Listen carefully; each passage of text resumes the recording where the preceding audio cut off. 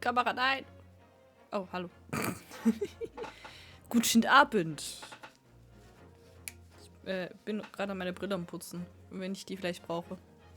Dass ich dann auch was sehe. Na? Hallo. Hallo, Taris. Na? Wie geht's dir heute so?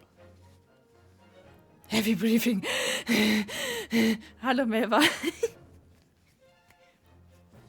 So. Vielleicht sehe ich irgendwann auch was aus meiner Brille raus. Weil ich immer so viel lesen muss, ist voll doof. Moment. Ah! Goddammit. Ich hasse Brille. Brille scheiße. Ace Attorney. Yes. Bayern macht Food. Okay. Dankeschön, Bayern, für 10 Monate. Yay! Alter, ich muss jetzt schon wieder stressen und das nächste Icon machen. Fuck you. Heieiei. Stresst mich ja voll. Yay! Schon 10 Jahre! Voll alt, ey.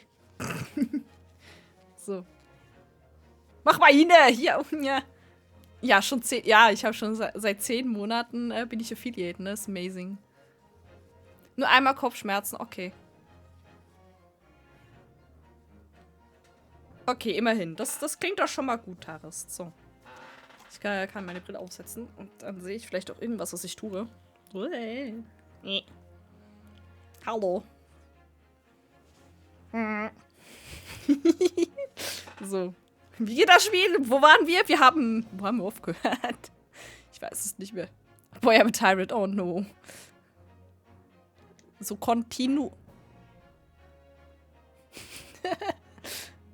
Warum nimmt es nicht? Halt, ich look smart.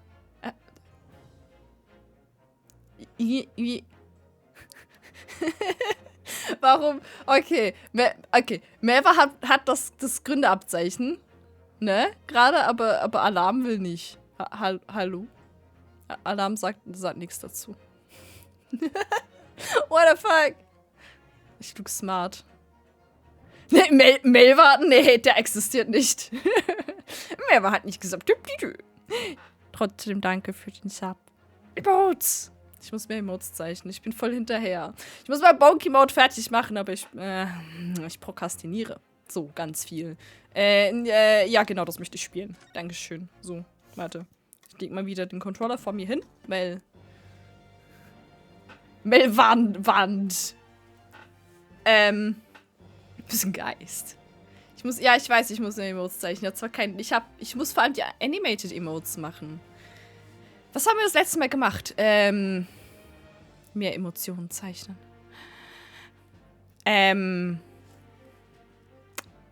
Ich weiß, was ich vergessen habe. Ich muss noch den Guide im Hintergrund aufmachen, falls ich wieder zu dumm bin, das Spiel zu spielen. Was gerne mal passiert. Wenn ich mal wieder nicht die Reihenfolge richtig hinkriege, so. Dass ich das nachher nicht machen muss, wenn es soweit... Welchen Part sind wir überhaupt? 7? Warte.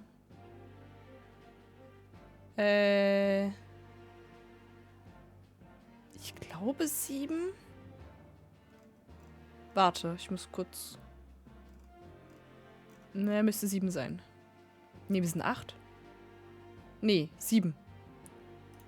Es ist noch 7. Ja, letzter Fall, aber der Fall hat irgendwie 7 Parts oder so. Irgendwie, also halt 7 Mal, wo steht, ne, 6 Mal, wo steht to be continued und so. Leuchte mein Headset rot? Das kann gut sein, das ist doof. Ich brauche ein weiteres Kabel. Moment! Nicht das. Auch nicht das. Nicht das richtige Kabel, ich finde das richtige Kabel nicht. Nee. Das ist jetzt schwierig. Ich hab Kabel zu wenig. Weil mein Controller ist auch fast leer. Das ist doof. Moment. Jetzt bräuchte ich noch einen... Warte, hat die Konsole hinten auch noch USB? Ich glaube, ne? Ja, dann schließe ich da meinen Controller an. Moment, ich mach kurz die Kamera aus. Das ist bei mir nicht leer. Alles ist leer. So, warte. Ha! Da hat's doch irgendwie USB. Ja, hat's gut. Dann kommt einmal das dahin. Wupp. Bevor sie laden. Und der kommt dahin. Wenn ich den Stecker triff. So. Das ist immer das Gute an einem USB-C-Anschluss. Ne? Muss nicht 20 Mal versuchen, das zu treffen. So. Guck mal, jetzt bin ich wieder violett.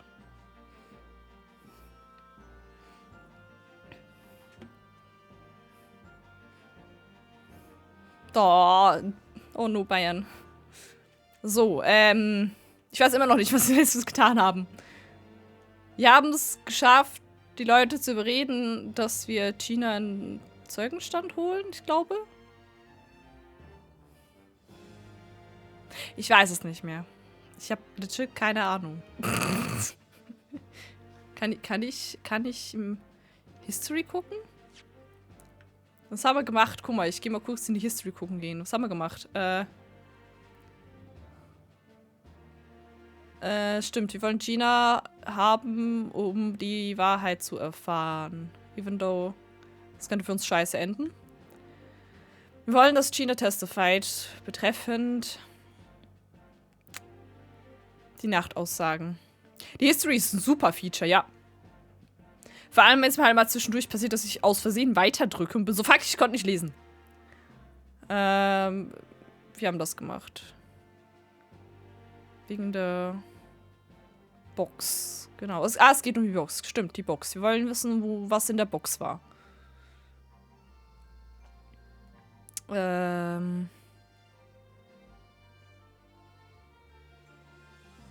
Er findet es okay, dass China aussagt. Gut, okay. Wir gucken.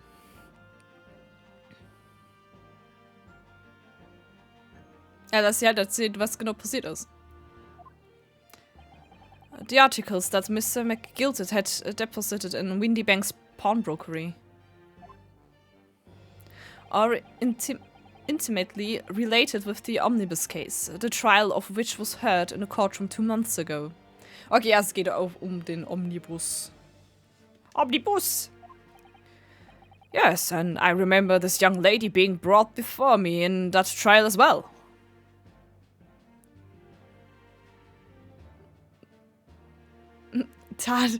Stimmt, es sieht falsch aus, weil TH ergibt. Tathergang. True. Das ist ein Tettergang. Ich meine, was? That's right, my lord. Her testimony helped to establish the innocence of the defendant McGilted, Mr. McGilted. But he wasn't innocent at all! The omnibus case was intriguing, to say the least. And now here we are again, the same players in that trial facing each other once more. Ich weiß, ja, cool, a twist of fate, perhaps, my Nipponese friend. Ja, klar. Ich bin jetzt aktuell Freund, shit. Allow me to recap the events of 2 months ago. Nee, Walthree ist innocent. Also. Ich droppe heute wieder schön Frames. Geil. Gestern ging so gut. Ja, schon 4 Gläser oder so. An old brickmaker was stabbed to death in an omnibus running along London's winter streets. McGilted würde es zumindest überhaupt geben. Ja, genau. Oh.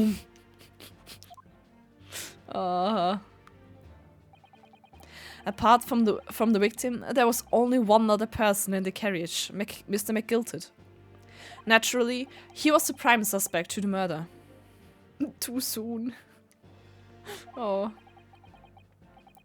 But as the trial progressed, another possibility emerged. That the murder in fact took place above the defendant's head on the roof deck, with the body being dropped through the skylight into the carriage below. Was ja eine Lüge ist. It was Miss Lestrade whose testimony brought that possibility to light. At the time of the incident, Mr. Strahd was concealed under a seat in the carriage, hoping to pick the pockets of unsuspecting passengers. Poor Gina. Then, immediately after the trial, having been acquitted of the murder. Mr. McGilted died in this very courtroom in the most extraordinary of circumstances. Und wenn sie einfach zuguckt, war so,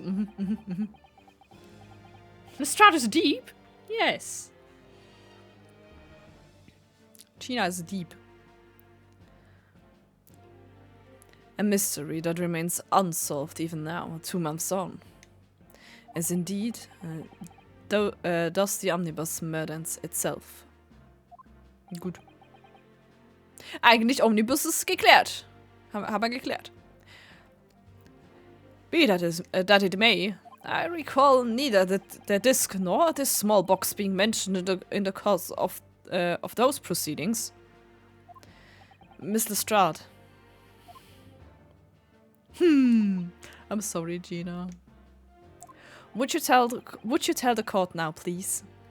What really happened in the Omnibus 2 months ago, I mean. Oh, oh. Oh, scheiße. Nein, ich muss ja wieder einen französischen Akzent machen. Nein, oh. Warum habe ich dir so einen scheiß Akzent gegeben? I don't know what you mean. I already said all of what I know. And what about everything you told us yesterday from inside your prison cell? Rip. Please, Mr. Strahd, this is extremely important. But... Remember, little girl. If it transpires that you willfully withheld information in the trial 2 months ago, the Home Office will seek... Nicht the Home Office, no! Okay.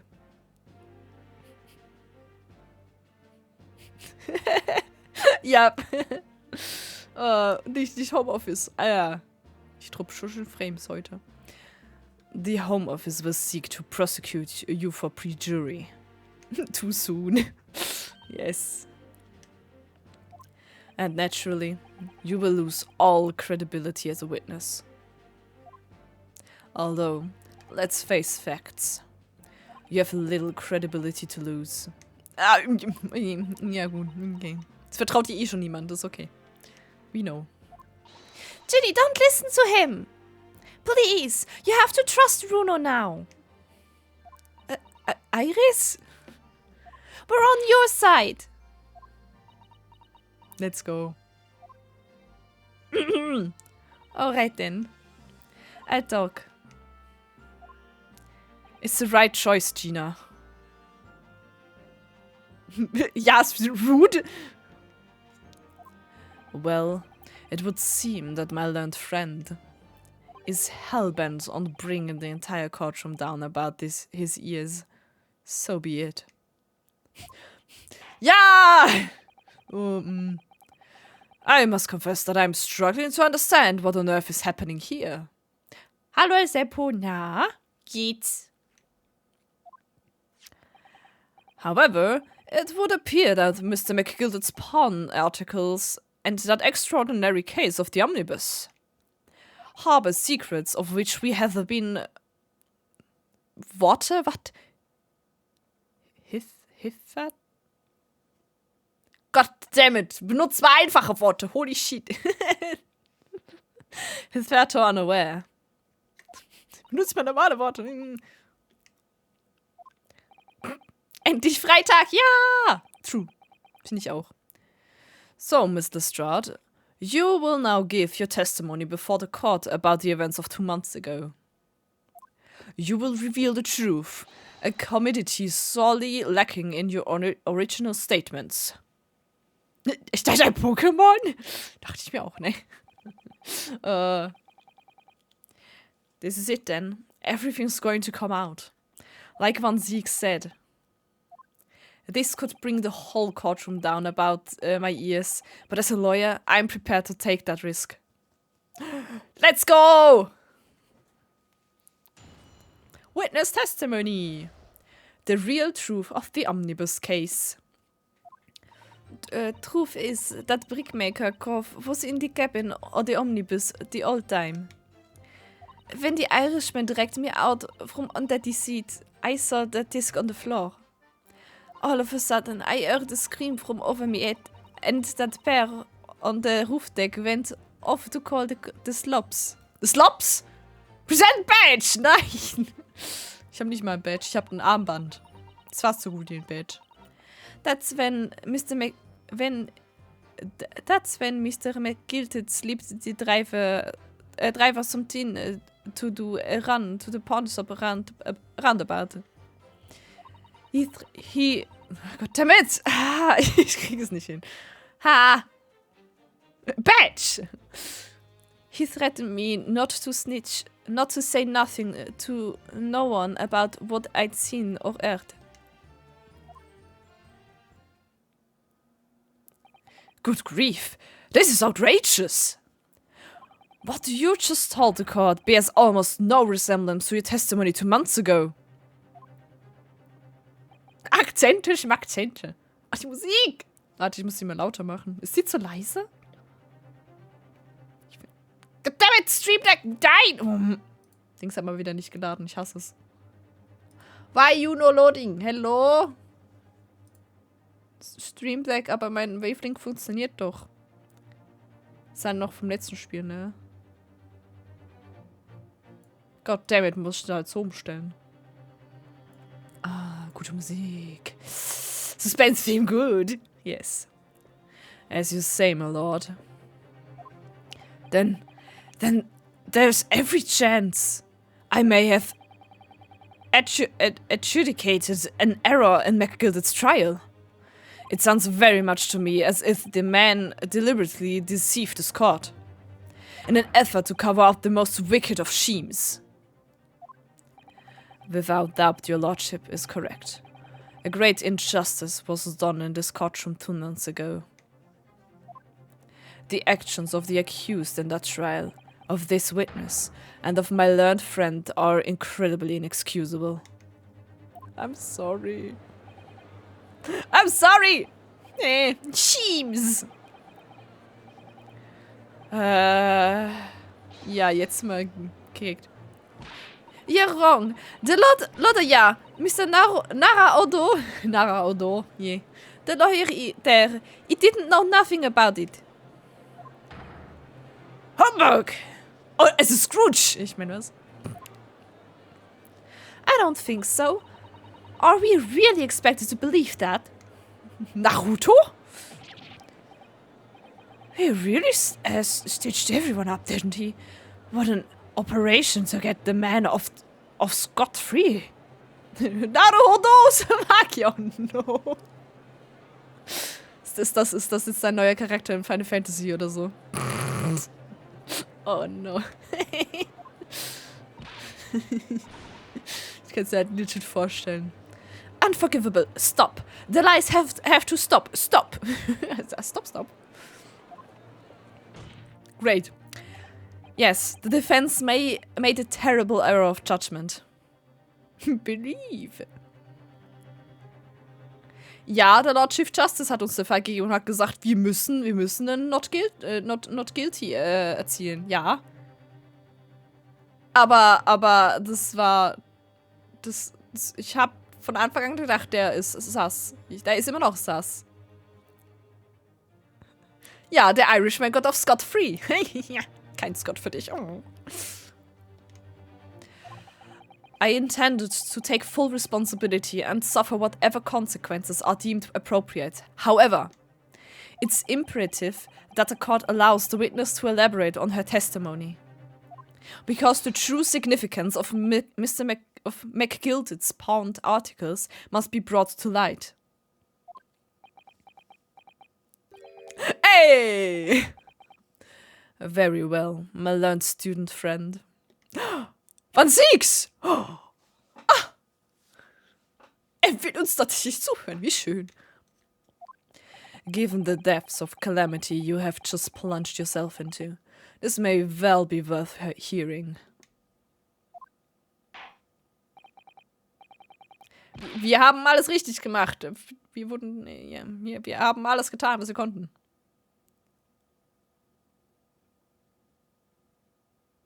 Ein Freund! Yay! Freude! F steht für Freunde! Ne, okay, das war das. Words fail me. The situation is utterly deplorable. Mr. Naruhodo. Yes, my lord? I will decide upon your fate following the conclusion of this trial. Die was Unternehmen! U steht für unfairen Kampf. Moment. Das stimmt auch ein bisschen. Ein bisschen unfair kämpfen wir schon manchmal, ne? Mit Blöffen. Of course, my lord. Blame me, Mr. Naruhodo. Now, counsel, proceed with the cross-examination. Okay. Das ist unser Job. Okay. Pressen einfach mal wieder auf alles. Wo ist mein Press? Da ist mein Press. Press L to respect. Ne, ich mein was? And you were hiding in the cabin at the time as well, weren't you, Miss Lestrade? If I remember rightly, in the storage compartment underneath one of the seats. Jetzt Burger! Gut, Nel Seppo. Lass es dir schmecken. Burger.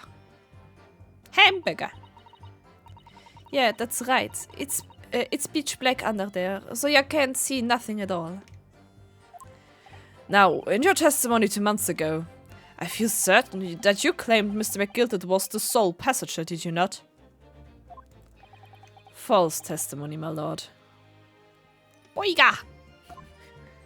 That's what he told me I had to say. But it's important that you tell us the truth now.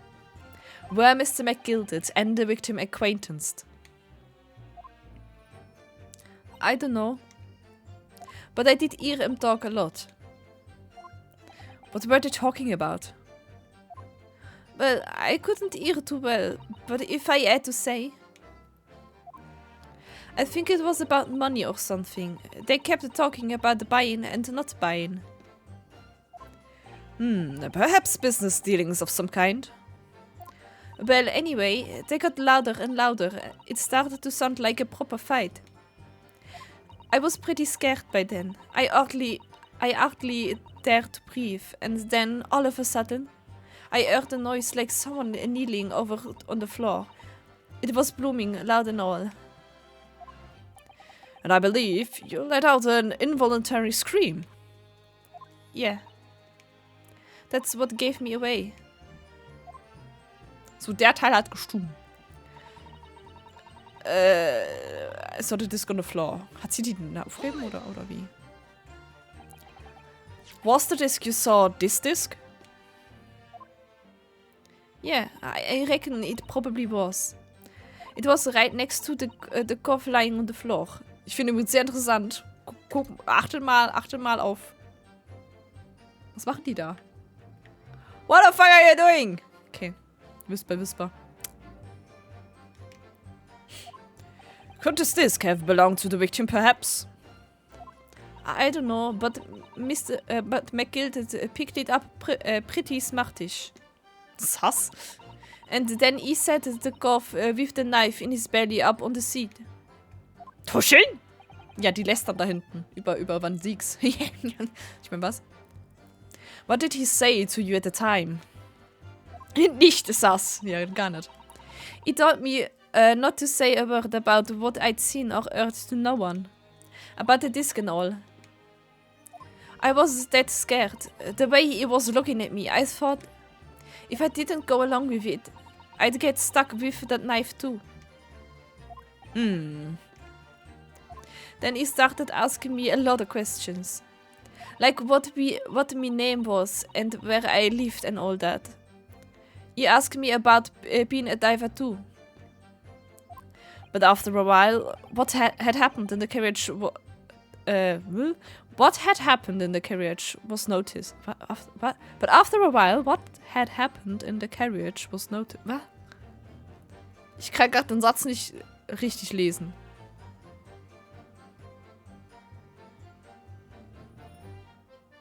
Ich meine, ich weiß, wie er gemeint ist, aber ich kann gerade nicht so vorlesen, dass er richtig klingt. F.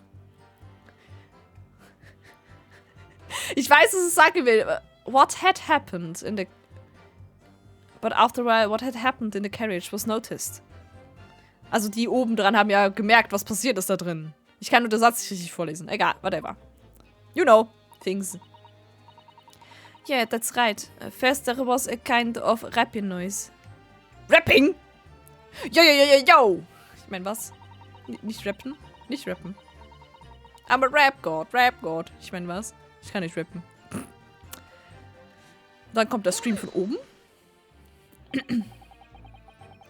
Ja, after a while the happening was noticed. Ja, das, ja. Ja. Danke, Melva.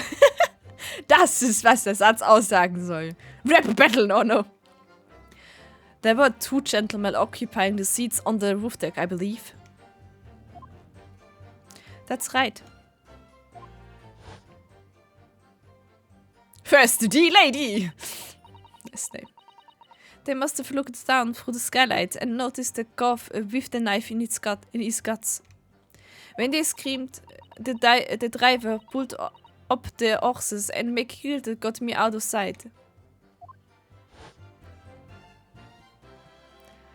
Out of sight? Where? Back under the seat where I started off. Once the carriage came to an halt, the 2 calves from the roof ran off to fetch the slops. Slops? If they immediately left to fetch the police, it would appear they were entirely unrelated to the incident. So, that left McGiltert, the driver, and you still at the scene. Yeah, only the driver didn't know I was there because I was under the seat. I heard the cabin door open and a voice from outside. The driver, yes. He also testified in the trial, I believe. Dann hat er auch gelogen, hä? Hat er in dem Fall gezittert, weil er Schiss hatte von McGiltert oder so. A fellow who went by the name of Peppo. Es war Peppo. Ja, Peppo. If memory serves. Peppo. What did McGiltert and the driver say to each other? I don't know what happened, and stuff like that mainly.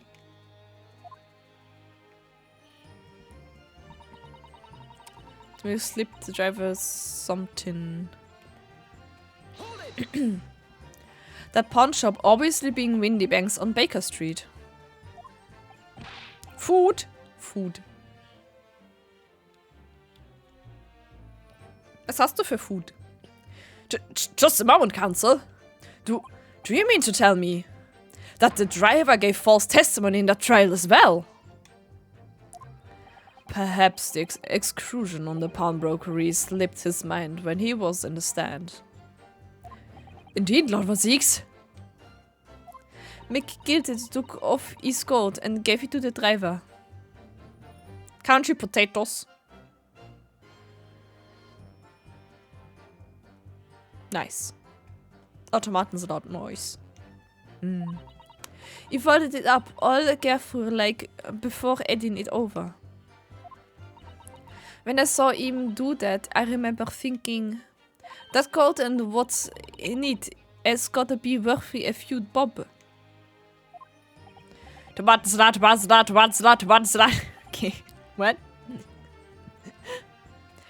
Yes, Gina was sure the disc must be worth more than Mr. Windybank was suggesting, wasn't she? I remember her quibbling with him over the price that afternoon at the pawnbrokery. The driver looked pretty happy when McGiltert flashed some brass in his face. He went running off at the lick. Then the bog-trotter called to me and told me to come out from the Dreck's cabin. Slang is killing me, sorry. Frag mich nicht, warum ich auf die Idee gekommen bin. Keine Ahnung.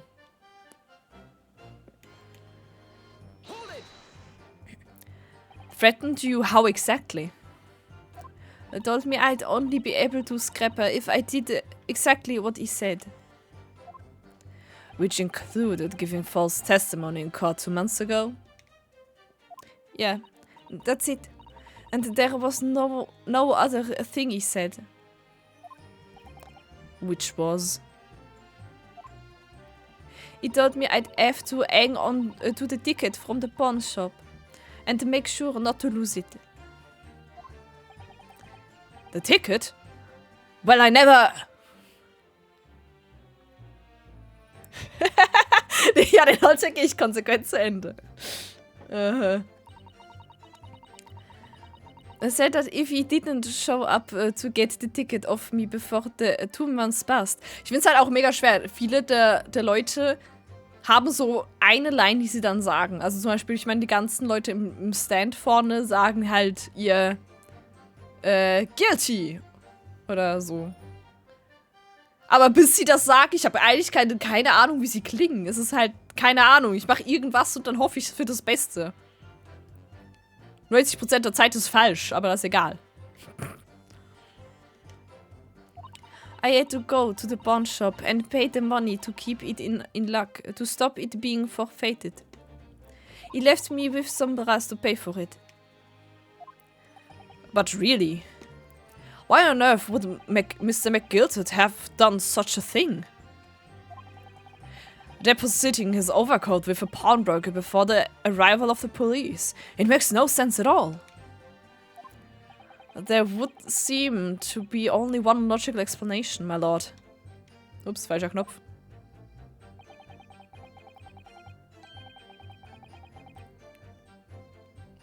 Nicht mürrische Aue-Level. Ja, gut. Okay. Ja, What McGilted had the driver deposit at Windy Banks was something he didn't want the police to see. Something very important that he needed to hide at all costs. Anyway, after that, he let me go. So I alleged it before the coppers showed up. Ein Fehler. Well done, Gina. I can't have been easy to tell the truth like that. Ginny's really put her faith in you, Bruno. Yes, and to thank her, she'll have to face a charge of perjury once this trial's over. So I need to use the time we have now to get as much information out of her as possible. It's time to really go for it. Press her on every statement. I already did. I already did. I suppose I should. I already did. Oh, and another thing. What's that? Ja, die da. Take a look at those two. Isn't it strange that they've been whispering to each other the entire time? Way ahead of you, Iris. Yes. Yes, that is strange. It looks like they're having a secret discussion about something. I'm not sure if I'm completely comfortable with that. I wonder if there's anything I can do about it. Okay, presse ich sie einfach auf irgendein Statement? Da mache ich einfach...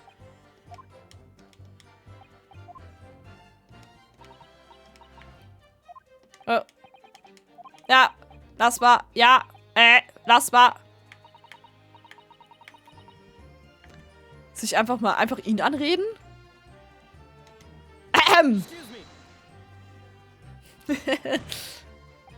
Is this something you'd like to share with the court, Inspector Gregson and Mr. Graydon?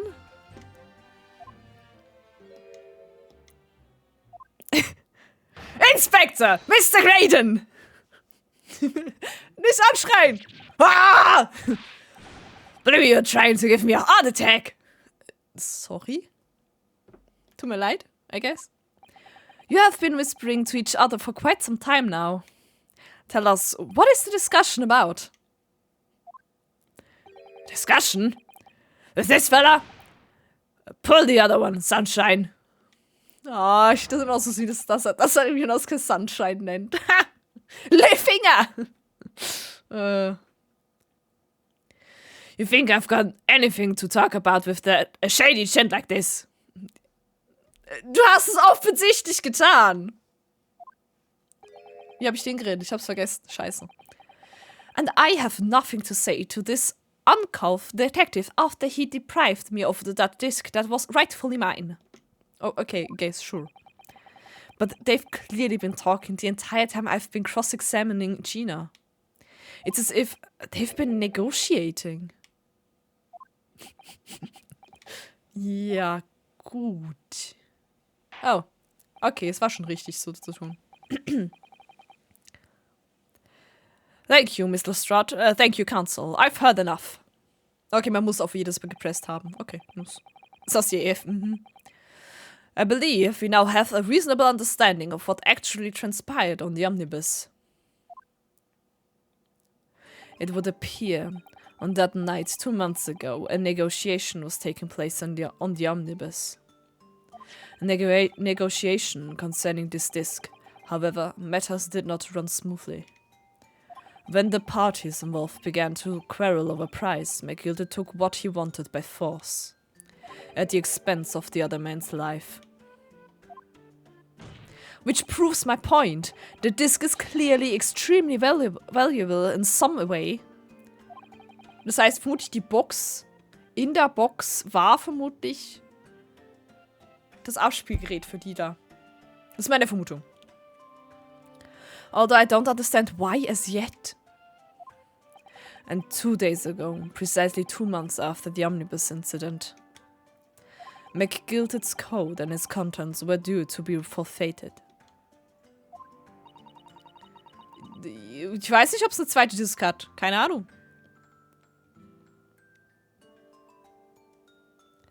I didn't know what I should do with the ticket. I mean, the cop died right after his trial. I knew that.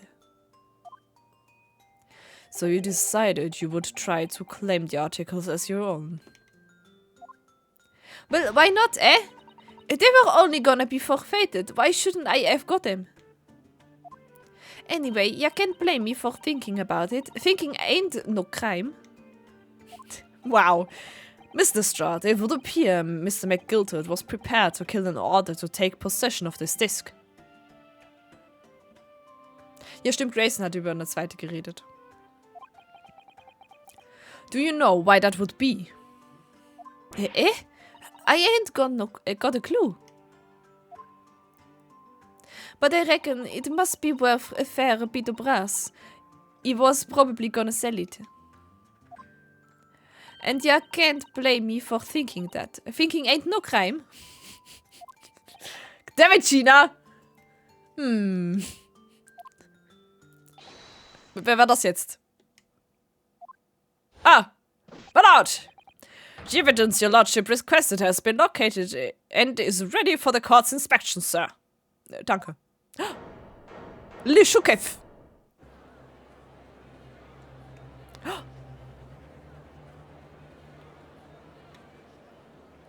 The mysterious little box deposited by McGilted 2 months ago.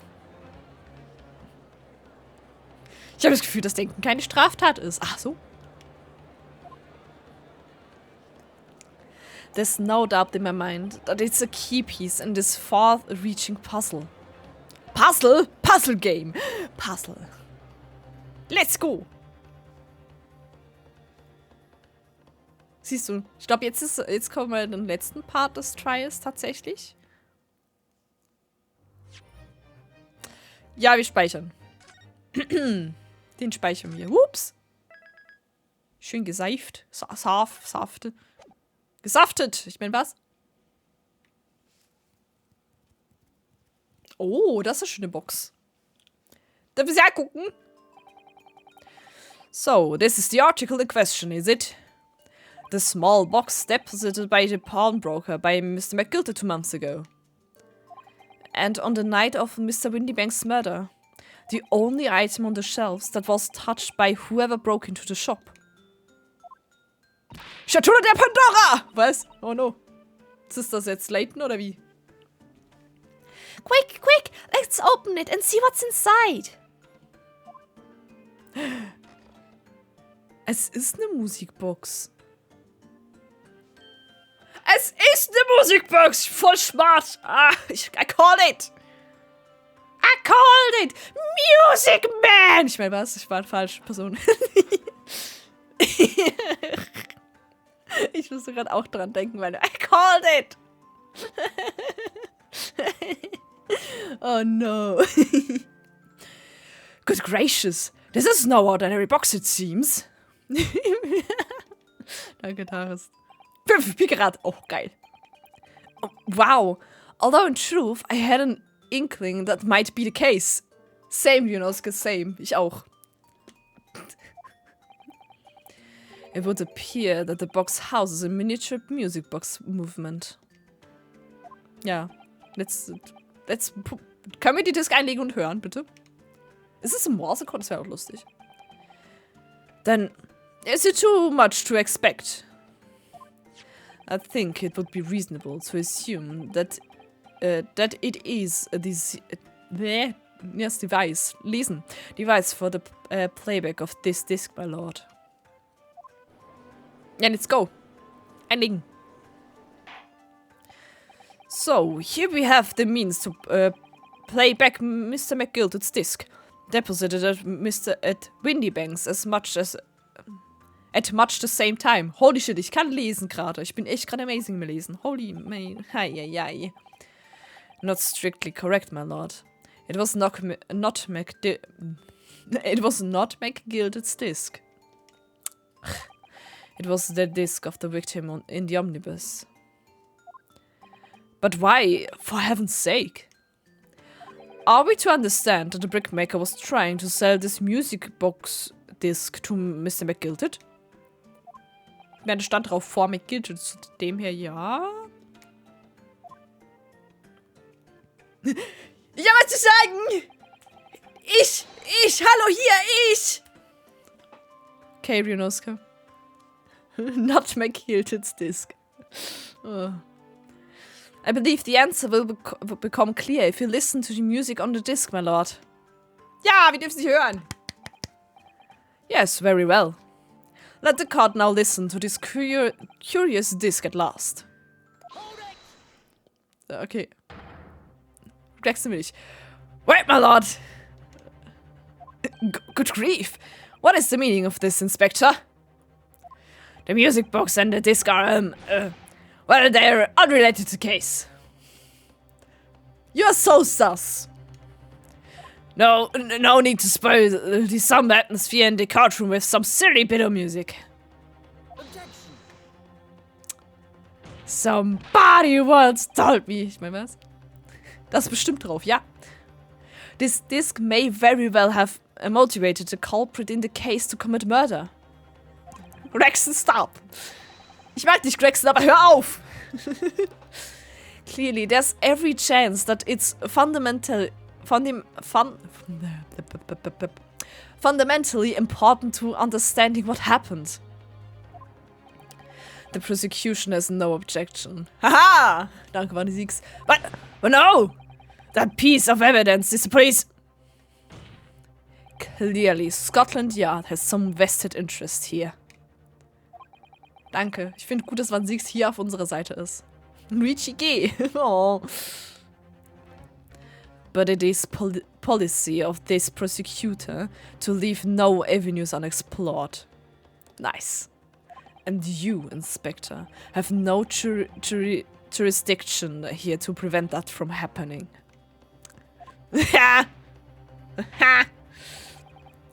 No further delays, please. Play the disc. Uh-oh. Ich schwör's gleich, okay.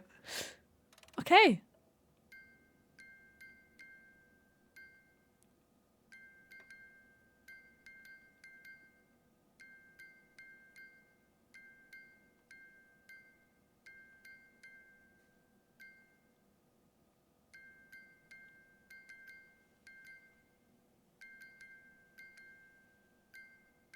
Ist es Morse Code? Es ist Morse Code, ne? Ich dachte mir auch so, Morse Code. Ich kann ihn nur nicht entziffern, weil ich keine Ahnung habe. What on earth? That's certainly not what I would call music. No music, man. No. It's just the same note playing over and over again in an irregular sequence. No, es ist nicht irregular. Es ist Morsecode. What the fuck? Ich habe keine Ahnung von Morsecode. Das Einzige, was ich morsen kann, ist SOS. Ey, ich kann SOS morsen. Ich finde das schon mal amazing.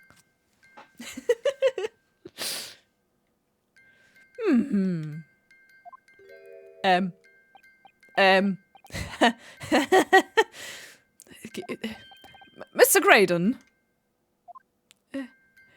This really is priceless. Was? Kannst du mir? Ich kann mehr als du. Yeah! Morsefrau, rette uns! Stop! Genau. Oh, er macht hier seinen Dance. After all that, the music box is broken. Sollte er nicht wissen, was drauf ist? Er arbeitet doch am gleichen Ort wie die Frau. Broken? It can't be, can it? Well, obviously. In fact, I wouldn't be surprised. Er weiß 100% genau, was gerade da gesagt wurde. Er weiß es. If the officer sent to fetch it didn't drop it on the way back to the courtroom. Well, with much regret. Oh, look at this distraction! I feel the card must accept that this music box offers little in the way of clues. Eigentlich würde ich gerne ein Table nach vorne holen und gucken, ob wir mal rausfinden, was es für Buchstaben waren. Irgendwie wär's geil. Are you ready to move on, Counsel? Come on! Yes, alright. It does sound as though it's completely broken, but is it? Nein, das ist Morsecode! Could this music emanating from the music box possibly be a new clue? It could be a clue. I'm gonna say it. It could be a clue. Es ist Morsecode. Es ist doch 100% Morsecode. I believe that it could be relevant, my lord. Good lord, but how can it be? It's an abomination, Carl. Abomination. Mere noise. I fail to see how it can have any meaning whatsoever. It does sound strange, I agree. But there's one thing bothering me. While Graydon stands there chortling victoriously, the inspector beside him has a rather telling expression on his face. It's as if Gregson recognizes the sound, as if he's familiar with it somehow. And that's making him appear extremely on edge. If that's the stance of the defense, my Nipponese friends. My Nipponese friend, answer me this. Oh?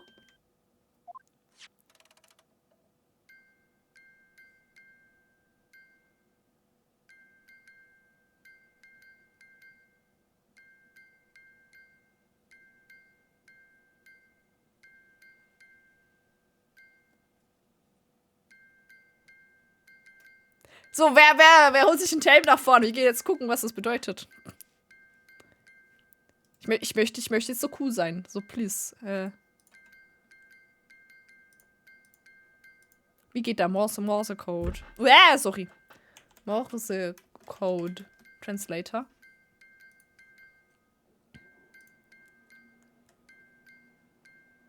Oh Gott, nee, nicht so. Das ist furchtbar. Nee, ich will einfach nur ein Table haben. Nehmen wir eine Tabelle. Ich bin kacke in sowas. Die Frage ist halt, wo beginnt's?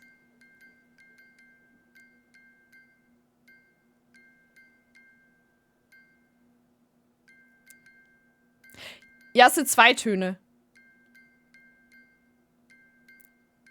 Der höhere ist der lange.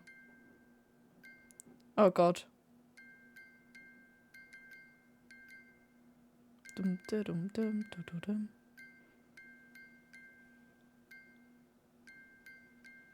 ist ein bisschen schwierig zu hören, wo hört es dazwischen auf.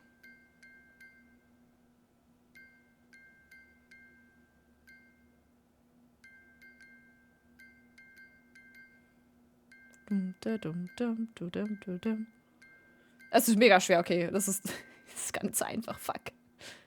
I have no idea. Das erste könnte sogar ein A sein. Maybe.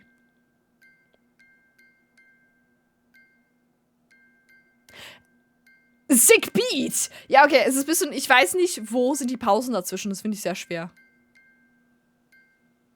Okay, egal. Whatever! Sie werden es uns eh sagen. Mausefrau, sag uns. Just what relevance do you propose this woeful chiming has on this case? Es ist Morse Code.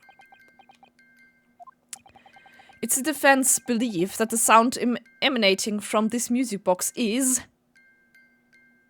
an unusual genre of music. Not supposed to be music. Broken. Not supposed to be music. Just because this is a music box, it doesn't necessarily mean that the sounds we're hearing are music. Oh! Da hat er keinen Spaß mehr an uns. Look at that. The smile vanished from Graydon's lips as soon as I said that. Morse code, my favorite. I'm on the right lines here. I must be. Making deductions based on how people react to what you say. You're acting just like Harley, Bruno. Hey. Oh, okay. The sounds we're hearing aren't necessarily music. Well, now that you've told us what they are not. I'm sure the court would like to hear what they are. Do enlighten us, my Nipponese friend. Well, I know it. Surely you have an idea in mind, because if not, it will be the death of your ill-formed argument. Exactly. The music box is clearly broken. Refusing to accept that fact is pure foolishness. Ice time! Ice. They've got me. I don't know what the answer is yet. Bruno? I've just examined the music box very thoroughly. And I'm fairly certain that it's not broken at all. Really? Iris, too smart. Really? The way it's been made, it can only produce a single note anyway. Es sind 2 Noten, aber whatever. Foolishly foolish fool! Oh no! Thank you, Iris. Nicht Karma-Flashbacks. Das fängt sogar mit lang an.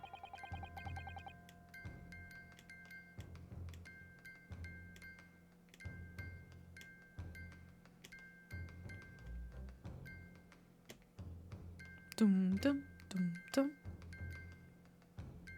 Dum, dum. Dum, dum. Dum, dum. Also lang, kurzes N. Du, du, du, du, du, du. Kurz lang, was mal kurz lang.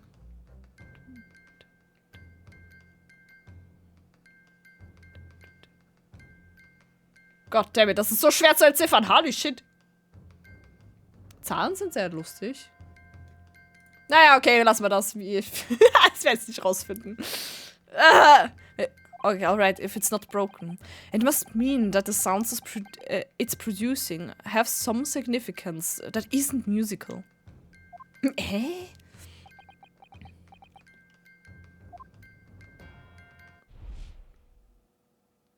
Ah! Hat es rausgefunden? Could it be... Is that what these sounds are? Hat es Rio rausgefunden? Something just struck me, Bruno. I feel like recently, in the past few hours even. I've heard another sound very much like this one, like the one this music box makes. Yes, it's a familiar sound. Actually, Iris, I was just thinking exactly the same thing. I'm going to have to press the defense for an answer. If you're certain is that the sound produced by this music box is not in fact music at all, then what the devil is it, Council? All the evidence we've seen so far, all the testimony we've heard. Das klingt wie das Ticken einer Dialogbox. Also. It's all pointing to one single answer now.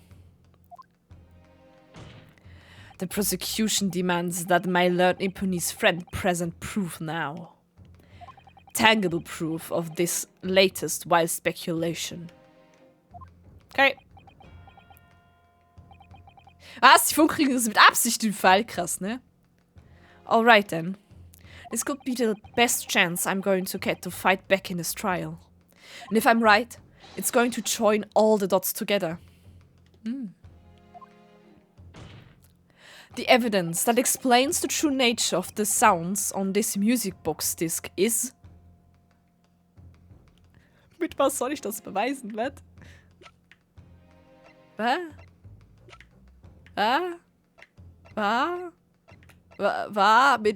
Wie bitte, mit was soll ich... Hä?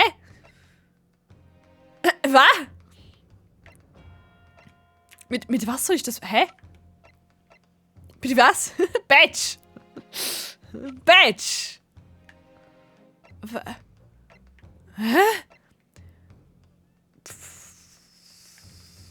Showing the crime scene, brown broke by the evidence. But was identified as Mr. Mason's. A long unpublished story that Mr. Shums invented by the town of Tabasco Bills notes collated Mr. Work 2 months ago. Steht da drin irgendwas? Nee, ne?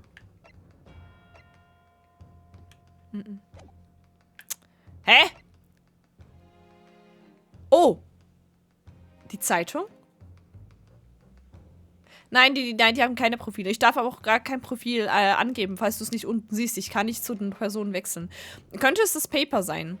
This morning's paper, which contains an article about government secrets being leaked to foreign agencies. Es könnte das sein. Ich gehe nochmal die anderen trotzdem durch, zur Sicherheit. Aber ich denke, es wird die Zeitung sein. Report prepared to coroner to confirm instant death due to single bullet wound. No sense of trauma. Zeit zu speichern! Ah. Ich weiß nicht, ob ich gerade speichern dürfte.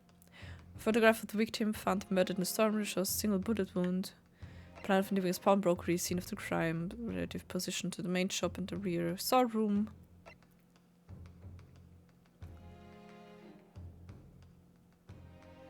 A gun belonging to the... Ich weiß, dass ich speichern kann, Bayern. A gun belonging to the victim. With the conscious signs of single discharge. Firearm found in the possession of the Skulkin brothers upon their arrest. Signs that a single round was fired.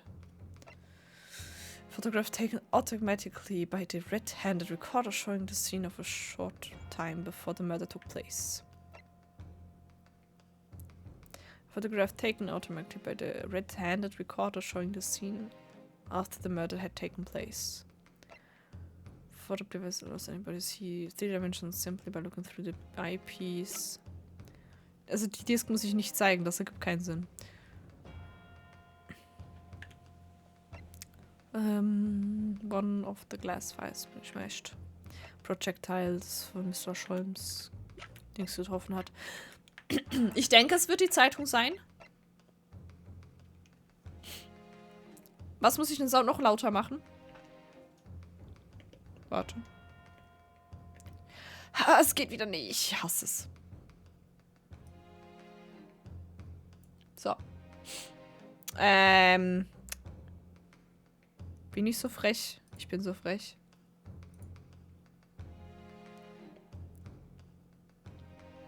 Ja. Ich bin so frech, weil ich mag das nicht. Ich will nicht so unsicher sein, aber das für mich das einzige war, dass der Government Secret, also das halt wegen dem Secret Code, I guess. Do it! Take that! Today's paper, Council. The headline is Pawnbrokers perishes in Pigpurse plunder. Highly supportive of your case. No, my lord. I was hoping you'd look a little further down the page. Further down? Ministry mole. Classified secrets may have been leaked overseas from Ministry of Justice. Yes, this is a very serious matter being investigated at the highest level, I understand. Lurk mode activated. Hallo Dark. Viel Spaß im Lurk. I have heard that intentional transmissions along supposedly secure lines are somehow being intercepted and leaked to various other countries. And presumably, those transmissions are in the form of wired telegrams? Of course. Juror number 5. Your input, please. Hey. Stop. Oh, me, sir? Whatever is the matter? You told the court before that you worked at the same communication station as Mr. Graydon, did you not? Yes, that's correct.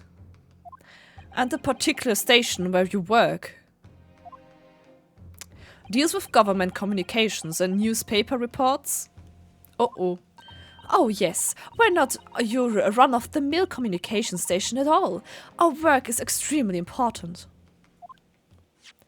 Then tell me, is this not a very familiar sound?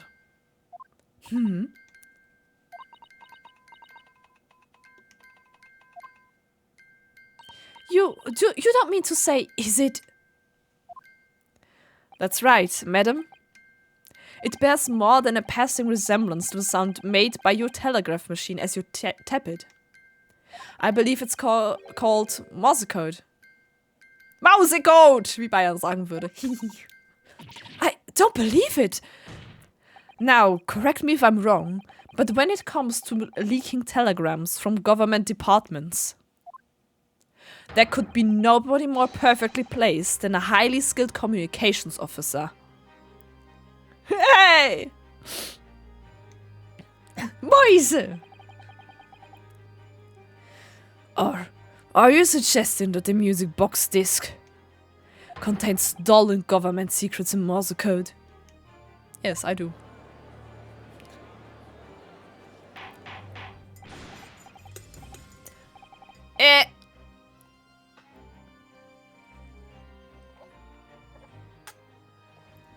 Nein, sie ist nicht das. Der andere Typ ist das. Eisbecher leer. No! Order! Order! Please, everyone, order! But this is high treason. Treason, glaub, wird das ausgesprochen. Ich habe keine Ahnung. This is high treason council. Deserving of capital punishment. Too much new vocabulary. What is this treason? And what is capital punishment? Gut, er hat auch eine Maus. Das ist im Mausecode. Ja, bei den Shadows ist immer schnell leer, das stimmt.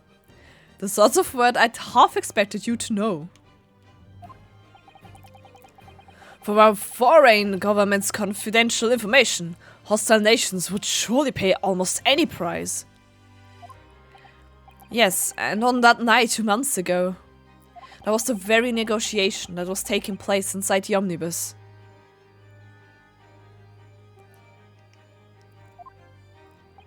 But in the end, McGilded perished, and the all-important disc lay unclaimed in the pawnbrokery. My word! In which case, whoever stole that information in the first place must surely have been beside himself with worry. Because if the disc... Alter, kommt kalte Wind rein. Holy shit.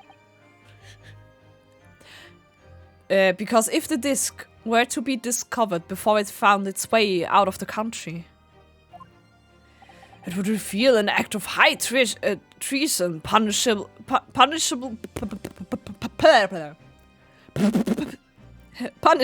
by death. Also, Tod. Gerechtigkeit.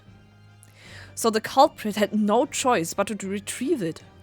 And in order to do that, viel Geld wert. he would have to gain entry to the pawnbroker illegally in the middle of the night. Because the article left behind by McGilted would incriminate him too much if it got into the wrong hands. Isn't that right, Mr. Graydon? Oh, mm-hmm. Ho ho! You think I've been stealing government secrets? Preposterous. Absolutely preposterous. Tja. So in response to the defense accusation, you claim complete innocence, do you? Well, of course I do. I've had to stand here in silence while that pretentious foreign lawyer has been prattling away. Objection! Oh. Let's go! Then by all means, counter the charges, sir.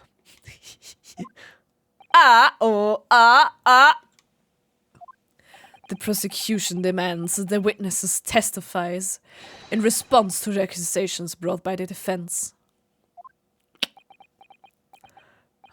Jetzt wird's los. Jetzt wird's interessant. Delighted, I'm sure. Jetzt wird's hart auf hart. Schlag auf Schlag.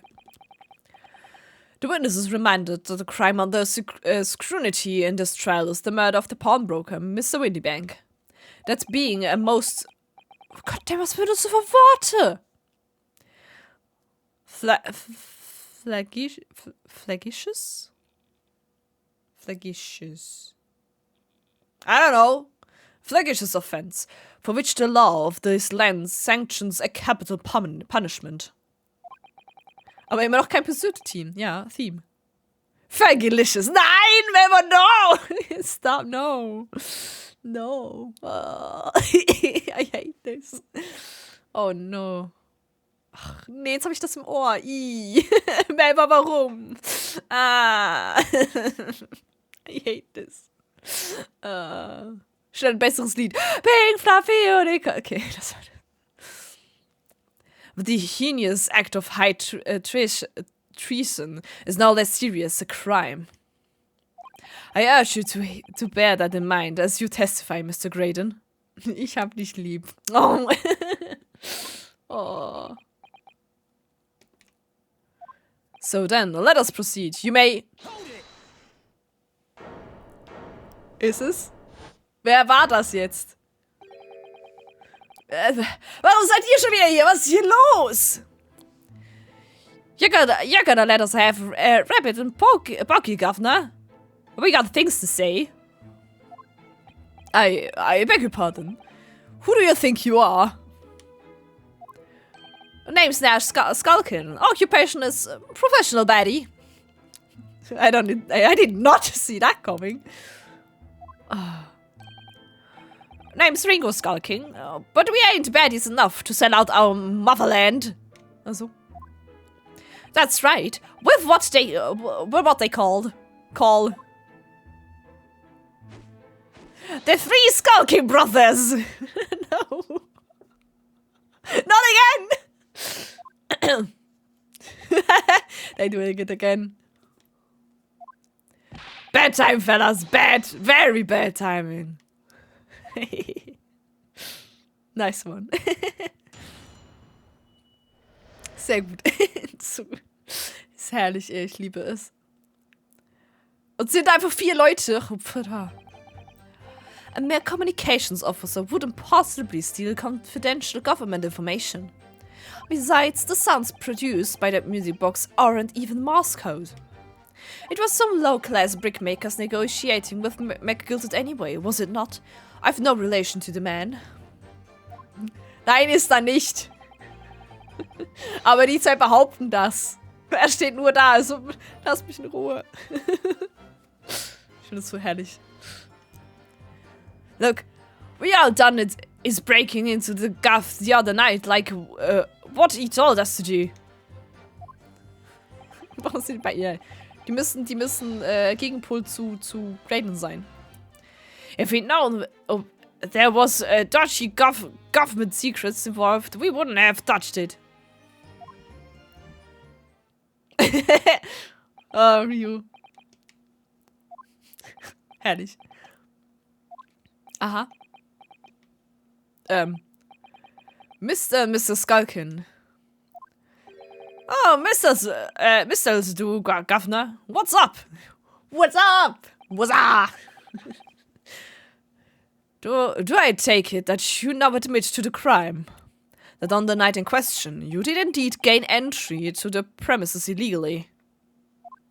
And moreover, you did so as a party of three in collaboration with Mr. Graydon here.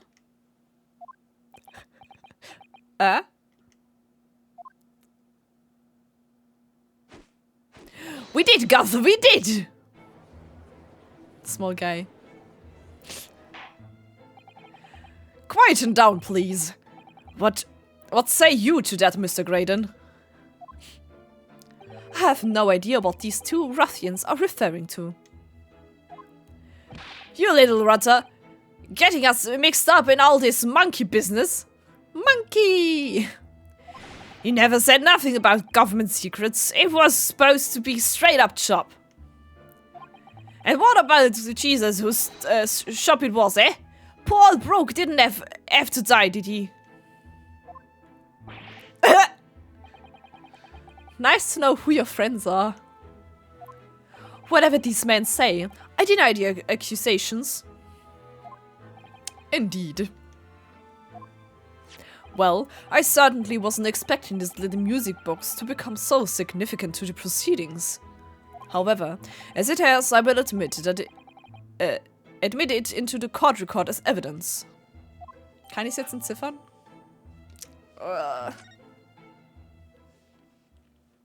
Nein, kann ich nicht, weil ich hier bin.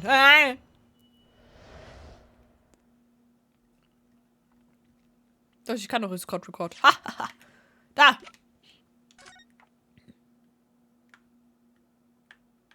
Das ist ein Knopf. Ich will den Knopf drücken. Erstmal die Unterseite angucken. Oh. What is it, Runo? I've just noticed something about this music box. It looks like the bottom of it opens up as well.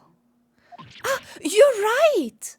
Well, come on then. What are you waiting for? Let's open it. Alright then, here goes. Oh! Ich sage mal, das kommt vor Erfahrung aus Escape Rooms und so, ne? Five Head und so, Escape Room. Look at that. There's another movement on the underside. Können wir damit mal hören?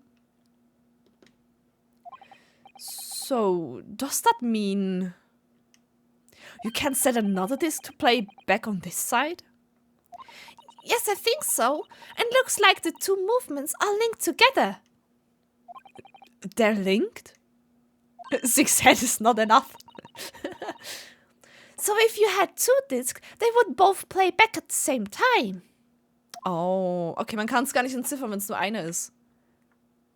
Ha. Ha. Ist auch noch was dazu sagen? Would have thought that there would be a second movement on the other side of the box. And this movement is like the other one. The combinative are the same length. So, this movement also only produces a single note like the other one. Ja, deswegen 2 Disc. Yes, it must do. Except that the length of the teeth on the two combs isn't the same. So the single tone produced by this movement will be different to the single tone we've already heard. What? Basically, each movement can only produce a single note. But the notes they produce are different. A music box that can only play 2 tones. Okay. Wir haben momentan nur entweder die kurzen oder die langen. Ich schätze mal die kurzen. Das andere ist Mutti Stopp. Uns fehlen aber die anderen Töne. Gut. Dann müssen wir jetzt nur noch über den anderen Typen überreden, dass er uns die CD gibt. Die DVD, die CD vor allem. Ja, was wurde das aktualisiert?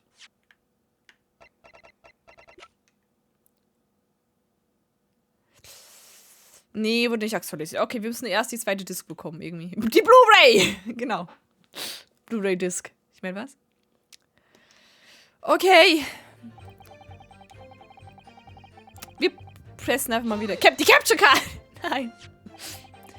So, is this newspaper headline accurate? Government communications are being intercepted? How could I possibly know? What do you mean by that? Any important government communications are handled by high-level officers, by specialists. General members of the staff in the station where I work would never be entrusted with sensitive information.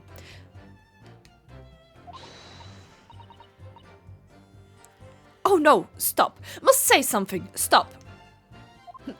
Let me guess. Journal number 5.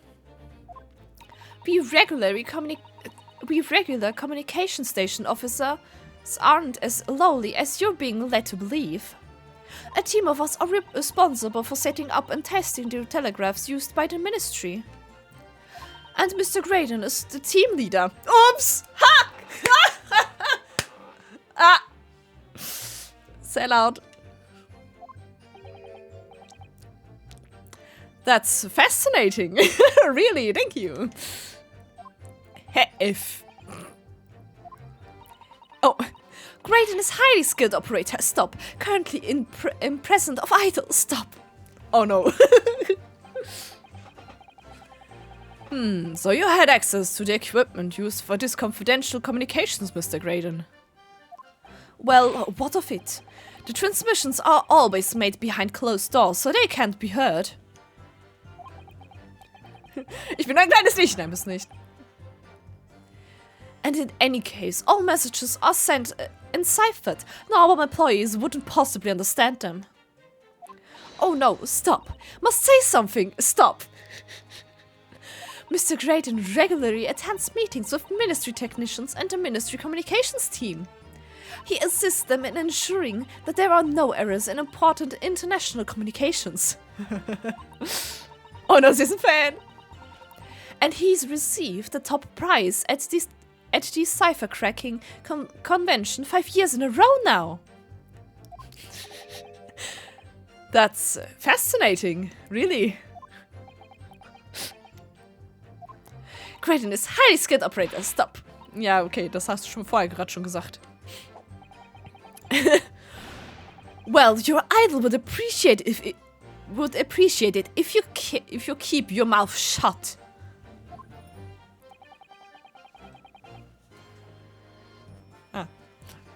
She should really pick her idols more carefully. Great done! I tell you, these lawyer accusations are completely unfounded. Naja.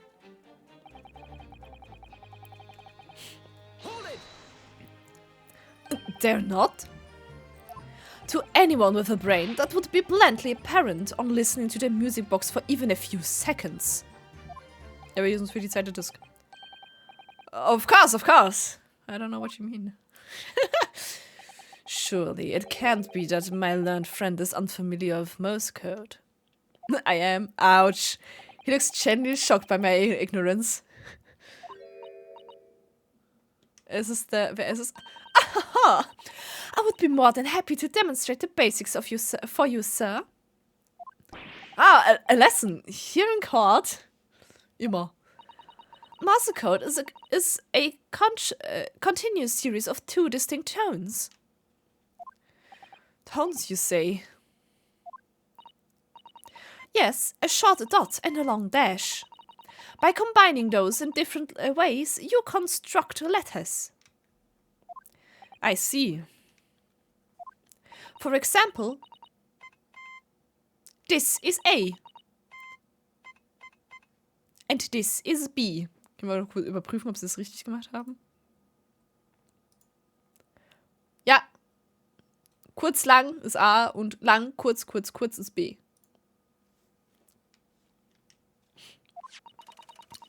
But when you listen to the sound produced by this music box, you only hear one tone, don't you?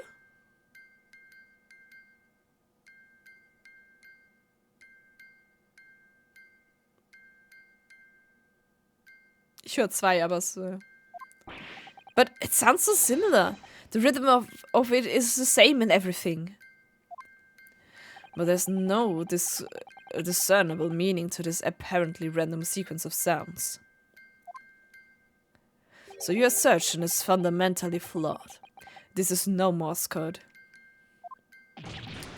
Ich brauche die zweite Disk. Ich muss an die zweite Disk kommen. Really? You shouldn't be so surprised. What did I tell you? That music box is nothing but a worthless piece of scrap. Perhaps you might consider studying your subject matter before casting apprehensions in the future. Stop. Nothing to say, but stop. Oh, it's so frustrating, isn't it? Iris? I mean, if the government secrets was somehow being leaked using the music box. So many other things would slot into place so nicely. Could there still be something I haven't considered? Would it really be impossible to use this music box somehow to play back Morse code? Kann ich?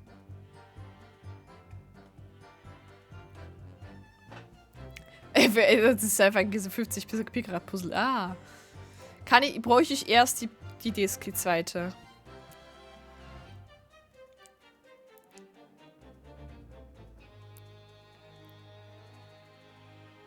Oder kann ich jetzt schon sagen, da fehlt eine Disk? Also ich meine, es ist possible. Wir haben gesehen, dass da eine Disk fehlt. Bitte mach mir nicht einen Punkt weg. Hey. There's still every possibility that this music box was instrumental in the leaking of government secrets. That's the belief of the defense, at last. At least. Does it please you in some way, my Nipponese friend, to repeat the same line of argument ad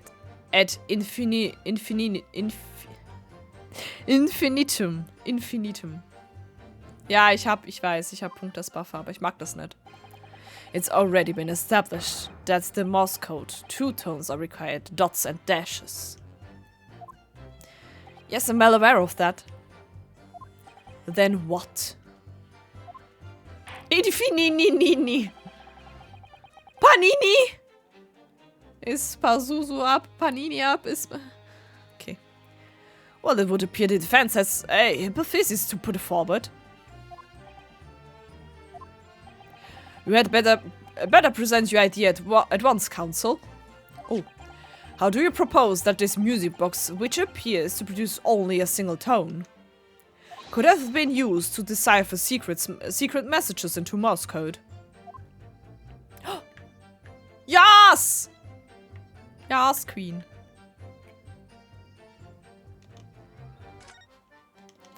Muss ich es erst aufmachen? Ich hoffe. Ich muss es kurz aufmachen. Einen Moment. Ah, ja, das habe ich doch alles schon gesehen. Ah! So, und dann kann ich das da zeigen. Schätze ich mal. Dann zeigen wir mal die Seite. Ja, ich weiß doch. Das habe ich doch alles schon gelesen. Panini-Sticker. Ich hoffe mal. Good gracious. What am I looking at here? Another movement on the underside of the music box. Ich bin zu weit voraus. Ah. Ich weiß, ich merke schon. What? Tja. It appears, my lord, that the two movements are linked together. In other words, you can put 2 discs into this music box. And the sounds of both will play back at the same time. Good heavens! As the court has heard, Morse code comprises of 2 tones, a short dot and a long dash. With a second disc in place, this music box could be used to generate Morse code and convey a message. Jetzt müssen wir noch die scheiß Disk finden. Und wer hat die? Graydon, maybe? This is beyond a joke. I'm sorry? This poor excuse for a lawyer has absolutely no evidence to support his claims. Though, of course, if my learned friend were able to present a chord with the second disc, that would be another matter. Well, I can't at the moment. And may I remind the court that, as the witness has pointed out, he was not the one in the omnibus with McGilder 2 months ago, striking a deal over the disc or discs. Indeed, that was Mr. Mason, the brickmaker. Exactly. I had nothing whatsoever to do with it. Okay. Though it has holes, I must admit the argument presented by the defense has much promise. I believe the cross-examination should continue. Okay. Ich muss irgendwie in die Zeit kommen. Bei der Verfahren-Date, ja. Oh dear, it looks like you need to give your argument more strength, Bruno. Okay, ich muss das nachher nochmal machen. You will reiterate your testimony if you please, Mr. Graydon. If I must, though I maintain exactly what I did at the start of this pointless cross-examination. Ja.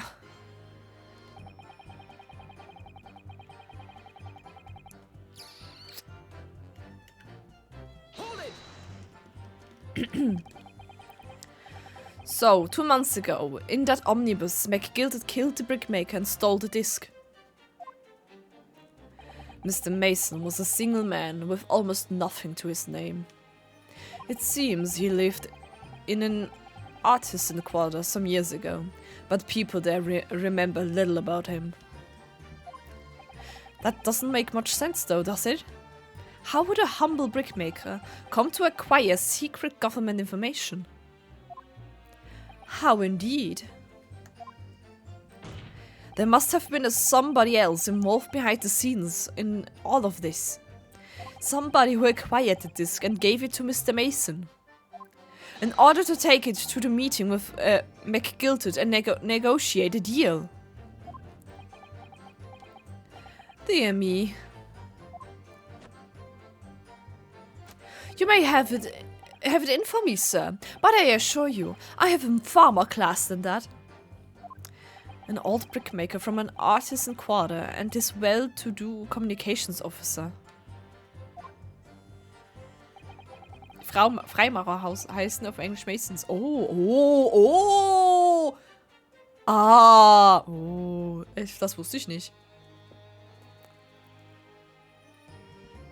Und er ist ein Brickmaker. Ah! If only I could find some evidence to link the two of them together.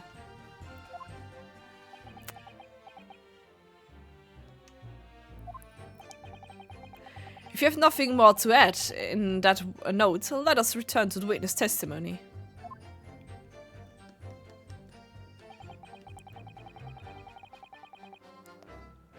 Ich glaube, sie hätte studieren lassen.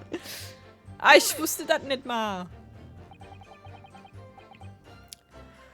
Like Mr. Graydon told you to do, you mean? That's it, yeah? Who else, eh? Silly me, Faldigo, he was just popping over for a letter after all them years, but the rotter had a dodgy job for us. Yeah, Ash.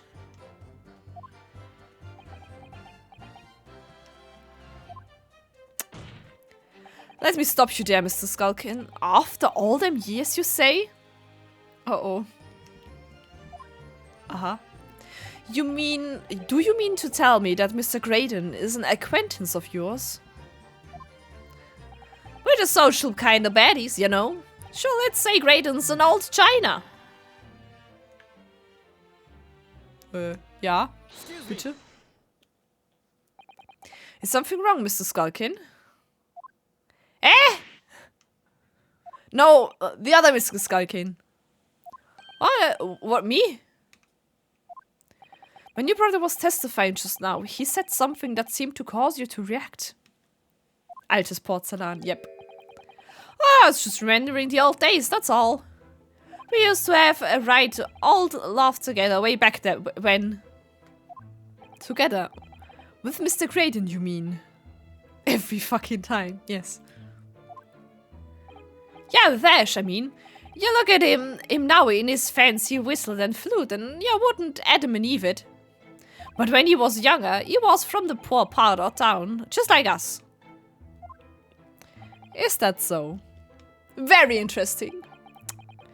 But he was always a learning one. He had the brains, he had the savvy.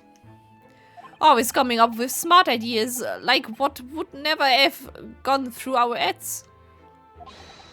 Gobbly me, ain't that the truth? Remember Milverton and Skulkin's milk run? That was a corker, eh? Save it until after the trial. Your reminiscing has no place in this courtroom. And neither does your fruit. Oh, did Jesus ask us a question, didn't he? And he was answering, and we was answering. Yeah, we ain't done nothing wrong. Nice. Nevertheless, the court is not prepared to accompany you on your trip down memory lane. Auf Englisch, bitte? Counsel, can we return our attention back to the testimony, please? I don't know. Could that sentimental story be relevant somehow? Will ich das pressen? Will ich das pressen? Ich meine, es könnte sein, dass sie was miteinander zu tun haben, nicht?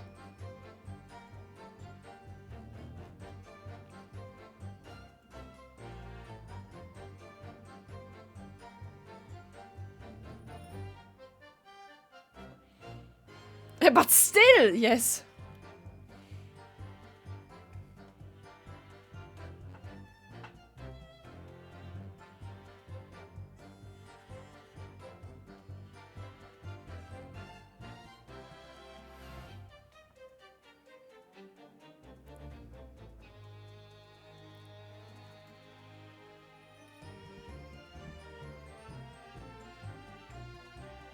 Ich will es gerne adden haben. Added to the testimony.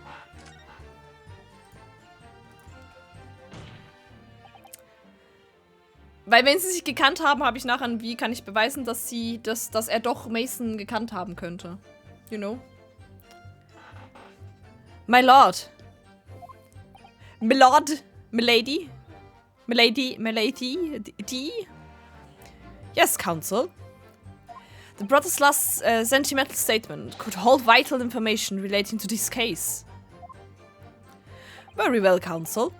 I will permit the brothers to supplement their testimony with that detail. Briefly, I hasten to add.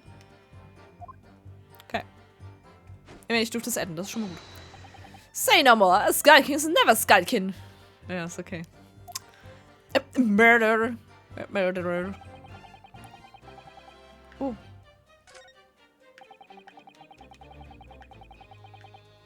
Warte, das hatten wir. Oh, ja, jetzt haben wir 6 Statement.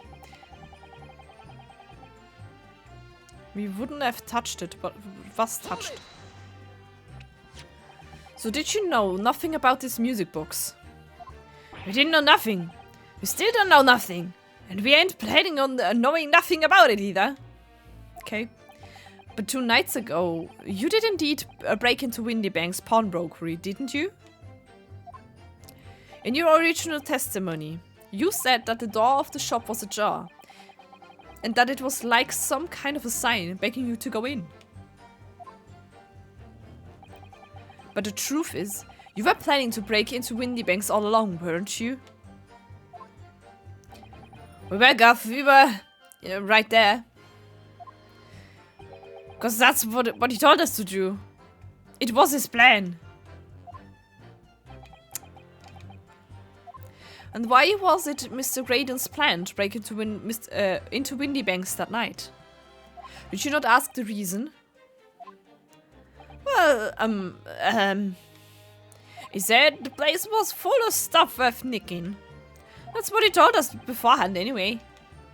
Turned out it was a lot of cobblers, didn't it? I wasn't best pleased, I can tell ya. In any case, if they know the real reason, it doesn't sound like they're going to give it away. Okay.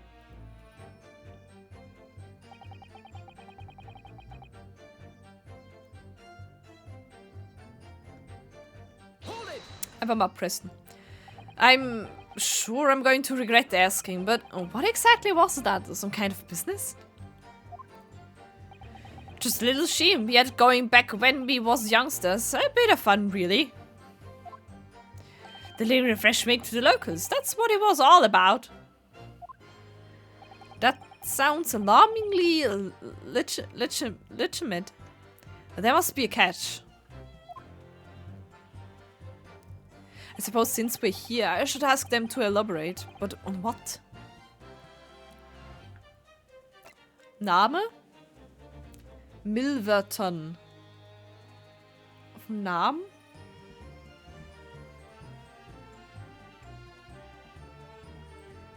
Weil der Name hat gerade nichts mit dem anderen Typen zu tun.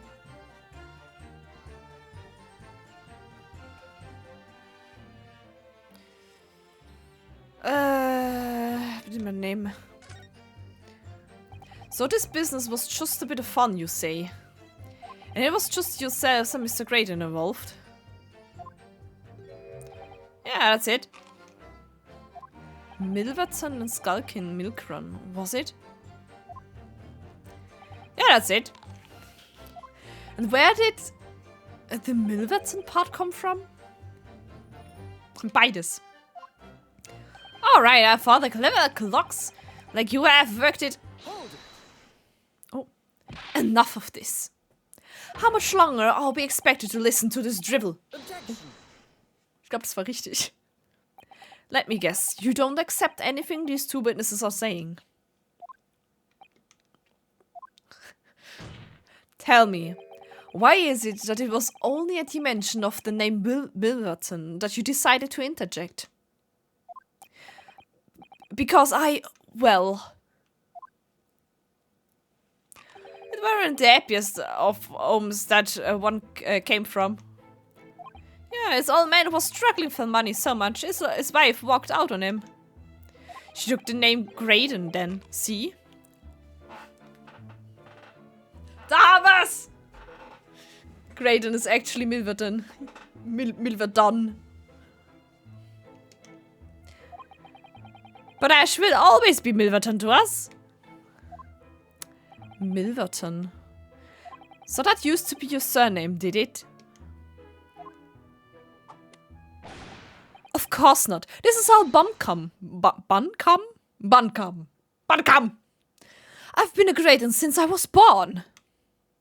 Do you really think you can rely on the testimony of these two thieves? You're a communications officer attached to the civil service. As such, your personal details will have been thoroughly checked at the time of your appointment. It would be a very simple matter indeed to subpoena those records, Mr. Graydon.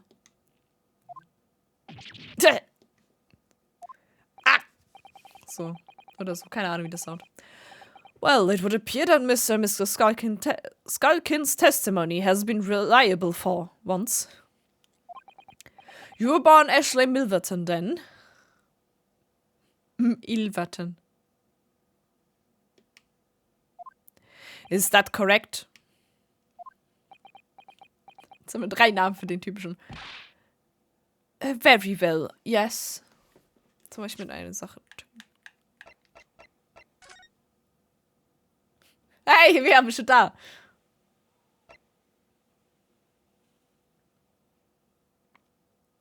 Wo steht das so da? Das ist voll behindert. Im nächsten habe ich hier nicht mehr drin, ne?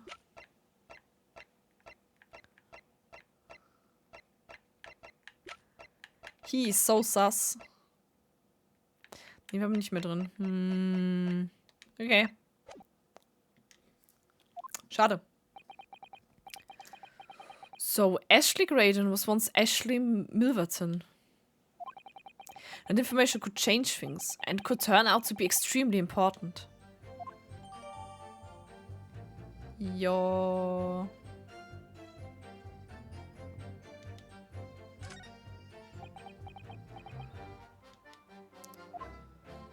And now, all of a sudden, we seem to be up to our necks in a serious matter of national security. Although all this talk about interception of secret government messages is still just conjecture at this stage. Berühmt scheiß Disk. It would explain a number of things though, wouldn't it? The negotiation Ginny overheard on the omnibus 2 months ago, and the break-in at Windy Banks. But the trouble is, it wasn't Mr. Graydon on the omnibus with Mr. McGilted. No, that was Mr. Mason, the brickmaker who was so horribly murdered.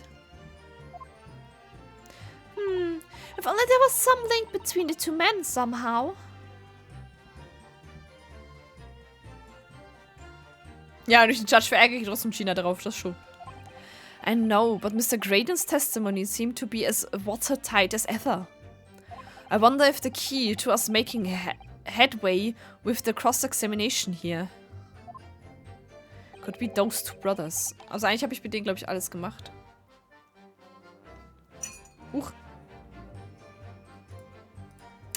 Frage ist, ob ich nochmal das andere Statement nehme.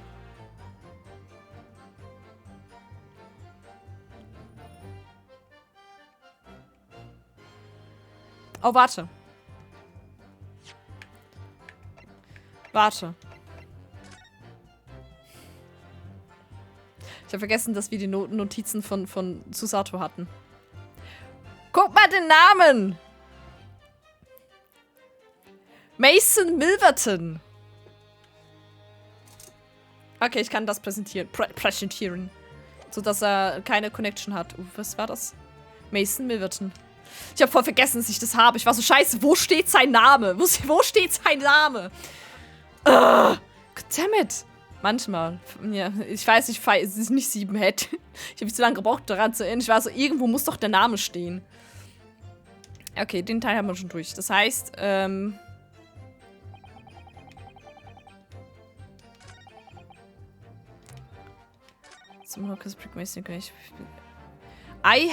I've no relation to the man. Okay? You have. Freehead. Genau. Okay. Präsent ist mit da.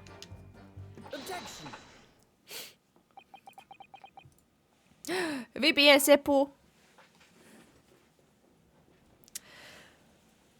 Mr. Ashley Milverton. Tell me, why did you try to hide your former name from the court?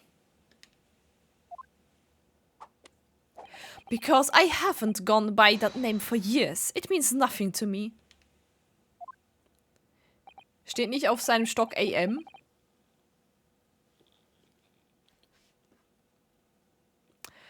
No, I don't think that's the real explanation at all.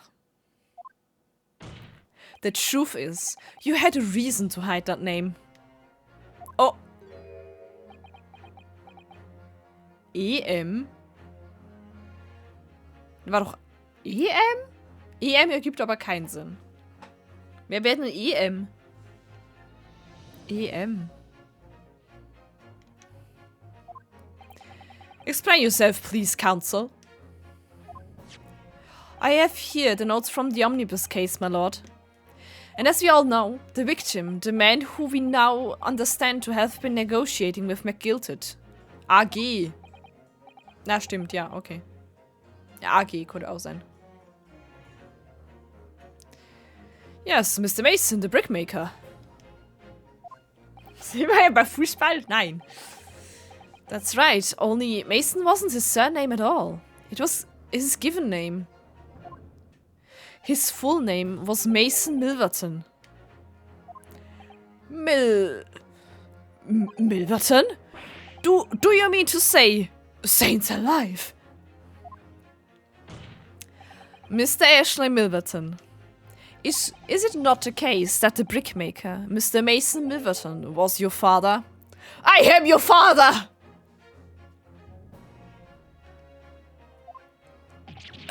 I don't. As I believe I mentioned earlier, your family history will have been thoroughly checked when you joined the civil service. No! And it really will take no time at all for the court to subpoena those records. The truth is, you have been illegally acquiring highly confidential government information and sending it on to McGilded in collaboration with your father. Was ist das für ein Move? Ah, voll erwischt. The new facts and evidence unveiled by the cross-examination of this witness all come together to reveal the truth. Oh, die Musik! That the truth, you say? That you collaborated. That you collaborated with your father, Mr. Mason Milverton, in illegal dealings with Magnus McGilded. By dint of this music box, you mean, counsel? Yes. Stealing information being sent in secret government communications and sending it to McGilded. Mr. Graydon concocted this elaborate scheme of using 2 music box discs to encode the information. As, presumably, a safety measure against the information falling into the wrong hands. And a very effective one. I shouldn't have given the scheme away any credence whatsoever. Credence? Credence? Credence? Credence! Credence! Keine Ahnung. But the deal with McGilded went sour, and the brickmaker met his end. Yes, but before he was arrested, McGilded managed to temporarily dispose of the stolen disc at the pawnbroker. Credence. Then, having learned of the situation, you appeared at Windy Banks 2 days ago, in an attempt to recover the 2 articles McGilded had placed in pawn there.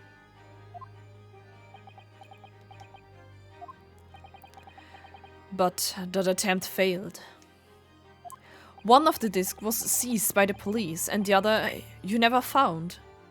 So that same night, you enlisted the help of the Skulkin brothers and broke into the pawnbrokery. This time, determined to recover the second disc. Or are you suggesting that the second disc was inside the music box? Eh?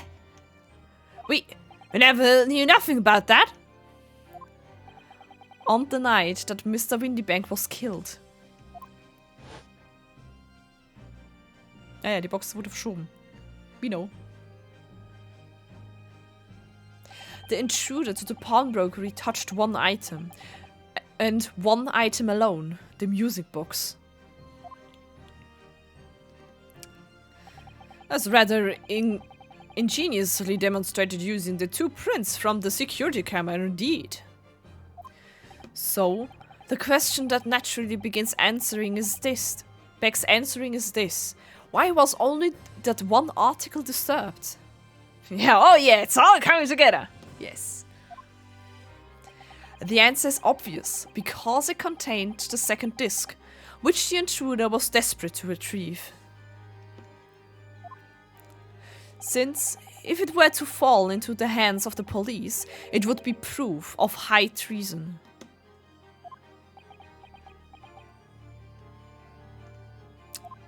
Yeah.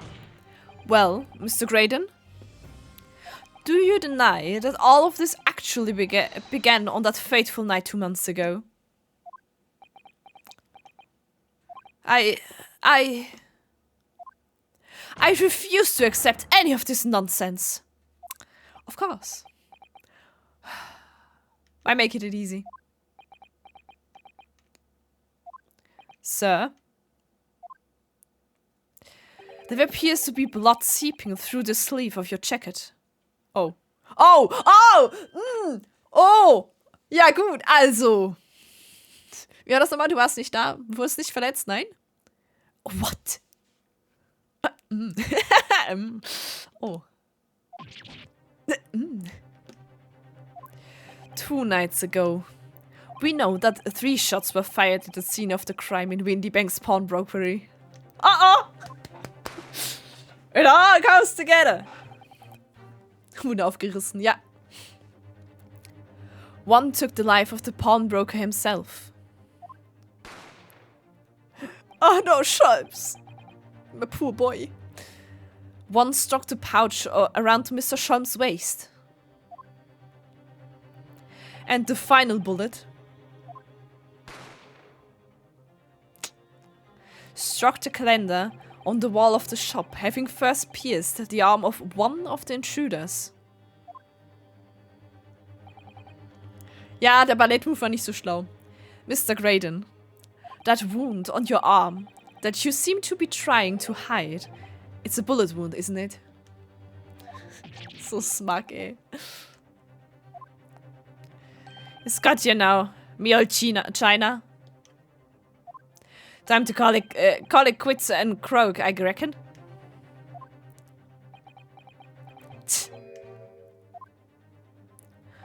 Don't acknowledge my presence there under any circumstances whatsoever. Those were my terms, remember, and I paid you handsomely to comply.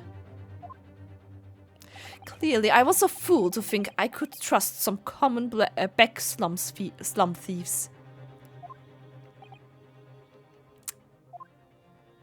Fine. I admit it. I was there in Windy Banks that night. I paid this pair 10 guineas to accompany me. And as you noticed, I sustained an injury in the course of my adventures.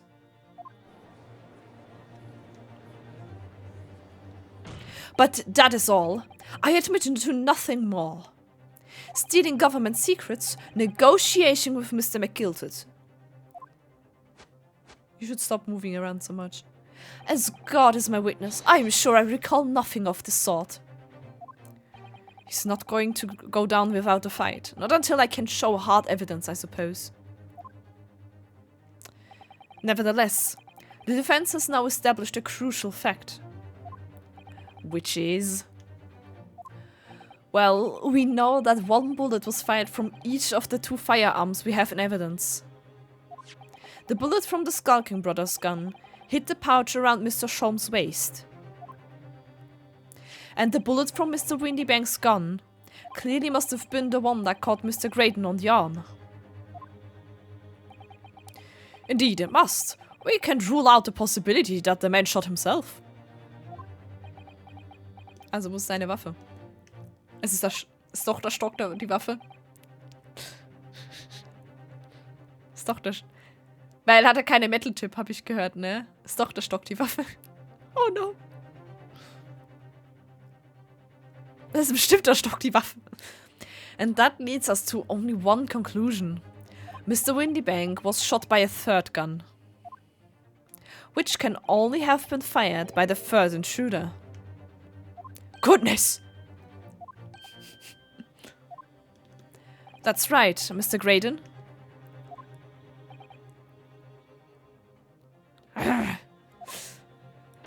The only person who could possibly have shot Mr. Windybank that night is you. Shots fired. Das ist 100 Pro Stock. Vielleicht, weißt du, vielleicht kann er den Oberteil des Stock abdrehen und dann... Warte, was?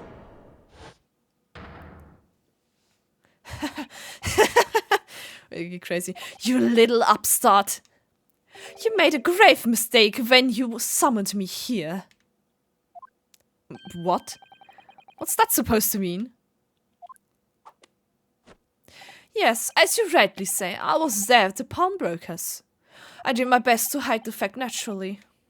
I had no intention of ruining this distinguished career I'd built for myself at the communication station. But did the thoughts never cross your mind? Did you ever consider the possibility? What do you mean? What thought? What possibility?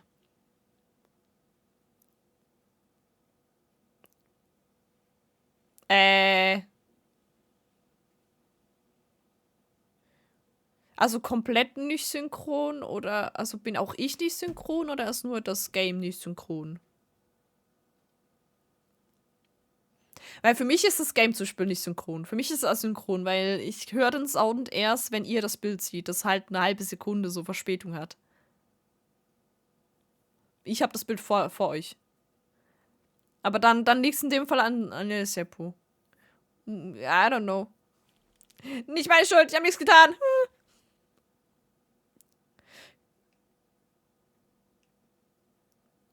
Ja, dann blame Twitch. Ja, kann sein, dass das dann Twitch irgendwie Probleme hat, wenn ich ein bisschen Frames droppe, dass Twitch nicht so. Könnte sein. So. Musik ist mal wieder weg. The possibility that if I was there at the scene, I may have witnessed a crucial moment. You see. Und die sollen wir jetzt glauben. This makes me a key witness in this case. And I have my hands firmly around the neck of your client. So ein Arschgesicht. What? Are you suggesting? I saw it all. I saw the very moment that pickpocket girl pointed a gun at the poor defenseless pawnbroker and shot him. Nein, wir haben es doch gerade gesagt, das kann nicht sein. Heuer. Hat er nicht zugehört?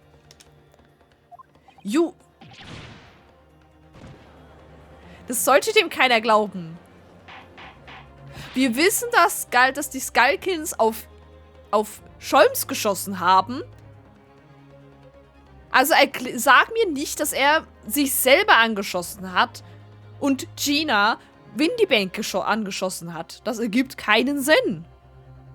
Vergiss es. Was ist das für ein Scheiß?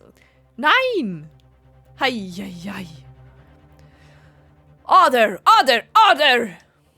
Well, it would seem we are finally entering the last act of this theatrical trial. Mr. Graydon. Yes. I trust you are fully aware of the implications here. If it is shown that your claim is false,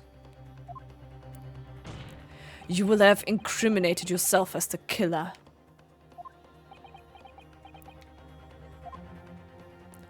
Oh, I understand fully.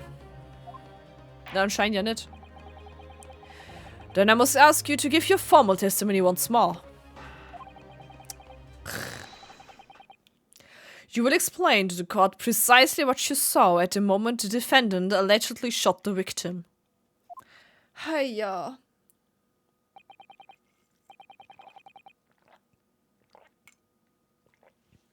Not good. Nothing would give me greater pleasure.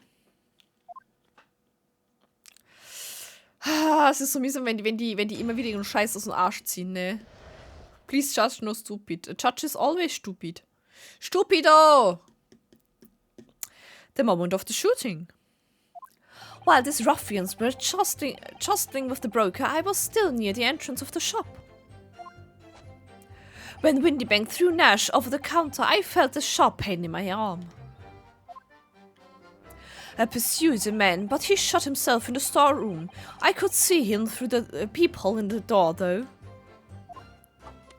The accused in black coat shot the man in the back as he was trying to flee to safety. No. Also, mich nervt halt, dass das... Like in reality. Würdest du darauf eingehen als Judge? Wärst du so... Was zum Scheiß versuchst du da zu sagen? No. Naja. I saw the blood splatter all over that wretched girl. There was no blood splatter, actually. Then she tossed the gun out of the peephole, so I picked it up and made my escape. No! What the f...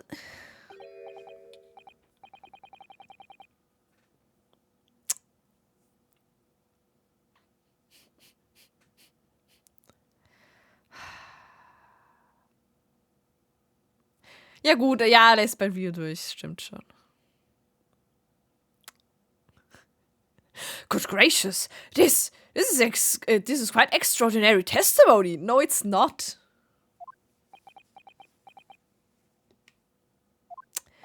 You claim, sir, under oath, to have clearly seen the defendant pulling the trigger.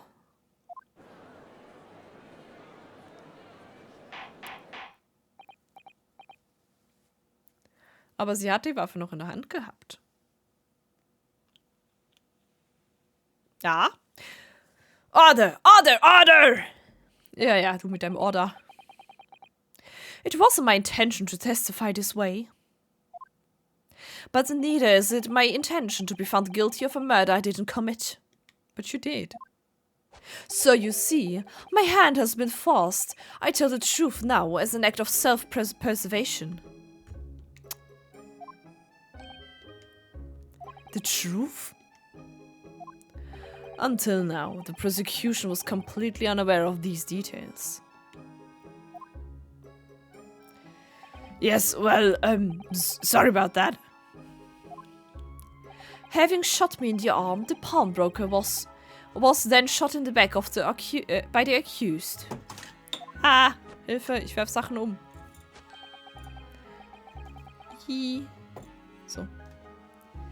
And as I said, she was shoved in his blood. No.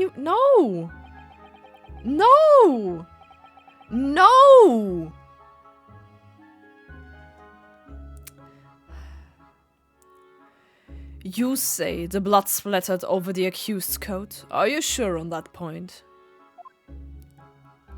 Oh yes, quite sure. No, it didn't. Ah, meine Güte. Das ist nicht passiert. All over the black overcoat that pickpocket girl was wearing at the time. Really? If her coat could somehow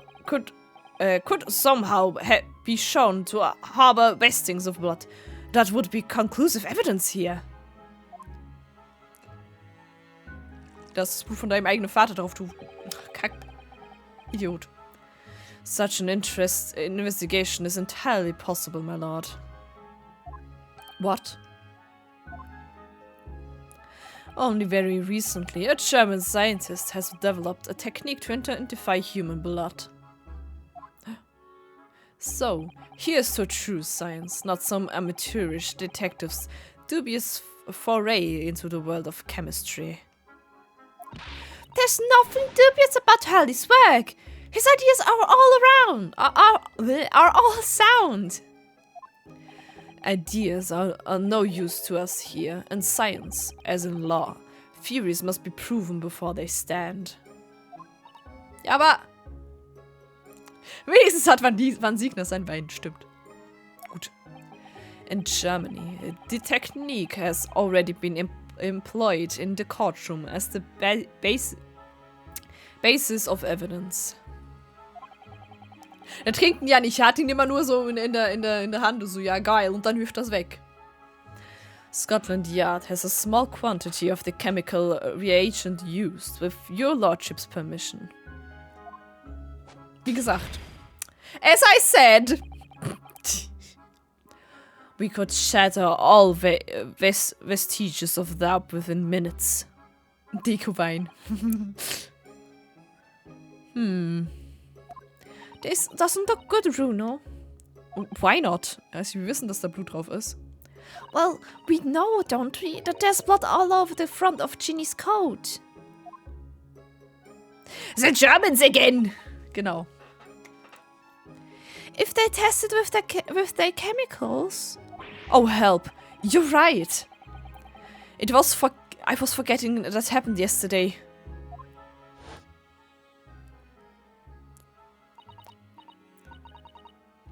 I'm going to shoot!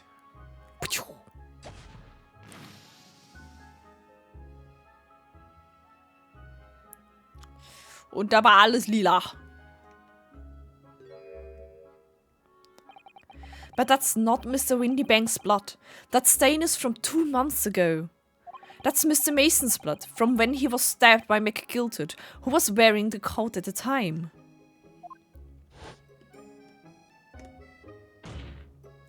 My lord, The defense objects to the test proposed by the prosecution. Overruled. God damn it. Not 1-6. Make it so at once. God damn it! Ah, no. With pleasure, my lord. Scheiße. Nicht gut. And while we await the results, the defense may proceed with the cross-examination. Scheiße. Once they find that blood on the overcoat, Gina will be... Counsel. Yes, my lord? Your cross-examination. Of course, my lord. Es ist der letzte Fall vom ersten Teil, Melva. Logisch ist der lange. If this cross-examination doesn't go well, if I don't manage to uncover some decisive evidence or a really compelling clue, now I have a very bad feeling about the outcome of this trial. Wo ist eigentlich Scholms, wenn man ihn braucht, ne? Ha, nicht gut, nicht gut, nicht gut. Ups. Sorry. Oh. Sind alle auf YouTube. Sind alle auf YouTube. Habe ich alle rübergeladen. Und außerdem gibt es noch einen zweiten Teil. Sind da 2. Ey. Oh, sorry, tut mir leid. Aber warte nicht.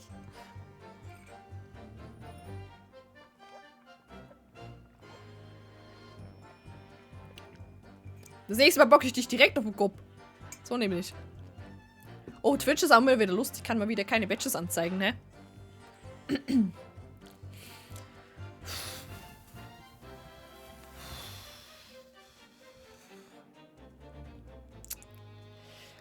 Mal wieder einfach auf alles pressen. Ich weiß nicht, was ich sonst tun soll. Pressen wir mal wieder auf alles.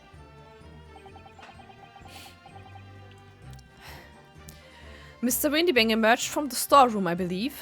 Present badge! Follow die on YouTube now. Like and subscribe. Yes. Ich finde YouTube einfach angenehmer für zum Nachgucken von Streams, ehrlich gesagt. Deswegen lade ich dir darüber. Ringo Nash was scouting the counter when he suddenly appeared from and flew at them. He already had the revolver in his hand. Fortunately, I wasn't too close. I've been so scared in all my life. Yeah, we're just your regular mid-mannered burglars. That's all. We don't like don't like violence. Nicht? There's the pair who carry a gun. What do you mean when you say you were near the entrance to the shop? Ich meine, da stand vor... I was in the doorway, running my eyes over the shelves of forfeited items. Looking for the music books, of course. The broker went for Nash in the first place. Then Ringo joined in, making it 2 against 1, so I assumed they could handle the situation. But I was wrong. I was trying to help my little bruv, but the old geezer chucked me over the blooming counter. So I pulled my gun out of the old fella, and that soon made him escape her. The pair of you sitting upon the poor defenseless pawnbroker together. Shame on you! Shame on you! Okay. Sorry, Garth. Ja, do shit. Threw Nash over the counter, I felt a sharp pain in my arm. Shame. Shame. Shame. Shame. So. You mean, that's the moment you were shot? Angeschossen zumindest, ja? Yes, though I didn't immediately realize what had happened, of course. Things crashed onto the floor from the counter as the 3 men were brawling. It was at exactly that moment that it happened, so I didn't hear the gunshot. And the bullet went on to strike the calendar in the wall behind you. So it would appear.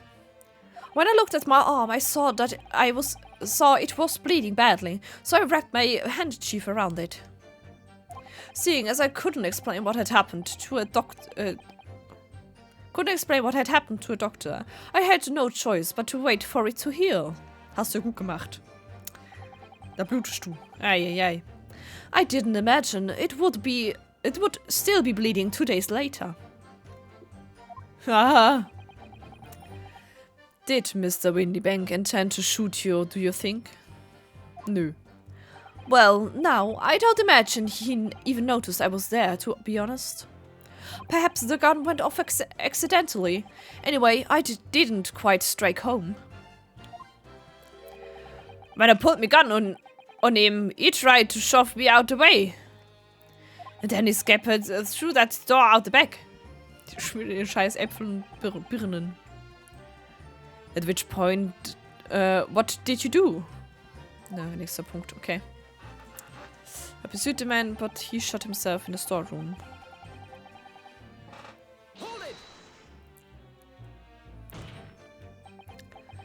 You mean you chased after him? Ja, da war nur eine Waffe im Raum und er hat behauptet, die hat sie rausgeschmissen. Kann nicht sein. Ich presse trotzdem auf alles. Ich glaube, es war das letzte Statement. Egal. I don't recall the reason why, but I ran after him to the back of the shop. And what about this peephole in the door you mentioned? Well, unsurprisingly, the storeroom door's a solid job made out of stout wood. Stout wood? Nice. Also Pin. Was ist... Stout ist nicht Birke, nein, nicht. Es ist Nadelholz? Stimmt das? Kann sein. Nein, ich weiß es nicht. Ich verstehe nichts. But there's a small opening in it that would... There's a small opening in it about head height. That lets you see what's that in the... You see... Goddammit, ich kann nicht lesen. Lets you see what in there from the outside. Goddammit, ich kann nicht lesen gerade. Scheiße. Actually, I should know that, shouldn't I? Yes, you should. I looked through it myself that night. Stimme, nein, nicht sterben. Hups. Eis.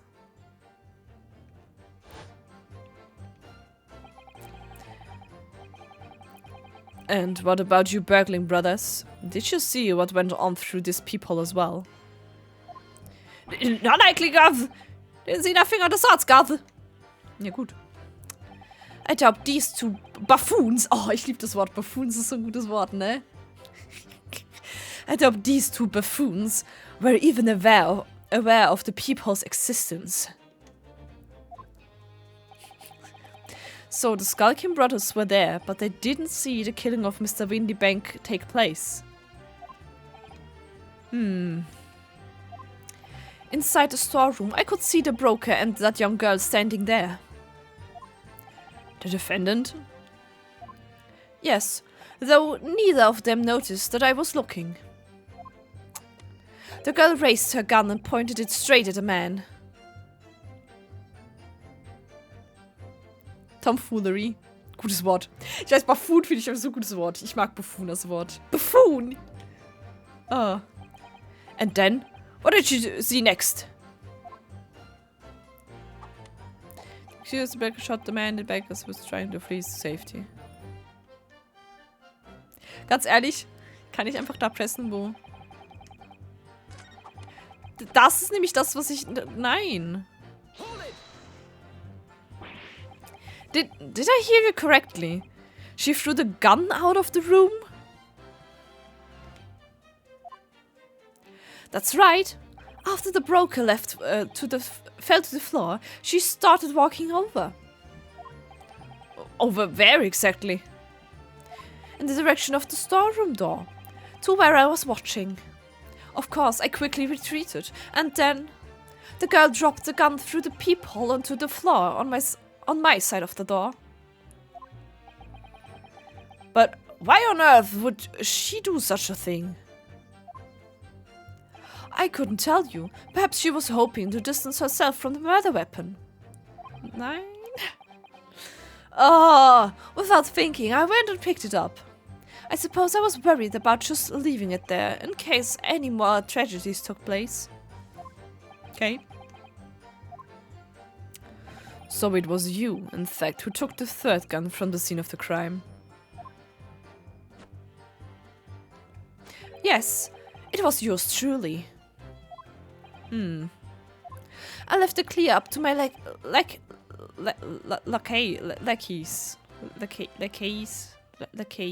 Goddammit, ich weiß nicht, wie man das richtig ausspricht. Lackeys. I guess. I don't know. And left. Clear up? Made a bit of a mess around the counter, so Mr. Whistle and Flute here told us to tidy up. He thinks he's our blooming mum sometimes. Lackeys. Lackeys! Ah, keys. Okay, nee, das war's. Well, I was paying you enough by God.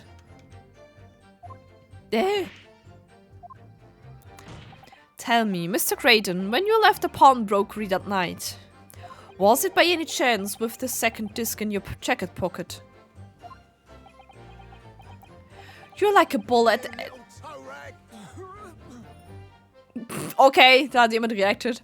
You're like a bull at a gate, aren't you? Probably. Was tut ihr da? Leute!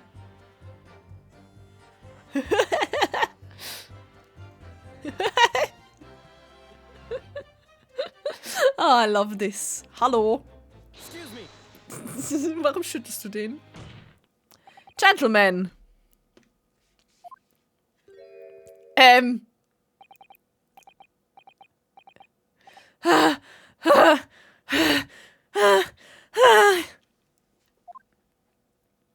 Aha. Something around sunshine. You tell me. That should be my line. Yes. You do realize you were just violently shaking Mr. Skulkin. Believe me, this D's a bit of an Hooligan, ain't he? Ist ein Hooligan. Hooligan! Ein richtiger Hooligan hier. Schlimm. What is going on just now? You saw him? You grabbed me whistle. Why the blazes, he said. Didn't you mention the third gun when we got you down to station? And why didn't you? 'Cause we didn't know nothing about it. Or that flaming peephole in the door. Sorry about that. I can't be prone to losing my rag sometimes. Not hurt, are you? Oh, Gregson. God, blimey. See, the way he's looking at me, I'm telling you, the D's give me the willies. That was strange. The inspector doesn't normally get quite as worked up as that. He wouldn't normally grab someone. Luigi, schüttel mal, Luigi! Oh, so. Entschipped. Nice. No, that wasn't like Rexy at all. He's normally all sweetness and light, no matter what I say to him. Ja, du bist auch ein kleines Kind. Yes, well, I think you might be a special case, Iris. Well, anyway, that was definitely out of character. Okay.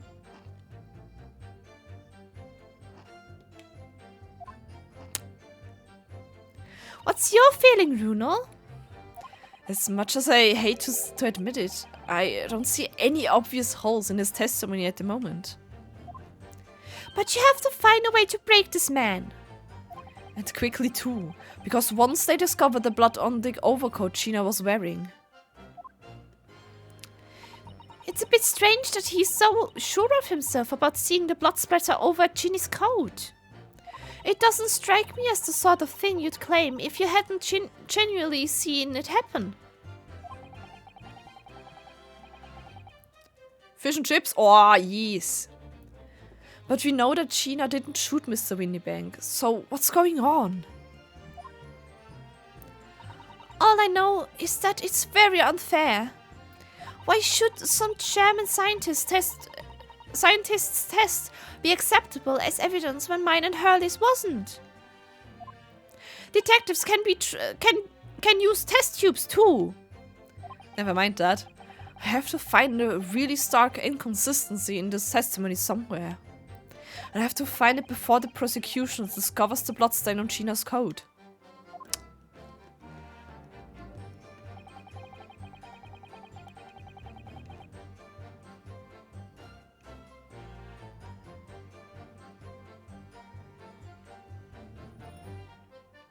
Okay.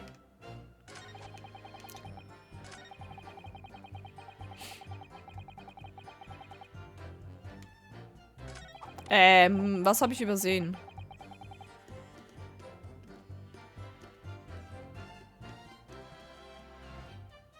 Habe ich irgendwas übersehen? Muss ich doch nochmal auf alles pressen? Ich habe auf...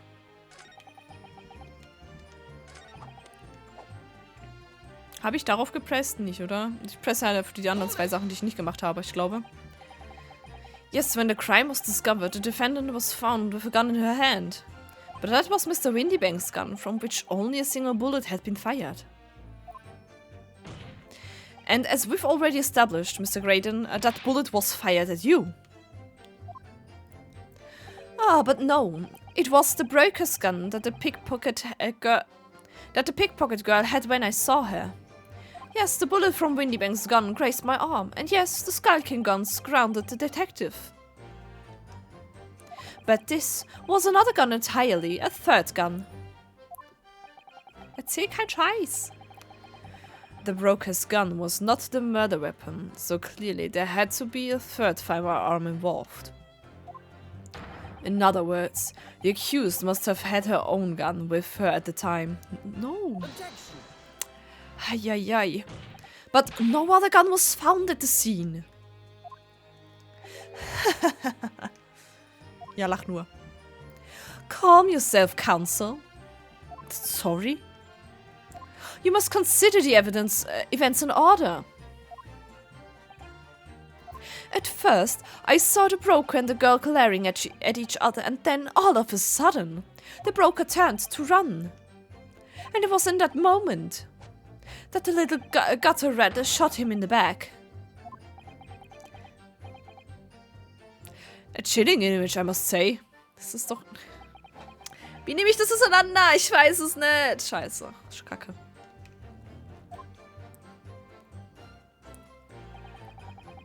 So, keine Ahnung. Blood später. Mal fragen. All over her? Yes, though through the peephole, I saw it clearly. Of course, the stains are invisible now. What with the coat being such a dark color? Wie hast du es dann überhaupt gesehen? Es war dunkel. But I assure you, that garment is solid with the victim's blood.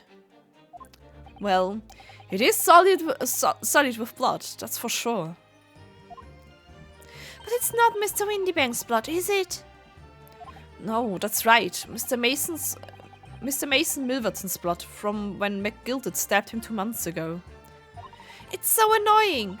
If they'd only accept Hurley's chemical analysis, we could prove that. But they won't. So unfortunately, we can't use it as evidence to support our case. Bother. Oh, ich musste auf alles, okay. Musste schon auf alles pressen, gut. My lord! Welcome to the bailiff. Requesting your lordship's permission to interrupt the cross-examination. Hello. Explain yourself, officer. I have the result of the test that was ordered earlier, my lord. Ah, the blood on the accused's overcoat. Yo. Thank you, officer. Very well. The cross-examination is hereby temporarily suspended. I presume you have no objection, counsel. No, my lord. Ja. Well, there you have it. The report, please, Inspector. Yes, sir. Traces of human blood were found on the overcoat of the defendant, Miss Gina Lestrade. From the extent of the stains, it would appear that they were the result of splattering following a gunshot wound. End of report. No, stop! Goodness me!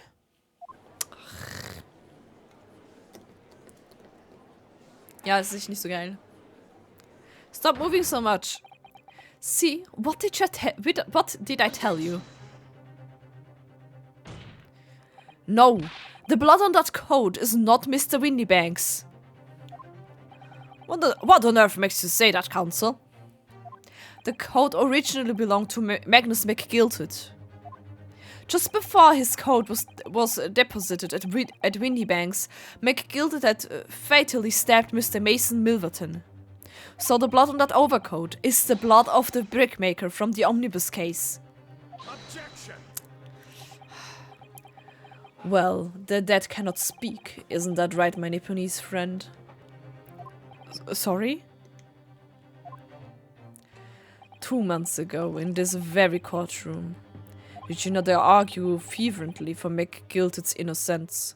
And yet, now that the man is dead, you brand him as a murderer.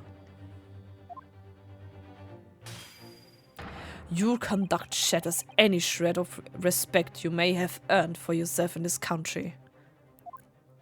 But that was... I call it belly disgrace. Treachery, that's what it is.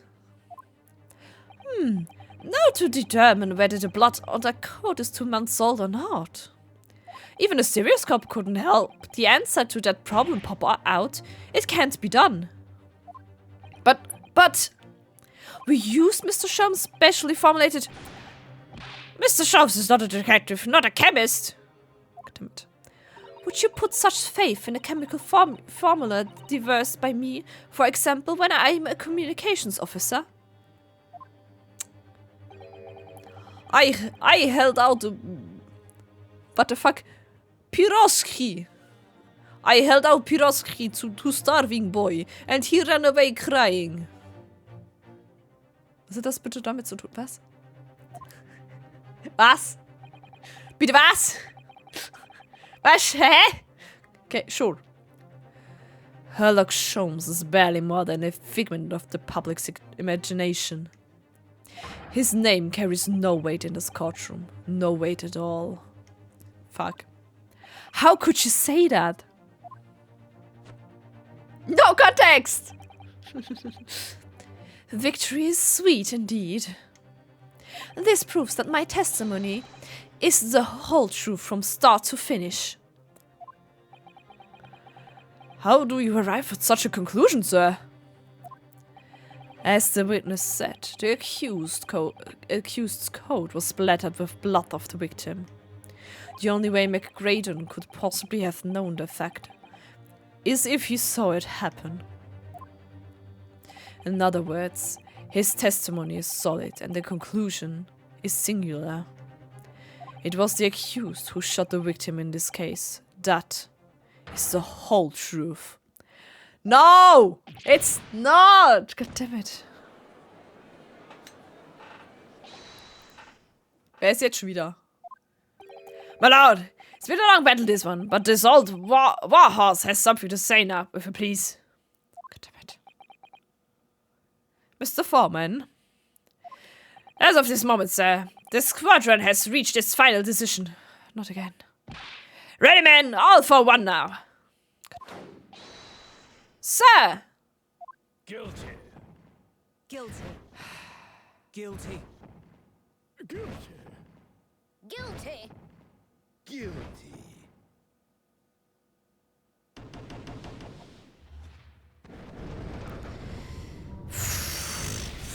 Let's do it again! Hiya.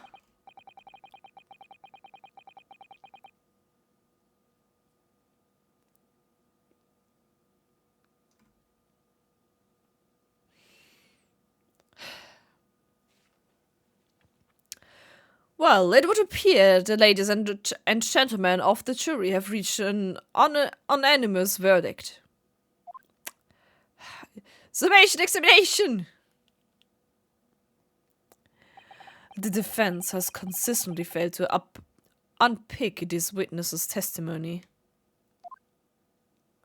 Here's to an attempt to you may make at unpicking the juror's decision being equally successful. Das ist nicht gut. I don't believe it. After I've come so far, how is it all unraveling on me so fast?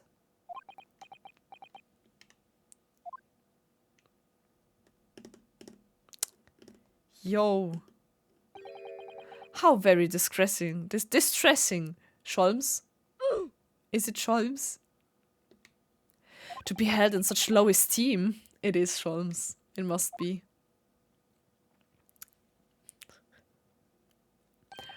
Wouldn't you agree, Mr. Naruhodo? No way! Oh, no way! Scholms, what the fuck?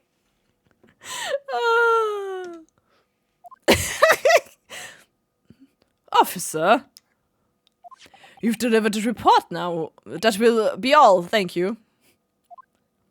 It occurs to me with some regularity, Mr. Naruhodo. Er ist eigentlich Kaito Kid. Scholms ist in Wahrheit Kaito Kid, Leute.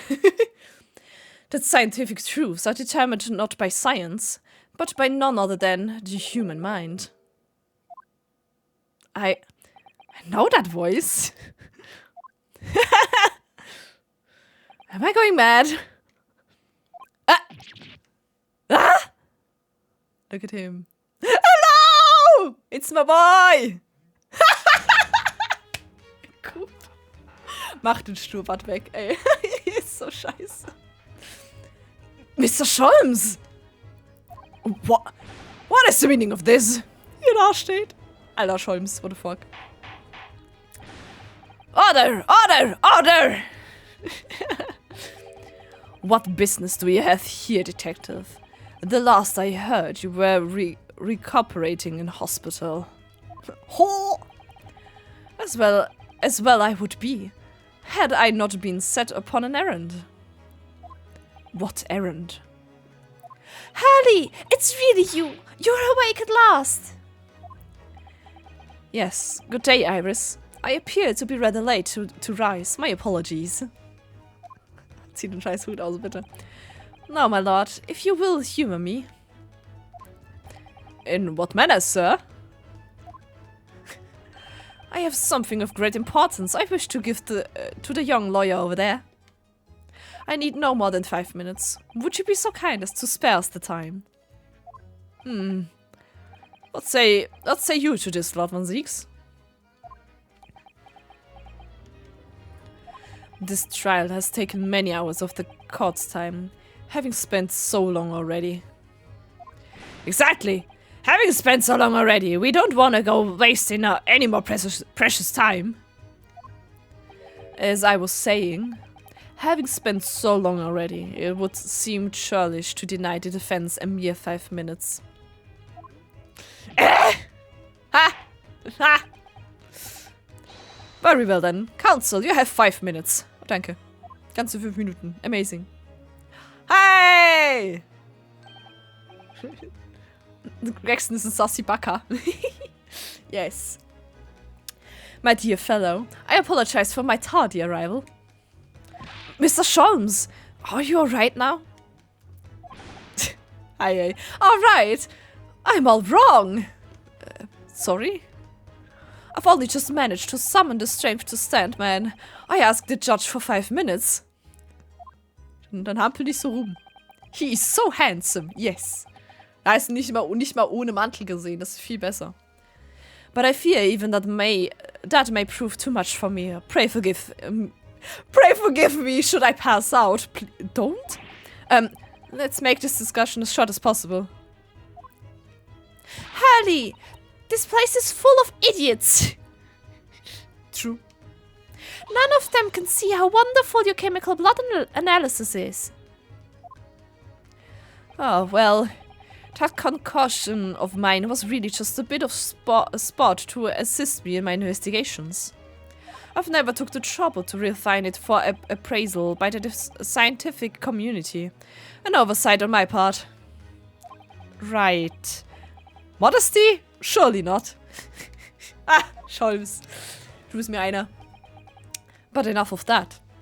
I'm here to give you this, my dear fellow. Ist das Susatos Handtuch? Handchief? What's that? A lavender furoshiki wrapping? A leaving present from Miss Susato. Lunch? Ja, es ist bestimmt eine Lunchbox. From Miss Susato? If possible, matters were to be settled without me giving you this. Those were her instructions when she asked me to do her this favor. I don't understand.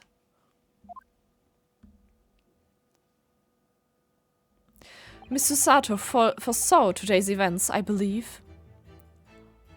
Die Musik. What the fuck, die Musik?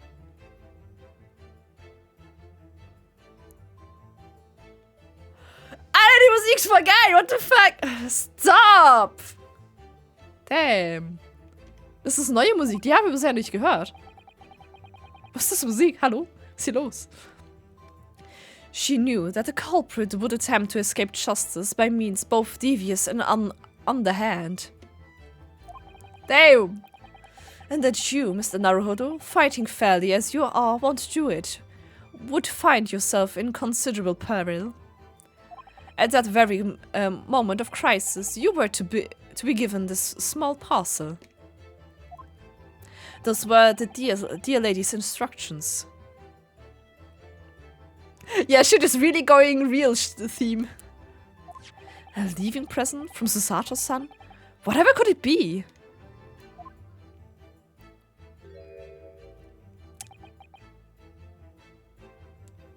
War das nicht das, was wir ganz am Anfang auf dem Schiff, was er auf dem Schiff dabei hatte? What is this? Oh! It's the machine I made! Ah! Kate. Ah, es ist die Maschine. Es ist die Katzentür, was? Die Katzentürmaschine? Hä? How is this supposed to help me? What? What? What? Hä? Bitte was? What? Hä? Was? It's the call it Cat Flappomat. Was will ich mit dem Cat Flappomaten? Ich bin natürlich, ich stehe auf dem Schlauch gerade. Hä? Was soll ich mit dem tun? Ja, da kann eine Klappe in alles machen. Aber wofür? What's Susie up to? Mr. Sato muttered the following words before she left. I'm a failure. I don't deserve to be judicial assistant. What? Didn't she say something like that?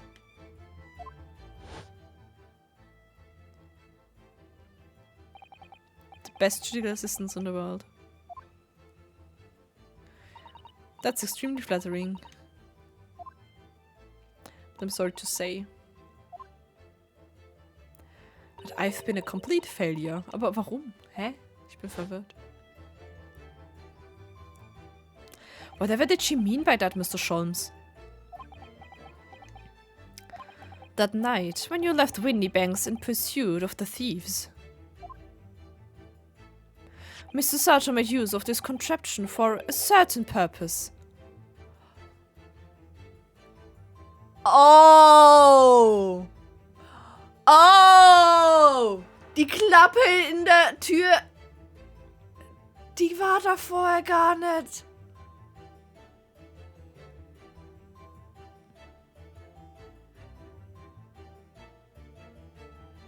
Susato hat die Klappe in der Tür gemacht.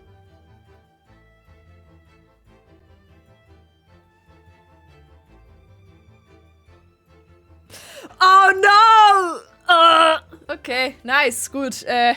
Geil. Oh, weißt du, Sato? She dumb. That's your answer, dear fellow. Not at all cryptic, then. Sato son used his cat flapper mod that night, but why? Ja, zum rausfinden, was hinter der Tür war, weil die Tür zu war. Okay.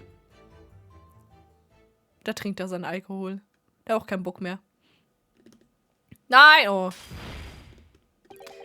Your 5 minutes is over. We're out of time already? Okay, wie kann ich das präsentieren an dem Statement, dass er gesagt hat, er hat durch die Klappe geguckt? Es steht aber da. I'm grateful to you for affording us that brief recess, Mr. Reaper. I need no thanks, Detective. After all, the die is cast. Nein. Die Würfel sind nicht gefallen. Fuck you. It's not true. Is it really? Also, ich schätze mal, das ist die englische Variante von die Würfel sind gefallen.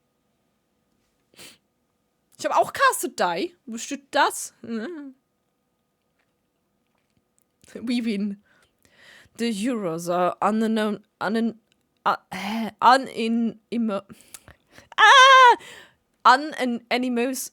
Goddammit, ich kann das Wort nicht mehr sprechen. Scheiße. Ich kann nicht mehr reden. Are unanimously in their leanings. No doubt my learned friend will consider a summation examination. But any attempt to alter the verdict now would be utterly futile.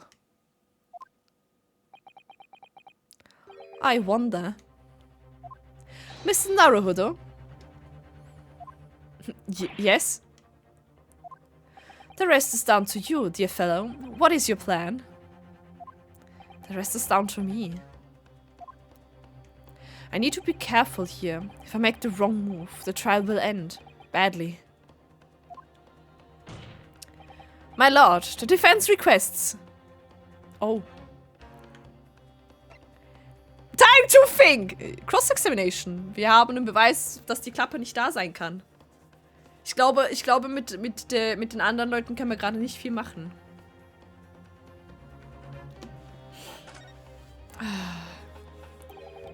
Further cross-examination. Objection. The Euros have spoken. Protocol dictates that you may not cross-examine a new witness now. Objection. The defense is not asking for the cross-examination of a new witness, rather to continue with one of an existing witness. What? It would appear that a rather important detail has escaped your attention, Mr. Reaper. Alter, ich so smug. Das war gerade vor 2 Sekunden, lieben Leute. To interrupt cross-examination. Temporarily suspended. Ja, wir haben sie nämlich gar nicht beendet. Ha! Haha!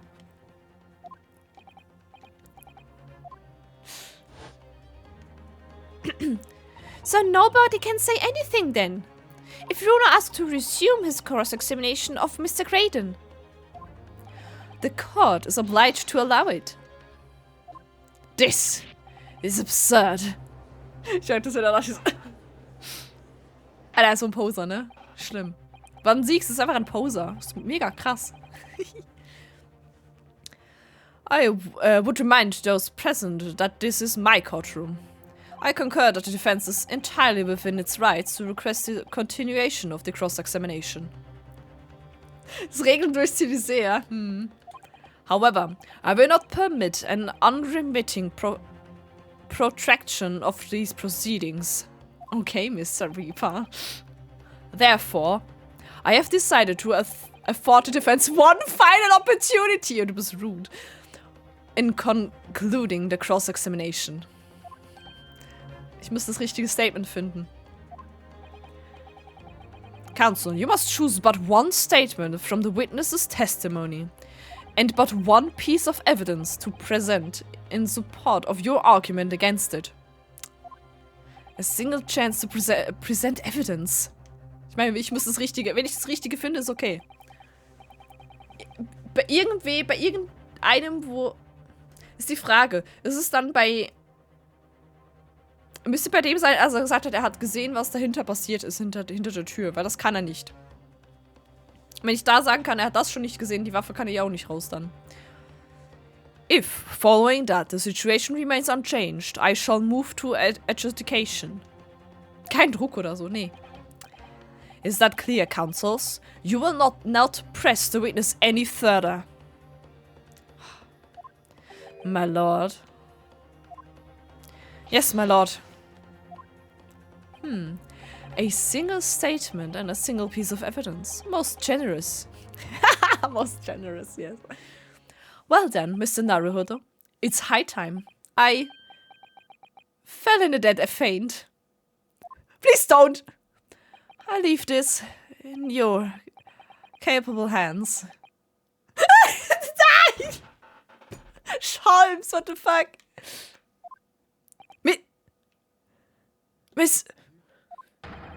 Mr. Sholmes!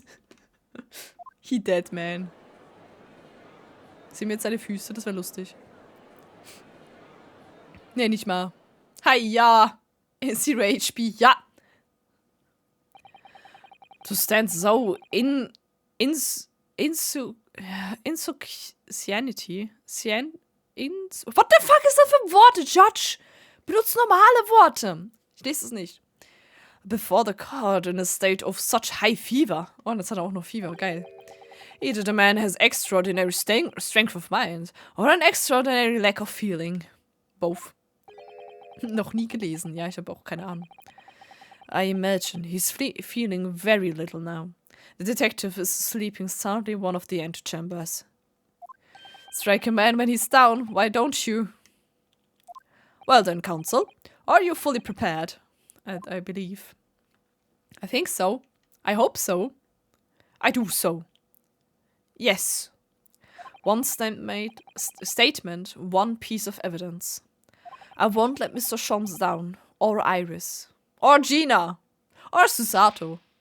And I won't waste this final chance that Susato-san has given me. This is going to decide the entire outcome of the trial. Very well then, under the terms I have outlined, you may resume the cross-examination. Okay. Getting ready.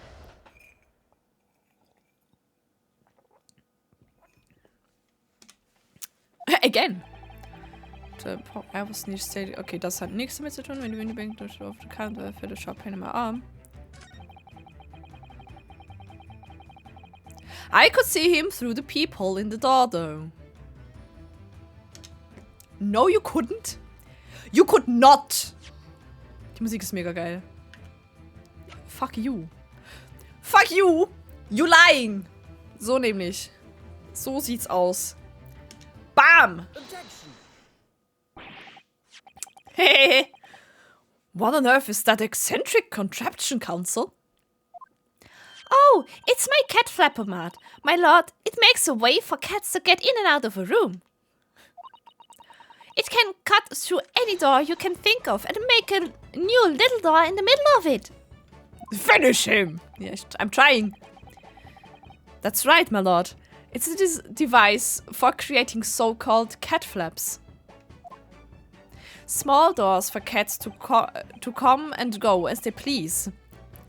I'm sure we can all work out there. I'm sure we can all God damn it! Ich kann nicht mehr lesen. Scheiße. Okay. Ich kann lesen, manchmal. Meistens nicht. I'm sure we can all work that out ourselves. For ourselves. But that cat lover's contrivance has no possible relevance to this case. Oh, really? Of course it doesn't. To start with, there was no cat flap in the pawnbroker's door. There is, though. Not being a keeper of cats myself, I'm afraid I fail to see what this has to do with the matter at hand. Perhaps it would help if I described its function another way then. Oh, warte, ich frage mich eigentlich was. Ich frage mich etwas. Ich muss mal kurz gucken. Ich habe doch hier Bilder, ne? Es hat hier Bilder. Guck. Seht ihr da irgendwo eine Catflap? Seht ihr da eine Öffnung?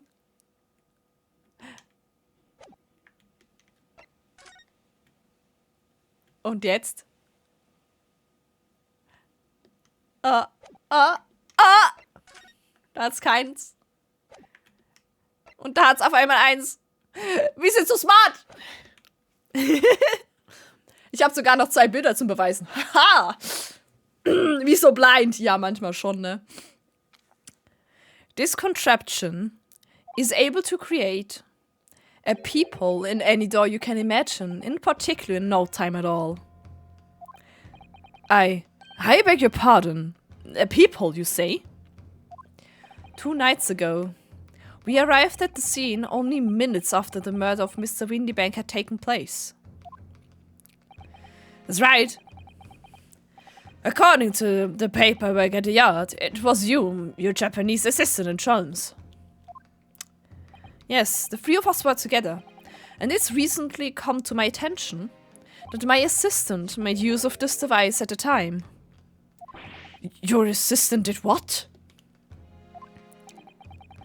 There was a peephole in the storeroom door. I can attest to that. Aber vorher nicht. Because I looked through the peephole myself in order to see inside the locked storeroom. This is ludicrous. What are you trying to say? Of course there was a peephole in the door. I said as much in my testimony. How else could I have witnessed the crime, for pity's sake? One problem. Yes, how could you? What? Counsel, kindly say what you mean. Alright, it's time. Time to strike the final blow. What I mean is this, my lord. My assistant made the peephole in the storeroom door, and until such time as she did, the door had no hole in it to look through. What? No! Tja. Objection! This is a farce. Are you really suggesting that the peephole in the door was... Yes, it was created only after the incident had taken place, by my judicial assistant using this device. Your assistant tampered with the crime scene whilst being fully aware of the gravity of her actions. That is a most serious act of vandalism. Probably. For which I humbly apologize, my lord. It was in the few minutes that I left the scene in order to pursue the skulking brothers and alert the police. Nevertheless, in the light of this new information, it becomes apparent that Mr. Graydon's testimony is riddled with holes. It actually has no holes, because there wasn't a hole, but you know. Hey! Riddled with... Explain yourself, counsel. The majority of Mr. Graydon's testimony that appears to incriminate the defendant is based upon what he witnessed through the peephole in the storeroom. Yes, that filthy girl shooting the man in the back. However, if at the time of the incident, that peephole did not yet exist in the door, there's no possible way that you could have seen what you claim to have seen.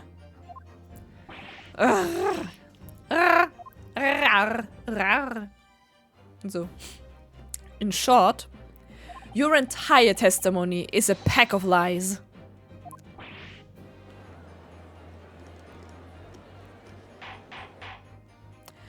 Order! Order! Order! Is there any evidence in this revelation? Yes, oh no. There is. None whatsoever, as my learned friend must surely realize. Exactly. This is just some cheap trick designed to discredit me. I'm afraid not, sir. Of course it is. Do you seriously expect people to believe that playing can cut through a solid wooden door? Plaything. Oh yes, I designed it to be very powerful. It can cut through even the toughest of doors. That's absurd. I don't believe it for a second. I had a feeling you'd say that. What? Waggy, Kui, time for dinner. Ah!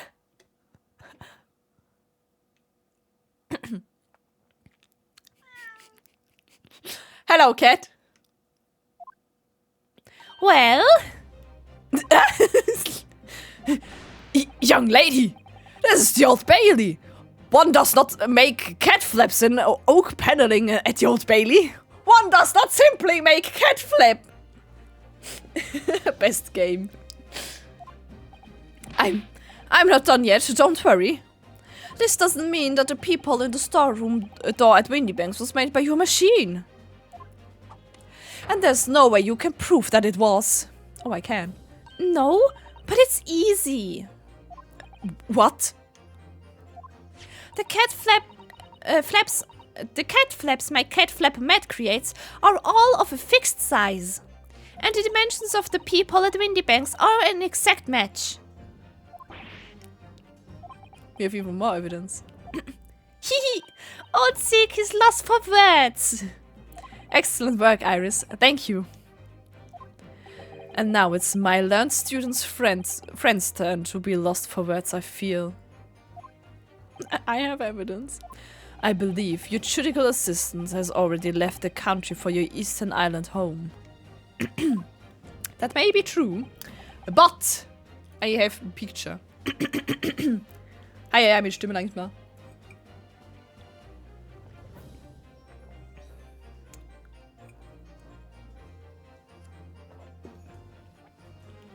Ai.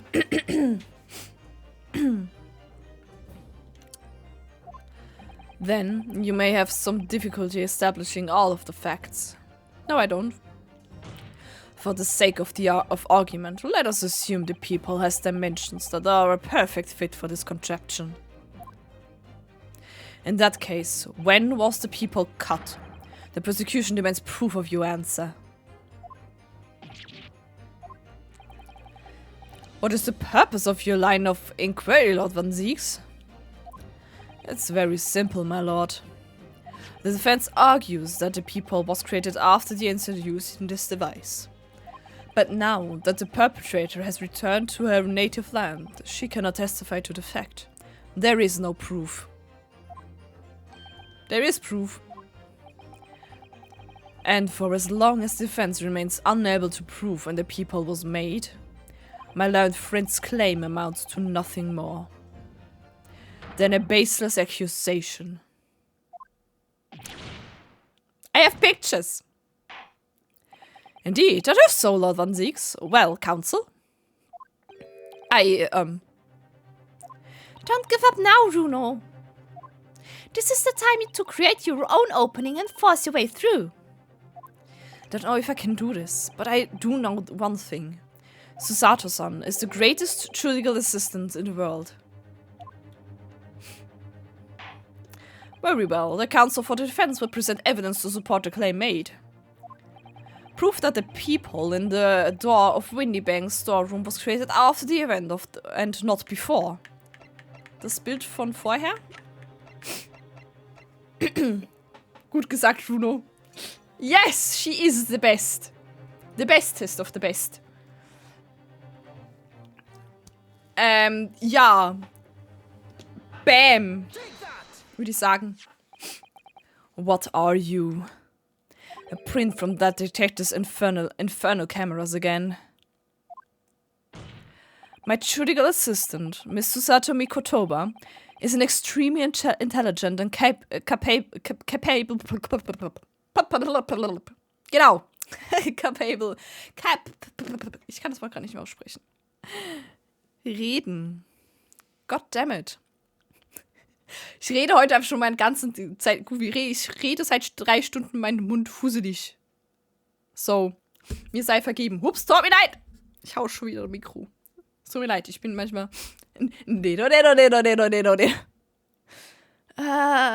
eine Cat? Okay. Wow. Cat-able. Ja, das ist intelligent cat-able woman. Ich kann nicht mehr woman sagen. Woman. Which is why I never had any cause to doubt.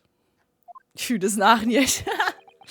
Ja, es wäre halt eine Sache, einfach normal zu reden, ne? Aber ständig Voices zu machen, ist halt nochmal anstrengender.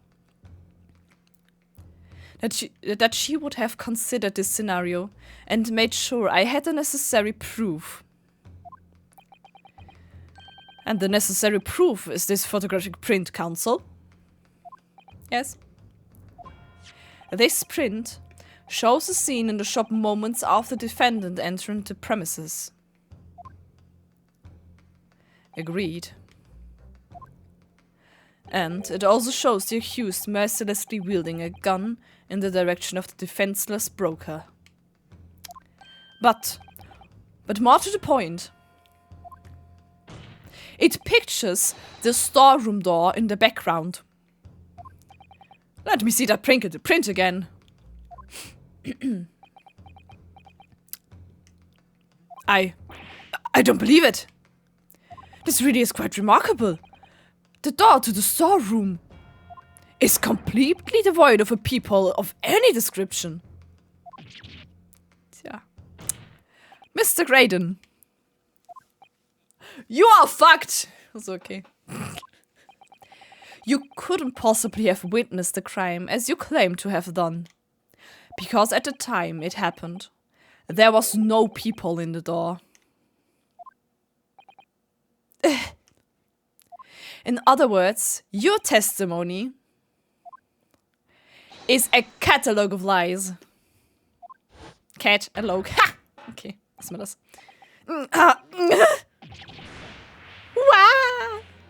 Dead. The music strikes again. Did we do it? Did we do it? Did we do it? Order! Order! Order! I'm satisfied with the defense as substantiated its claim beyond all reasonable doubt. This witness testimony was entirely fallacious. Fallacious, okay. Worte. Da nichts mehr zu sagen. That's not the only thing we now know beyond all reasonable doubt. My learned friend's assistant's guilt can no longer be denied. The woman tampered with its crime scene. Yes, probably. Yes, I'm sorry. But more importantly... Good lord! There's more, Lord Von Zeeks! The defense may establish the reprehensible instance of pre-jury. But that is no proof of this man is the victim's killer. Ah, okay. Yes, that's right. What? I was there at the scene, it's true. And I was shot in the arm, it's true. But that's all. Yes, in fact, if you look at the circumstances, I am the victim here. Oh, please. No! Yes, no. I don't believe this. But they're right. As it stands now, I don't have any definitive proof that he is the culprit. Still, he can't worm his way out of it now. Iris? You know what they say? There's no point in locking the cat's door after the cat has bolted. Do they say that? Isn't that right, Runo? I don't... Would they say that? As Hurley always says. One lie begs another. No, wait. That might have been a line I wrote for him in one of my stories. Nice one. Well, no matter who said it first, you're right. Mr. Graydon, not only did you give false testimony to the court, but the lies you told make no sense. Make no sense? What do you mean by such a remark? What you said in your testimony reveals that you know something you shouldn't have known. In other words, there is a fundamental inconsistency in your statements. Das mit dem Blut kann er gar nicht wissen. What? Objection! This is provocative talk, counsel. Won't you enlighten the court? Explain this alleged inconsistency. Black coat! Present black coat! Iris was right. One lie begs another. Begets another? The inconsistency is revealed by the lies in the witnesses' statements. They show that Mr. Graydon had knowledge of something he shouldn't have known anything about, namely the bloodstains on the coat.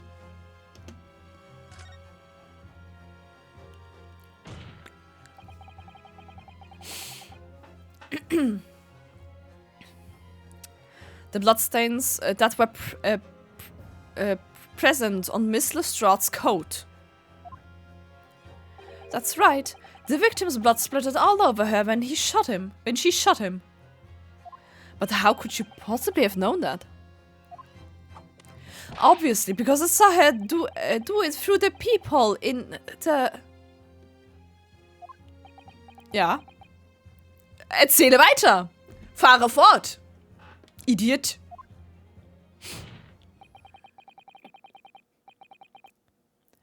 The point is not that you lied in your testimony, Mr. Graydon.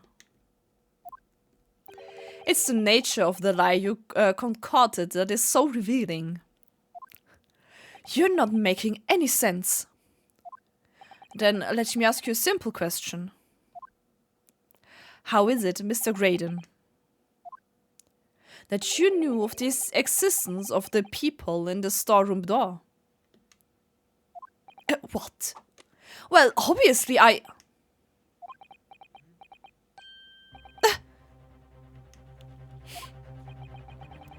Has the cat got your tongue, witness? The peephole in the door was made after the incident occurred. And once I returned to the shop, having failed to catch the two burglars, Scotland Yard's investigators arrived immediately. Since that time, the police have been at Windybanks constantly carrying out their investigation. Wenn wir einfach beides sagen können. Isn't that right, Inspector Gregson? Well, yes, of course. The place is chock full of pawned articles, and my lads had to thoroughly examine them all. So I gave the order to have officers working around the clock in shifts so we get through it all. And consequently, there's no way that you, Mr. Graydon, could have gained access to the shop. Therefore, you should have known nothing about the people in the storeroom. So the fact that its existence forms the basis of your testimony, it's completely inexplicable. Objection! And yet, the fact remains that Mr. Graydon did maintain that he witnessed the crime take place through the people in the door. How on earth is that possible? Could I have a word, please, Lord Van Zieks? Speak, Inspector. It's just that I really felt out to be getting back to the station now to put in my report. There's really nothing more I can add to this testimony, so if it's all the same to you... Permission denied. Oh. It's not all the same to me, Inspector. Not at all. You will remain exactly where you are until this trial concludes. Whoops. Ja, eben, vielleicht hat er ein Telegramm abgehört. Das würde dazu beitragen. Of course. Mr. Graydon. Sassy Baka. You shouldn't have known about the existence of that peephole. Which can only mean that you must have been informed about it by somebody else. Inspector? Objection. Stop there, my learned friend. You realize, I trust, that the words you just uttered have extremely serious implications. Im Fall getuschelt.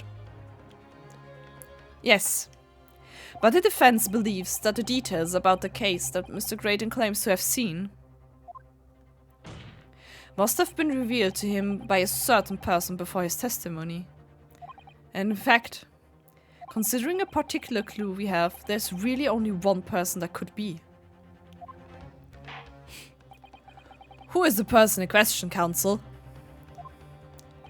Who gave this witness details of the crime scene to facilitate this false testimony? Es tut mir leid. Aber es war Grexy. Grexy, no! Aber sie haben vorher getuschelt. Take that. The truth is, it can only have been you, Inspector Gregson. Ich muss mal kurz meine Nase putzen. Einen Moment. Aha, meine Nase.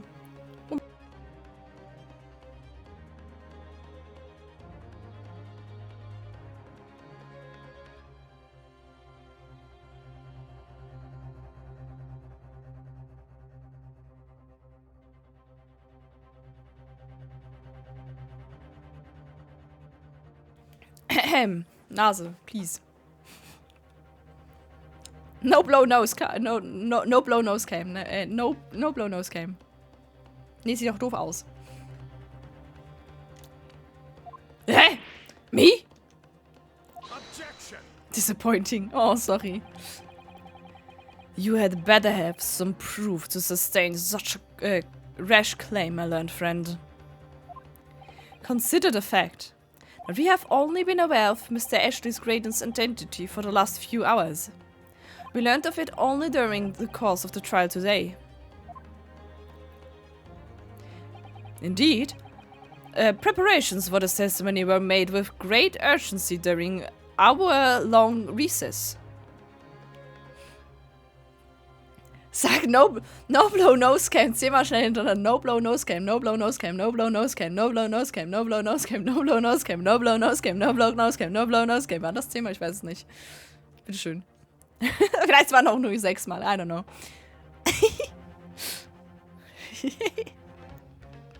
Ah, ich bin so smart, ne? Ah, ja. Ich bin so dämlich, so verplant, schlimm.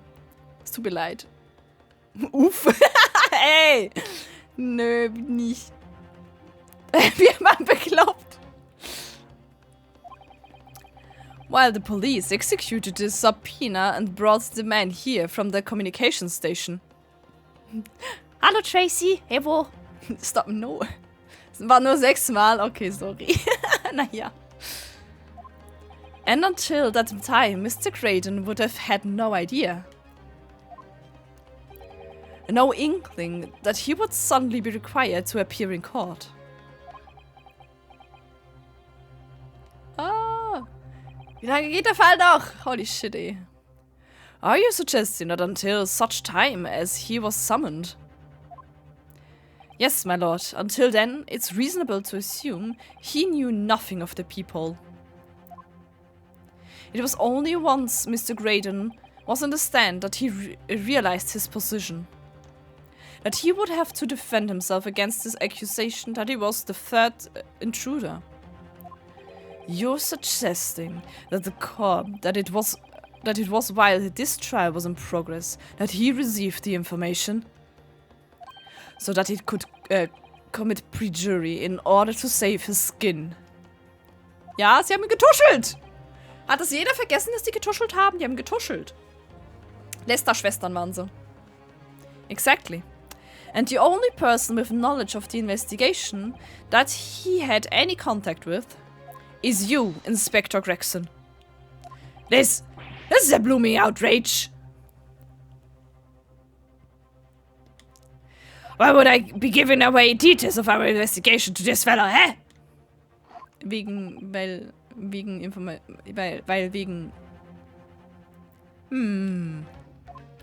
I was summoned to these lordship's chambers during the recess. In any case, had you forgotten that? Quite true. I had a number of questions regarding the events that transpired at the pawnbrokery. Which means... the first time these two laid eyes on one another was after proceedings resumed following the recess. They're in cahoots! Yeah. Grex ist der Vater der Skyking Brothers. Aha. Since then, they've been in full view in the stand where such illicit discussions could not possibly have occurred. They could have. Oh, I've just remembered something, Runo.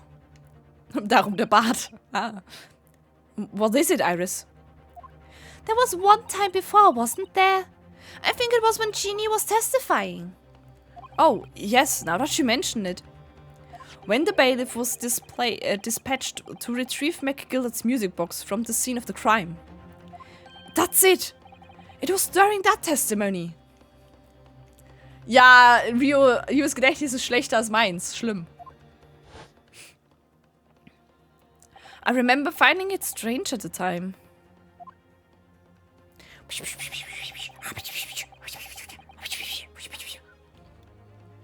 Okay.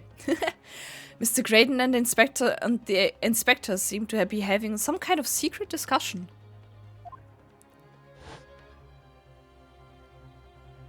It would have been possible for you to give Mr. Graydon the information he needed then. Naruhodo! Genau, Naruhodo im Moment. Ja.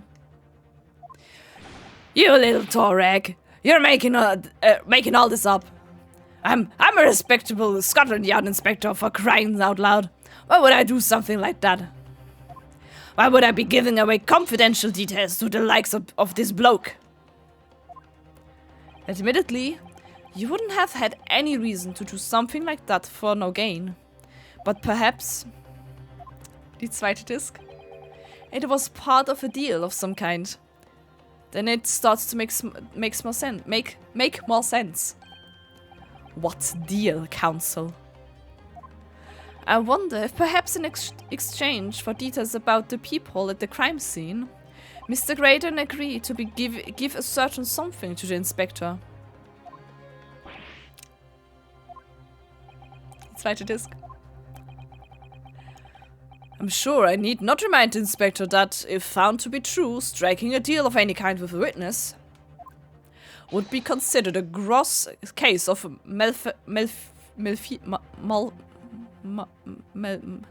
wie spricht man das Wort aus? Malfeasance? Malfeasance. Is this malfeasance? I don't know. Worte, die ich nicht kenne. Gut.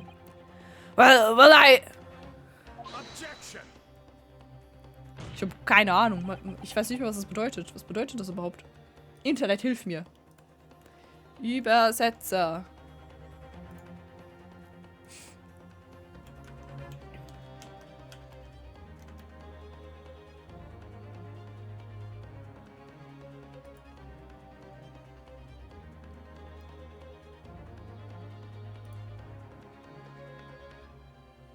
Das ist Malfeasance. Ja, okay.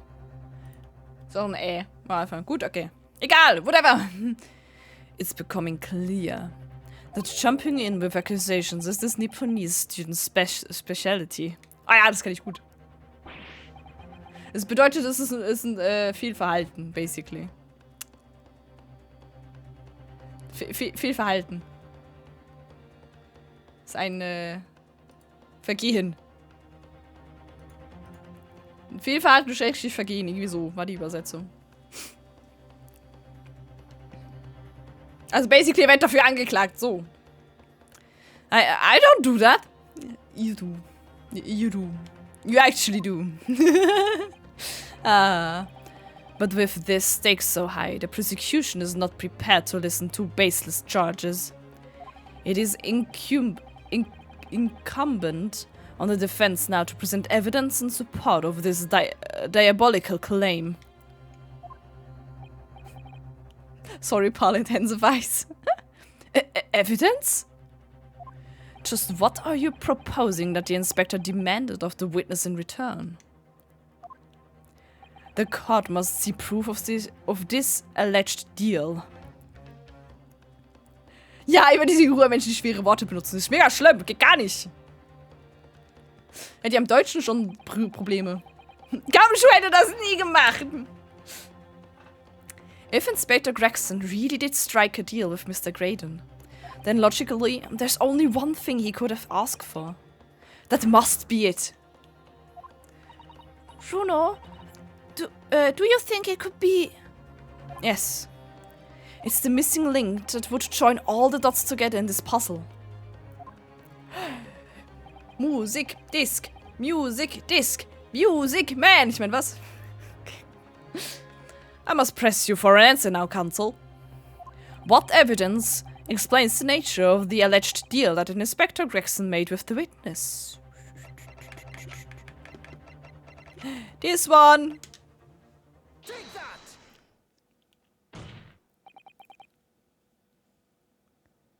Ja, Gamschuh war so ein... Oh.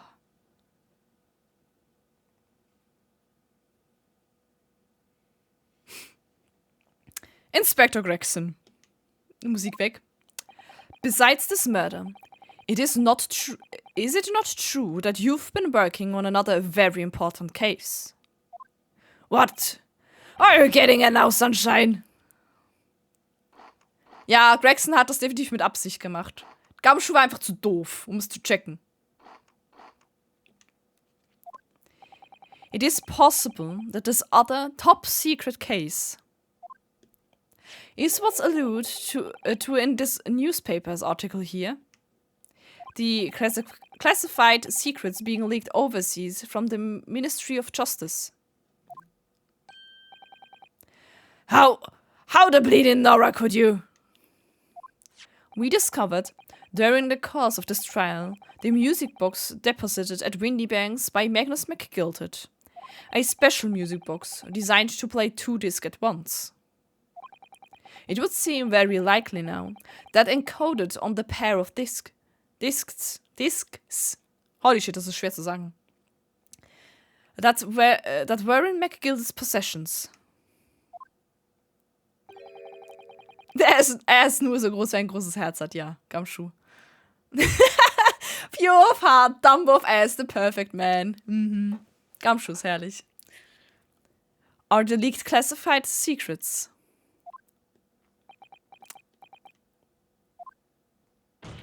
So, I put it to you, Inspector, that in order to recover the second of the discs containing those secrets, you covertly made a deal with Mr. Graydon in which you exchanged the disc for details of the case. Die Musik! Nice! You little... Tja, F. Oh, die Musik ist so gut. Order! Order! Order! On the day of the incident, when we met you at Windy Banks, you said this. Let's fucking go! I'll be taking that whatever it is of McGilted's down to the yard. Thank you very much. So hand it over. No, I don't. And don't give it to him. It's mine! It's mine! Sorry, miss. But anything belonging to McGilted has to be taken in as evidence. Alles. So, Scotland Yard already knew that at the time, isn't that right? That Magnus McGilted was involved in the stealing of government secrets. Murders were... Recover the medium used to convey the secrets leaked from the ministry. And do it on the QT, strictly hush-hush. And that explains why, when I presented this disc as evidence to the court, you objected so heavily, I presume.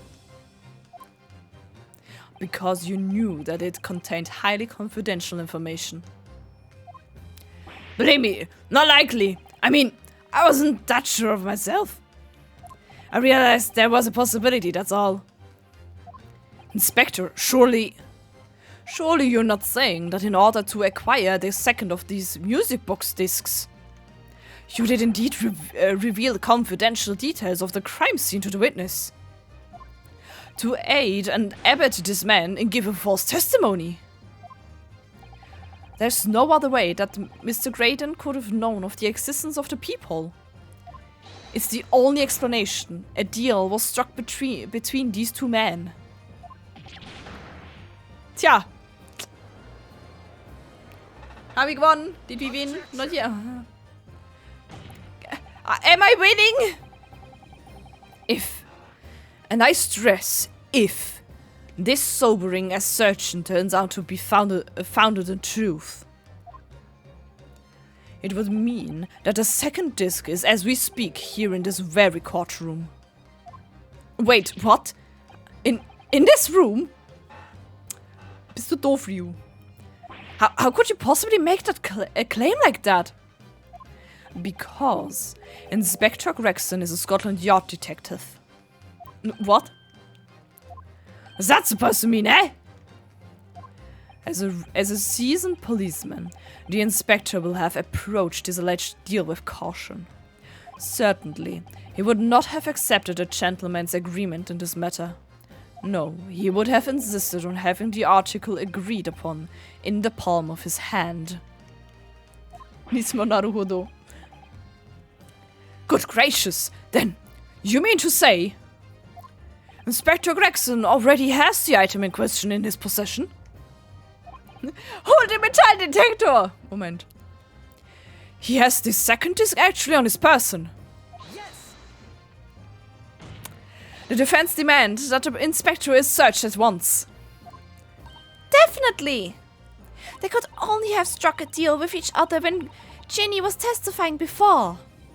And Grexia hasn't moved from the witness stand since. My lord, please. Order an examination of his personal effects immediately. Well, Inspector. Gib es einfach zu, oder?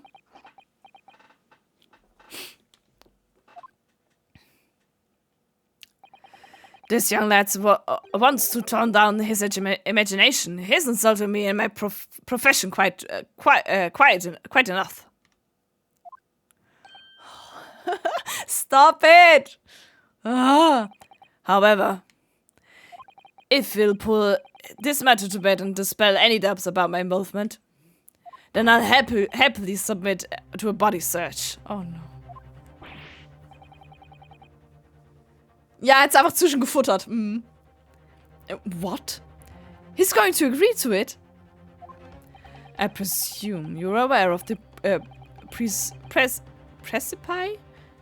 on which you now teeter, my learned student friend. You've made a most serious allegation against Scotland Yard here. If, following the search of the inspector's personal effects, no disc is found, you will be deemed unfit for court service. This trial will end, and my country's government will formally demand of yours that you are severely repriminated. Precipice? That sounds serious. It is! Indeed. To have a visiting student make such defamatory remarks about our country's most senior police force is not something Your Majesty's government will be able to overlook. You're just threatening Bruno because you're scared.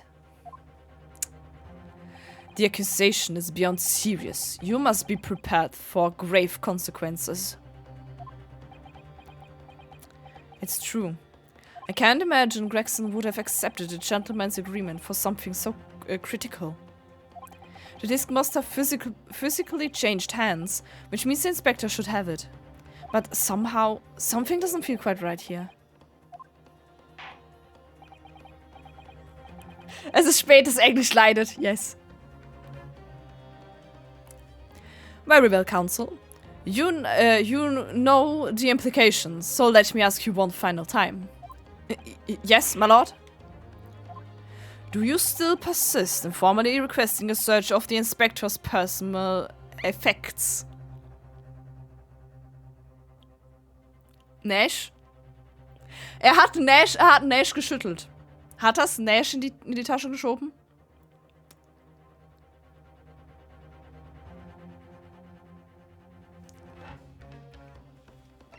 Search someone else.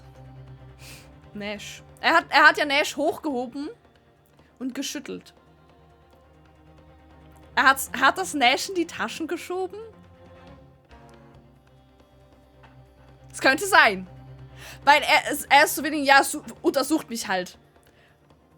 Und dann weißt du, okay, dann ist er sich sicher, er hat's nicht. Also, er hat's Nash zugeschoben. Come on, er hat's Nash zugeschoben. Er hat's 100% Nash zugeschoben. Yes, the defense formally demands the search be conducted. Well, don't say you weren't warned. But your typical Nipponese stubbornness may well land you in hot water this time. Perhaps the less will do you some good.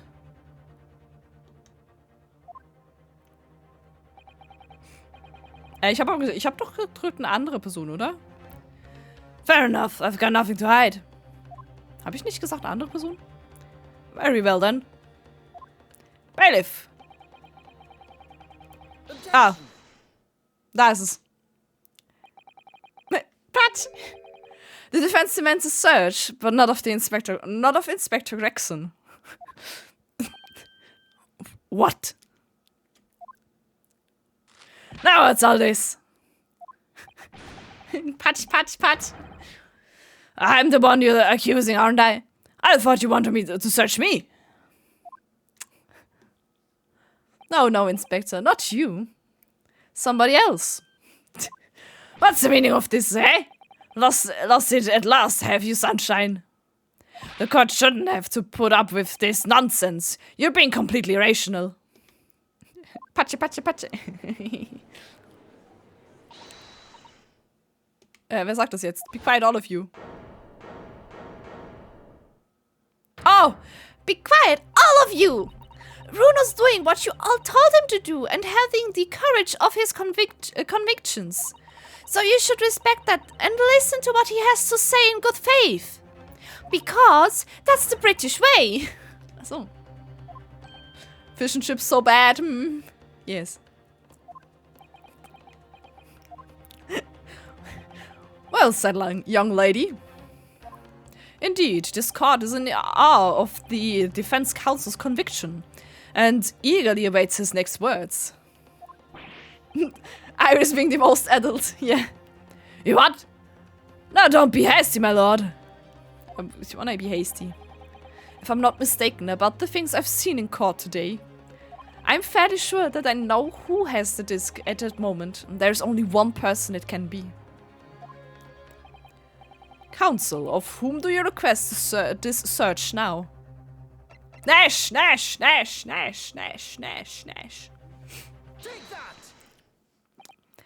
Of my lord, Mr. Nash Skulkin. Well, I never. Eh? Me?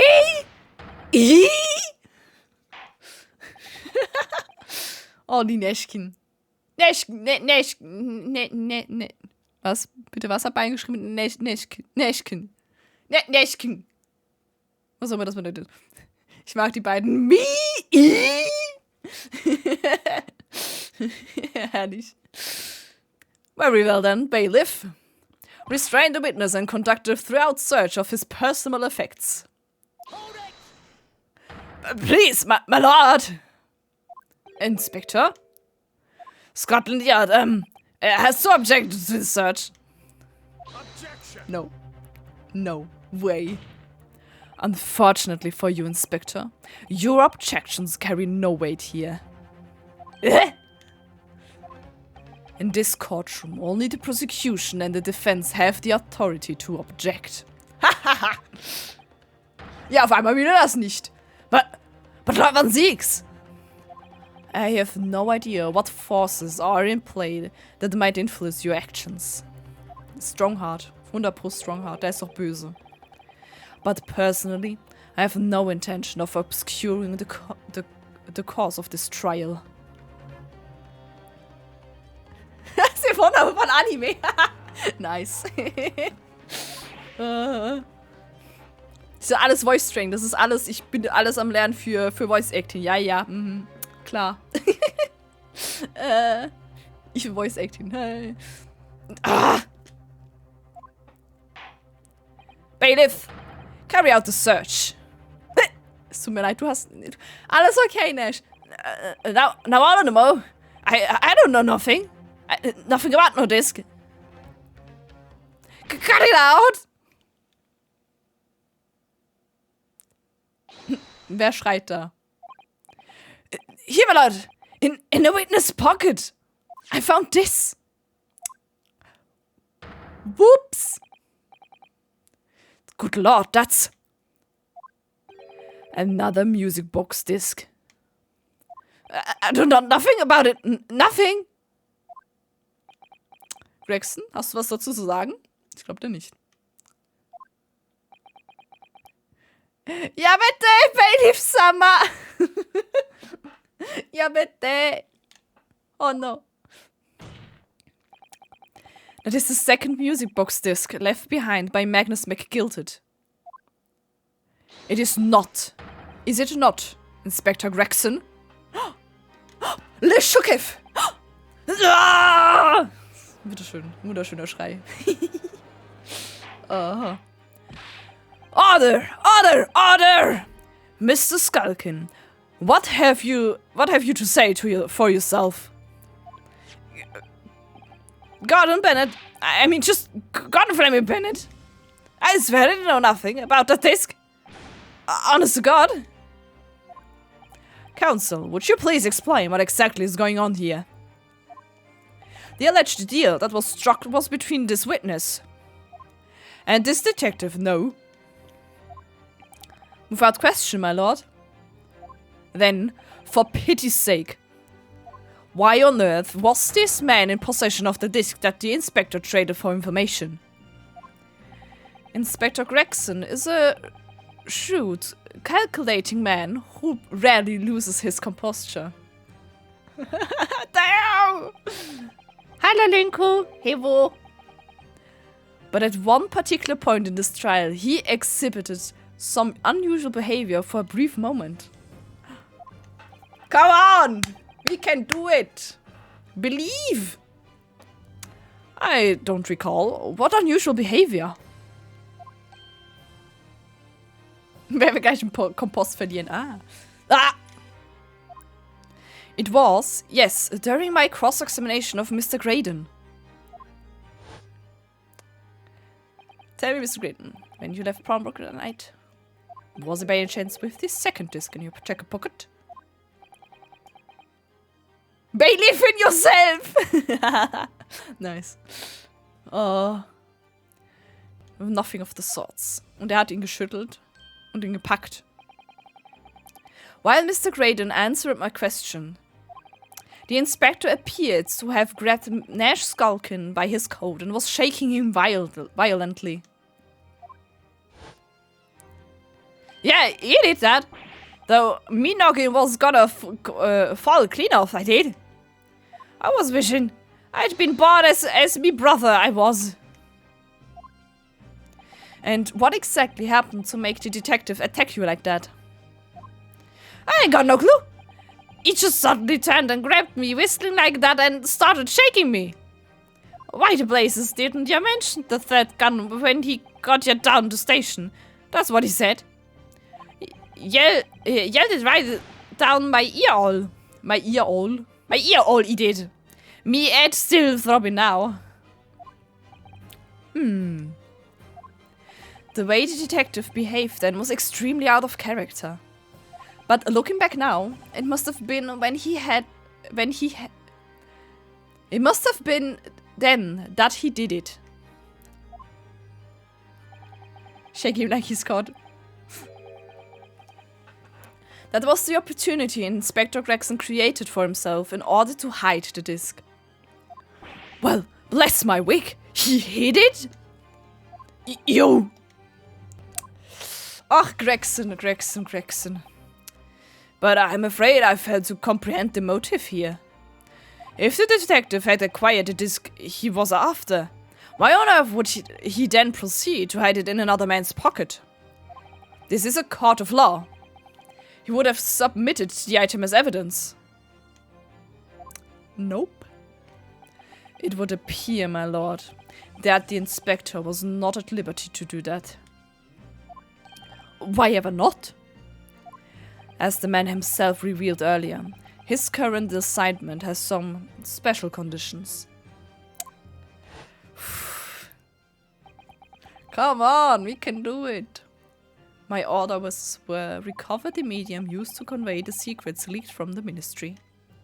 And do it on the key too. Strictly hush hush. Das ist super, das war vor 2 Minuten oder so gefühlt. Also vielleicht vor 5, aber you know. Hush hush. The top secret assignment, is it? As far as we're aware, the information stolen comes from confidential government communications. It would seem that if that information were to be revealed in court as evidence, it would be problematic. Does that sum up the situation, Inspector? I'm operating under direct orders of the ministry. I'm afraid I'm not at liberty to answer that question. So, realizing there was a chance that you may be searched here in court, you took steps to hide the disc you had acquired from the witness. Ah! Does this mean? You only pretended to attack Mr. Skulkin in order to get close enough to him. Was siegst auf einmal auf unserer Seite? Ja, aber dann siegst du es auf Seite von Justice. So sieht's aus. Ja gut, okay. Vor einer halben Stunde. Fair, ja. To slip the disc, the second disc into his pocket. So, it was all pretense.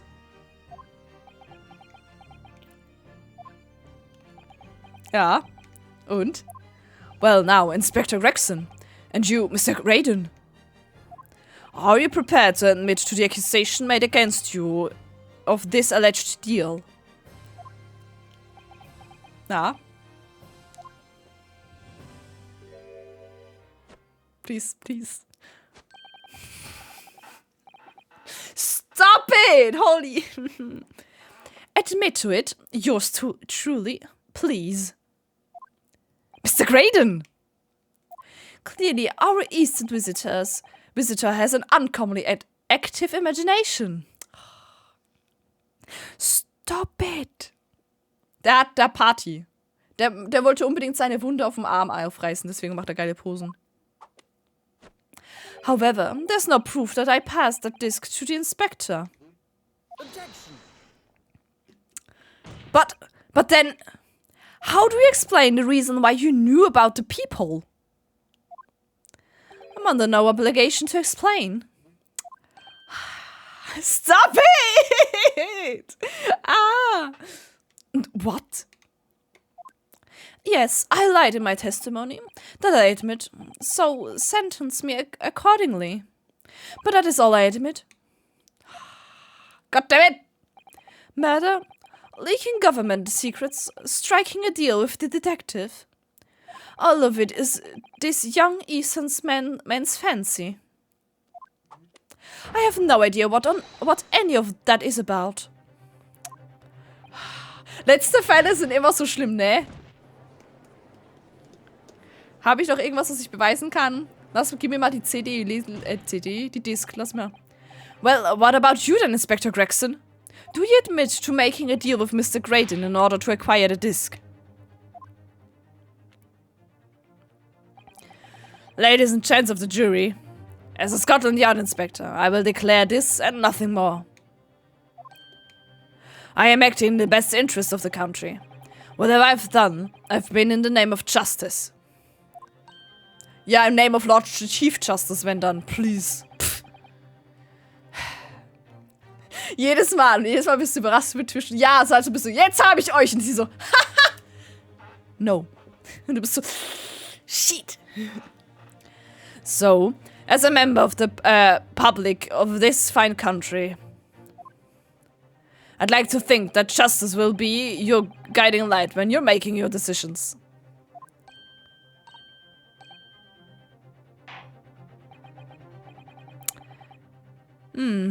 This is quite a quandary indeed. Rarely have I encountered such extraordinary tumultuousness in the concluding of a trial. Nevertheless, in the absence of any further evidence to be presented, I believe it is time that we put the matter of the jury for their final learnings. Well now, as a fellow servant of Queen and country, I must say I sympathize with the old inspector. No! God damn it! Yes, he's a dependable man, I'm quite sure. In service, one becomes a good judge of character. Even crossing your eyes doesn't help when it comes to looking at this case. It's all blurred to me. Well, as a fellow professional, I'd like to put my faith in the detective, really. Graydon is highly skilled operator. Stop. Currently in presence of idol. Stop. Detective has very much trust in my eyes. More than this, I cannot say. God damn it. I don't believe it. These 6 euros are... They're going to believe Gregson? If they declare their decision now. Is Ginny going to be found guilty? If I don't manage to produce some definite evidence right now, then we're going to lose. Either some proof that Graydon killed Mr. Windybank or stole those government secrets. Or some evidence to force Gregson into admitting that he struck a deal with the witness. Well then, Council. I think it's time I impose on the jurors to declare their final decision, no? That is, unless you have some compelling evidence you have thus far not presented to the court. Ich weiß es nicht. Ich hab grad keine Ahnung. If I let the judge call on the jurors to announce their learnings, Gina will be found guilty. So there's no choice then, Bruno. You have to throw some more evidence at them. This is it now. It all comes down to this. Ich weiß nicht, ob ich die zweite Disc habe. Habe ich die zweite Disc? Nein, habe ich nicht.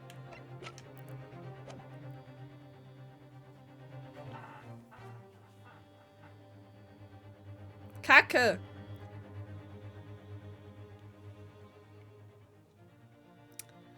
Ah, welchen von beiden muss ich nehmen? Was habe ich gegen die? Was habe ich gegen die? Who do I present evidence against? Gregson or Graydon?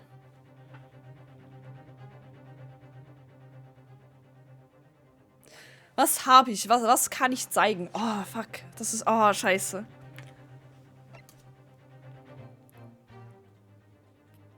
Das wäre auch meine Idee. Aber ich weiß nicht, ob das... Bist du sicher mit der... Die dritte Knarre fehlt noch, ja. Aber da habe ich nichts für.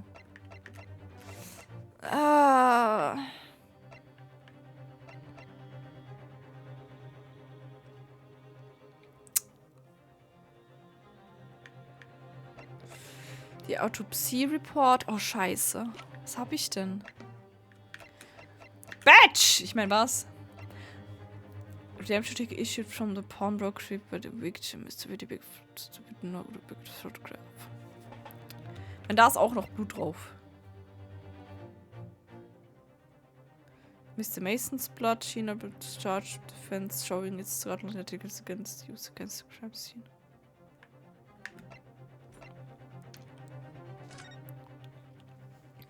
Batch! Ja. Representation Grid. Das habe ich gar nicht gelesen. I the undersigned, agree to legal presentation by the lawyer named Hiranda in regard to the following incident.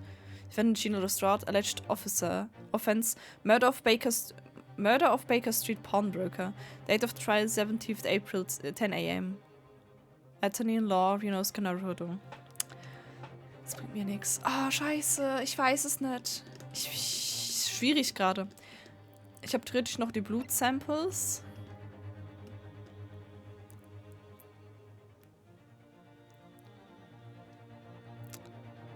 die Story glaube ich nicht, dass die irgendwie relevant ist. Ich habe die Papers. Die Photographs, die glaube ich auch nicht.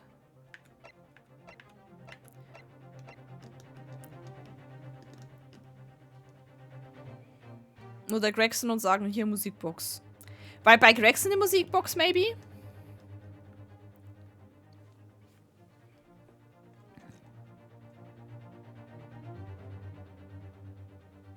Nicht graden die Musikbox. Gregson. Gregson will ja nicht, dass wir das rausfinden. Also sage ich Gregson hier, ja, gib halt die Disk. Dann gucken wir das uns jetzt an.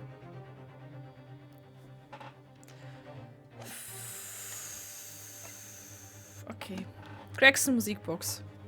Ich hoffe, es ist richtig. Weil ich weiß nicht, was ich gegen Dings noch habe. Ich habe nichts. Ich habe ja kein Bild vom Mantel oder so, du Scheiß. Bringt mir nichts. Ich glaube, wir müssen auf Gregson gehen. Inspector Gregson. There is one final piece of evidence I would like you to see. What's that then?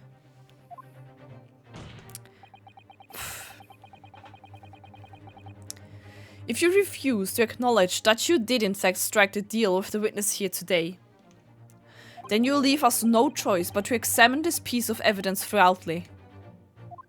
Well, go on! This is my last chance. It looks like I'm going to have to force his hand here. One final piece of evidence to get this detective to admit to the deal he clearly struck with Creighton. Nicht die Musikbox.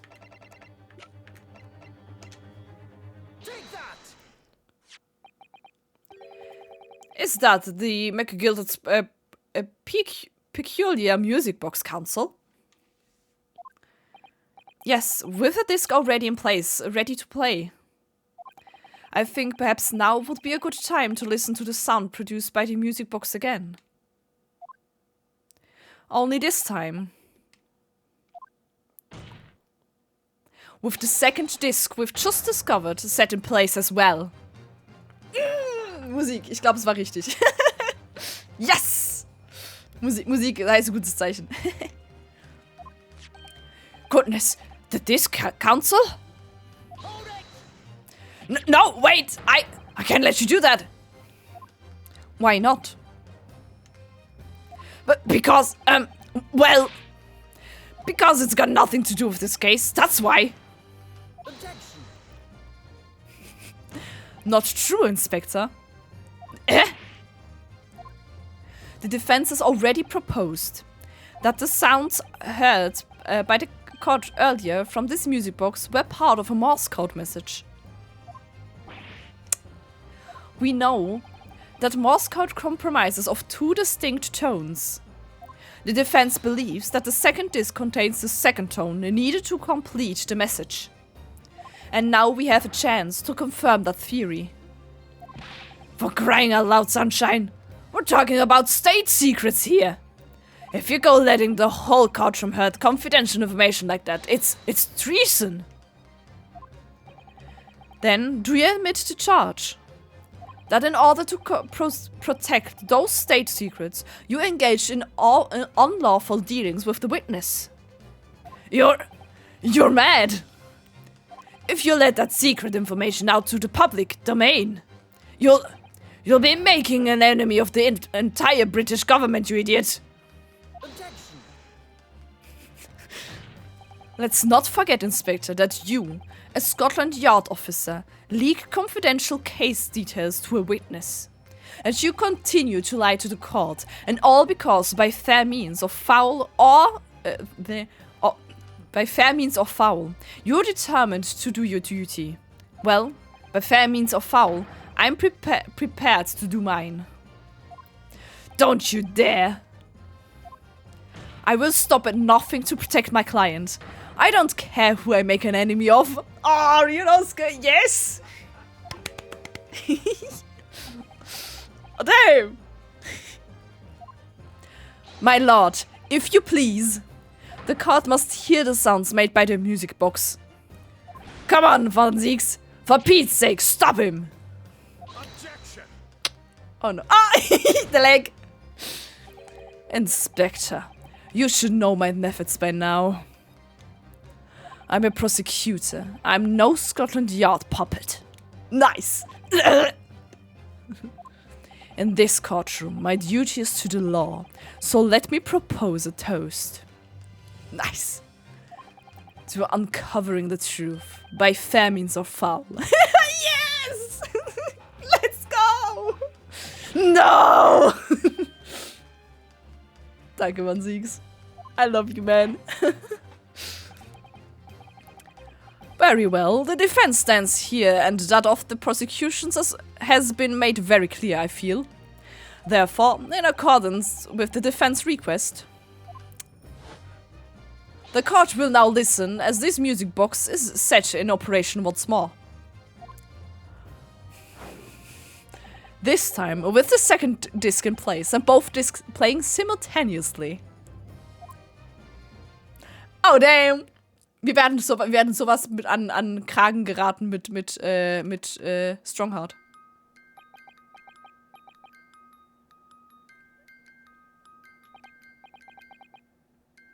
It's unmistakable now. It's Morse code. Alright, I admit it. Whatever you want, but for the love of God, shut that box down. Zu schnell, kann ich nicht lesen. Sick Beat. Die andere hat's bestimmt schon gelesen. Verstanden. Die wusste, um was es geht. Let me ask you again then, Inspector Gregson. Did you, or did you not, strike a deal with the witness next to you in the stand, Mr. Ashley Graydon? Specifically, did you furnish the witness with confidential case details in exchange for this music box disc? Did you reveal the existence of the people in the pawnbroker storeroom door, Inspector? Juicy details in the box. Stop! Yes. I did. Stop! What are you doing, man? It's all exactly like the young Eastern lawyers said. When the trial resumed after the recess, and we were stood here in the stand together. That's when he approached me with the deal. Shut up, you're impeccable! Shut up! Psst, you there. The detective who turned up at the pawnbroker the other day, aren't you? I may have something you're looking for, Inspector, with me at this very moment. So how about a trade? I suggest you accept. Or information that may make certain individuals uncomfortable will soon become very public indeed. Damn. I couldn't let that information become public knowledge. Not under any circumstances. So I accepted the man's proposal and told him details about the case that should have put him in the clear. The people in the storeroom door and the bloodstains on the overcoat. Gar nicht mehr so eloquent, nicht wahr, Eggert? Yes. By giving false testimony, this witness intended to have the defendant wrongly accused of murder. Inspector, you knew that. Yet you still revealed those details to facilitate the witness's pre-jury. I did. But then it turns out the people had only been made that night after the incident took place. Scotland Yard wasn't aware of that, if I'm perfectly honest. Well, Mr. Graydon, what do you have to say for yourself? There's nothing and no one left for you to hide behind. You struck a deal with the inspector in order to escape conviction of a very serious crime. Namely this. You are the third intruder who broke into the pawnbrokery on the night in question. And you perpetrated the murder of the proprietor, Mr. Pop Windybank. You... Traitor! Oh, Don't! Oh, dude, no, stop! Hey! That's not okay. You can... Ah! Would you not please kill him?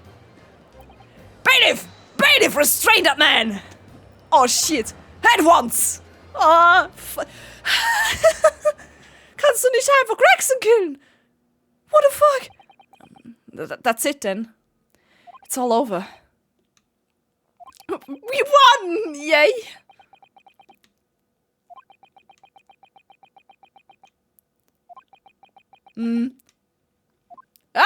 Punkte. I despise my life growing up. Those slums are vile places. I was cursed from birth, born into poverty, the son of a penniless artisan. My parents did nothing but quarrel all day long. What little money they had was never spent on me.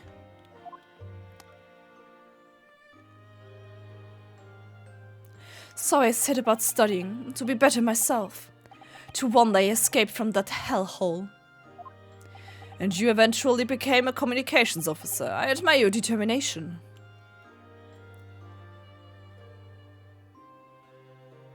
Wow. But then you decided to try to sell government secrets. Secrets? Why?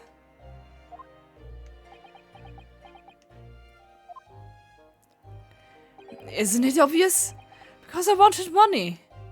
Even now, years later, the nightmares of my life and the slums wake me in the small hours. I wanted to drown them out, with more money than anyone who lived in that squalor could ever imagine. Then one day, I met him.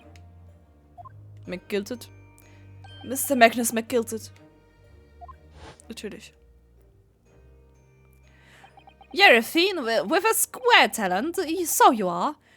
I've money to throw your way if you're interested. All you need to do is go along with me little plan now. Oh no. He's the bad guy. He's the bad guy.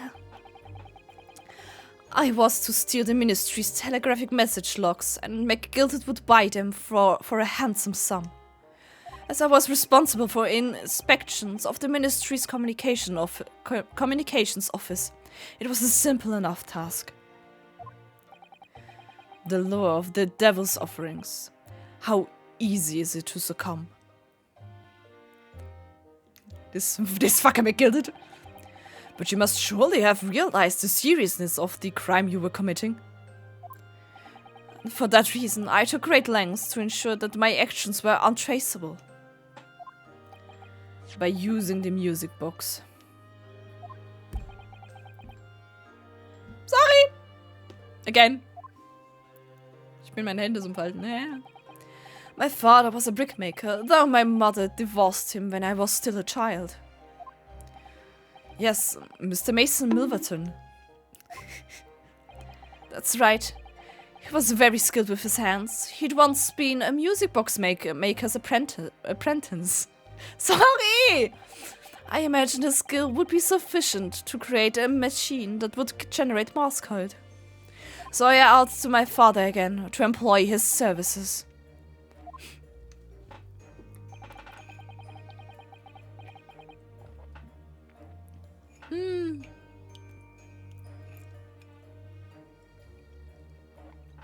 Ich hab's heute mit dem Bunken. Es tut mir leid. I'm sorry. It was the first time I'd seen him since I left the slums 10 years earlier. Creepy scene. Look at you, Ashley. What a fine gent you've become, eh? He was a different man to the one in my memory, a thin, frail old man. But poverty had never broke him, never corrupted him like it had me. I was sure that he wouldn't help me if I told him the real reason. So I made up a story. I've got some work for you, father. I need some music box discs made. Music box discs, eh? A musician friend of mine has written some music he wants to sell to the public. I've brought the score with me. There are two, actually. I'd be delighted, son. It's been 20 years since I did any work like this, though. Fetch my tools, would you? They're in the loft. That's how I had him make the two discs. Thereby splitting the information in two. You were talking considerable precautions indeed. It was to protect myself as much as anything. It meant that I could deal with McGilded in two separate transactions. The first involved the first of the two discs and the music box for playing them. I exchanged them with McGilded for 10 guineas. Then, on receipt of the second disc, he would pay 1,000 guineas. Ooh. So, what happened to the omnibus 2 months ago? So, what happened on the omnibus 2 months ago? Was the second part of the deal. The exchange of the second disc. Und sein Vater musste dafür sterben. Heavy. Yes. I'd sold the man information that way a number of times already. But it seemed he became reluctant to part with his money. But that doesn't make sense, Mr. Graydon. For why was it that on the omnibus 2 months ago, your father, Mr. Milverton, was the one dealing with McGilded and not yourself? When I received the 1,000 guineas after my first completed dealings with McGilded, I decided to give 200 to my father for his troubles.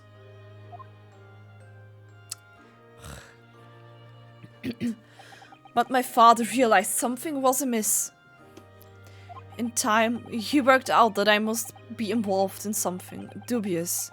And when he did, he said to me, "Next time there's an exchange, you'll let your old man do it, understand? Otherwise, I won't take your money anymore." Oh no. Oh no. Oh, that's sad. That was my father's way of dealing with it, I suppose.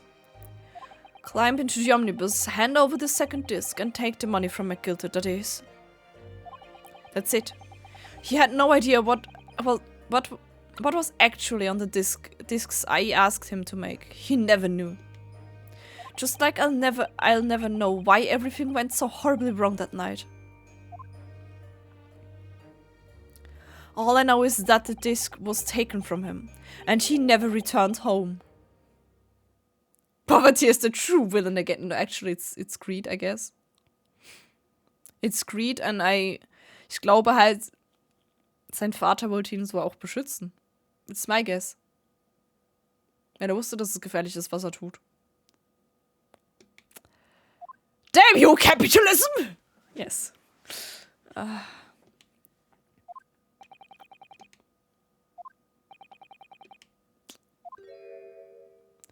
It was only then that I found out what sort of a monster McGilded really was. So after 10 years of not once uttering it, I swore on my father's name.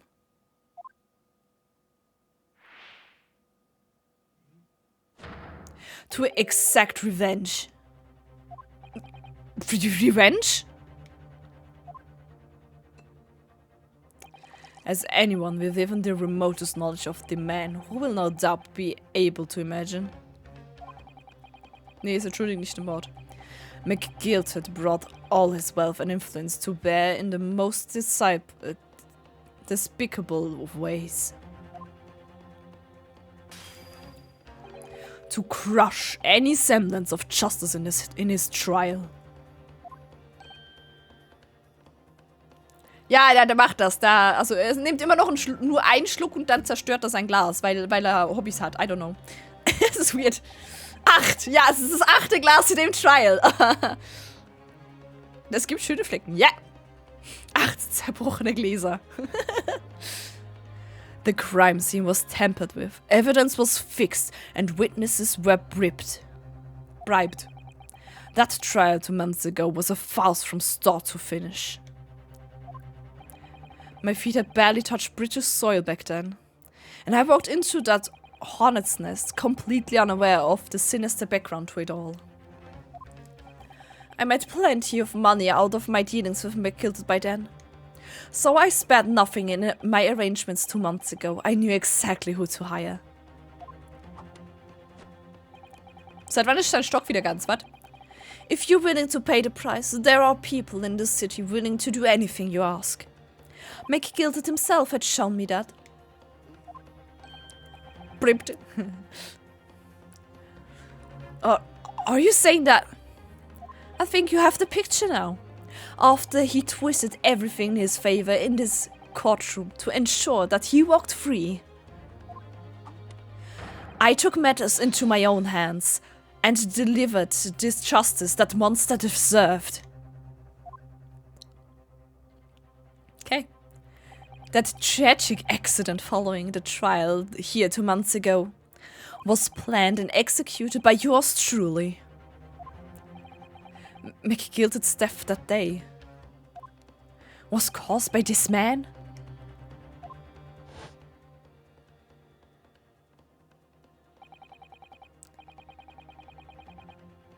Dann war der das.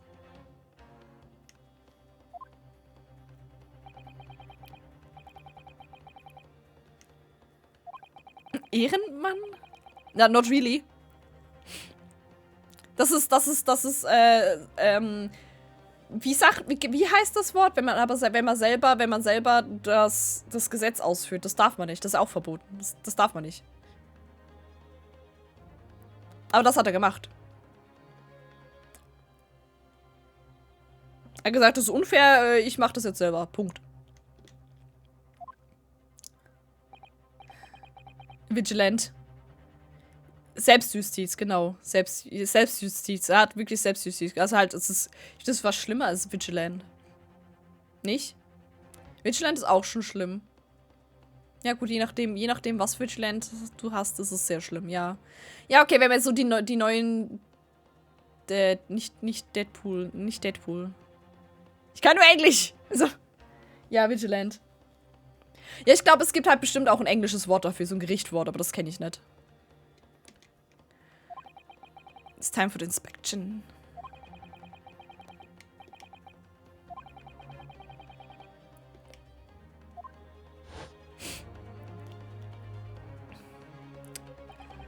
So, that policeman who came to tell McGilded he could examine the omnibus again. Vigilante.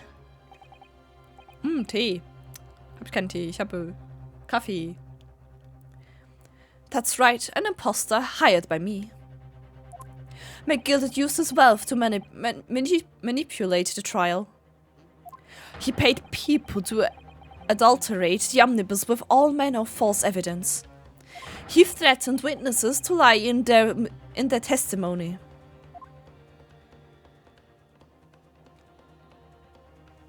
So I gave the man a taste of his own medicine. Once the omnibus was doused in paraffin. Okay. One of my sham policemen ushered McGilded inside and sent him on a one-way journey to hell. Der Junge. Don't be surprised. An eye for an eye. That's how I avenged my father's death. A spine-chilling account, indeed. But that wasn't the end of it for me. There was a loose end, you see. A loose end? Ja, die disc. Yes, I should think it's obvious. The second disc, which my father had taken to exchange with McGilded.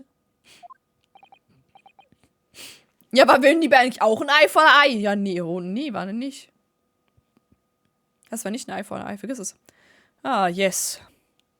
There was indeed no mention of it in the man's trial 2 months ago. Clearly because it had been removed from the scene of the crime.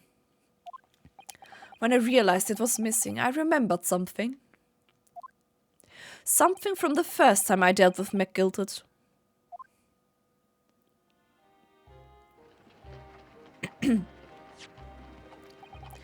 This is the first of the 2 discs, and the music box, you need to play them.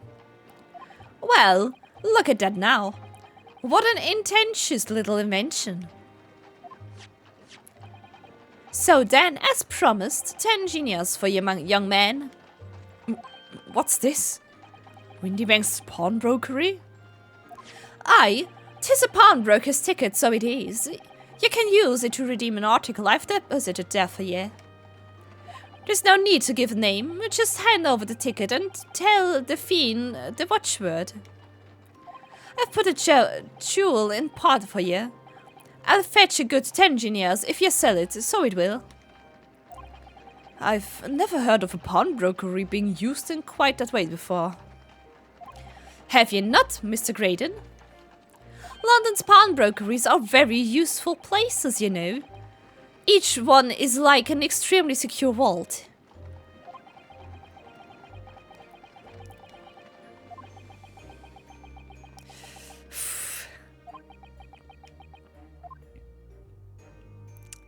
So I knew that if I'd taken steps to hide the disc, it would be in that pawnbrokery somewhere. And that on the night he killed my father, he must have entrusted the ticket to someone. Yes, to Gina. I remember now that when we first met you at Windybanks that afternoon 2 days ago, you had a description of Miss Lestrade written down. How did you know who you were looking for? From the trial, that pickpocket's testimony was clearly peculiar. Anyone could see that. I realized immediately that she was another of McGilded's pawns, that she must have threatened her somehow. I was fairly convicted it could be her who had the ticket, so I started to make some inquiries. I had a strong suspicion the girl would come out of the woodwork on the redemption deadline. And he was absolutely right. And yes, sure enough she did. And all I needed to do was to wait until the girl went to Windybanks to redeem the article. But unfortunately, she redeemed only McGilded's overcoat and the 1 disc that was in its pocket. The all-important music box with the 2nd disc inside was missing. Because it had already been forfeited 2 days earlier. But I was unaware of that fact. Had I not been, I could have avoided my nighttime excursion.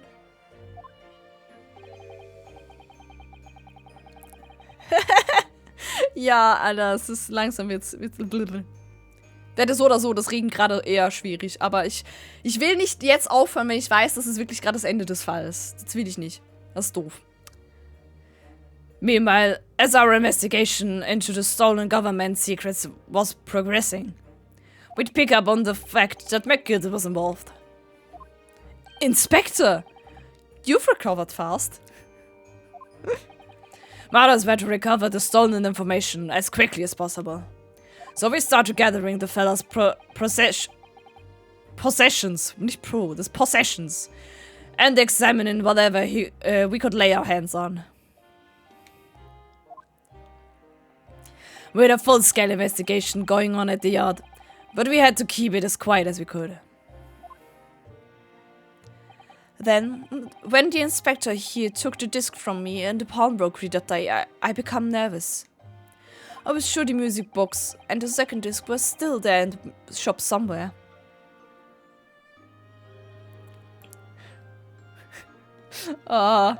Also. So I knew that I was a race against time. It was a race. God damn it. I had to find those articles before the police did. So that's what prompted you to break into the place at the same night. That night. So, egal. With the help of your old friends, the Skulking brothers. What happened that night in the pawnbrokery? I can only describe as a nightmare. While Nash and Ringo were searching the counter, I'd located the music box I'd sold to McGilded on the shelves of forfeited articles.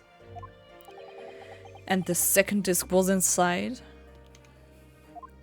Yes, I slipped it into my pocket with a very deep sigh of relief. But then, something entirely unexpected happened. What are you doing in my shop?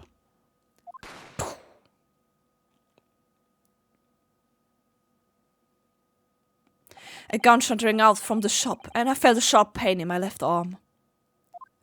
The broker fired his gun, and the bullet pierced your limb. Yes, exactly. But unfortunately, I decided to bring my own gun with me that night. Just in case. Nicht unfortunately, fortunately. I don't know. Ich hab's nicht richtig gelesen. Zweiter Schuss. Before I knew what was happening, I'd fired back. The man had already turned to flee. I hadn't intended to fire it in his direction, much less kill him. That's all I mean. Winnie shot first. But unfortunately for both of us, the bullet hit home. It struck him in the middle of his back, and he fled through the storeroom door for refuge. A sorry tale. It all took place in the blink of an eye. I don't imagine Nash and Ringo even realized what had happened at first. I was terrified, so I fled. And that's the whole story. That's everything that happened at Windy Banks on that wretched night. So. There we have it, folks! Nice.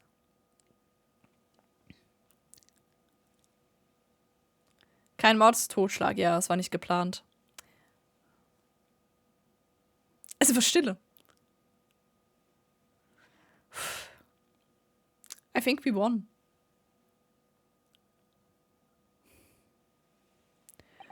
Earlier, you called McGilded a monster. A man who used his wealth and influence to distort the facts and escape justice for the crime of murder. What a tragic irony. For what you have done is exactly the same. Yeah. Nobody won today. Doch, China won. Keiner. Wenigstens nur Pre-Jury. Ist okay. You've become the very monster you saw and despised so deeply in McGilded. Yep. Yes, I think I have. Damn. The true winners are the ones not involved! True. Well, this has been a long and exhausting trial. Ja, wir sind jetzt schon wieder seit 4,5 Stunden dran. Huch! However, it would seem that at last we have arrived at the truth. Inspector Gregson, what of Mr. Ashley Graydon? He's been restrained, my lord, and he is being escorted to the yard. He'll be charged with the murder of Mr. Winniebank. And the stealing of government secrets. Er wird vermutlich schon für den Mord gehängt, nicht wahr? Very good. And you, Inspector, regrettably, you will have to face charges yourself. Yes, my lord, of course. It transpires that you were complicit in helping a criminal escape justice. That fact remains, whether or not you were doing so in the line of duty. The crime is a serious one, Inspector, and inexcusable.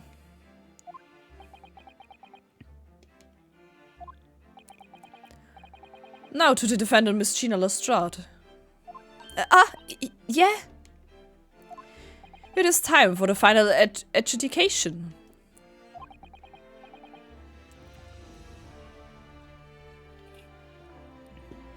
He dead, yo.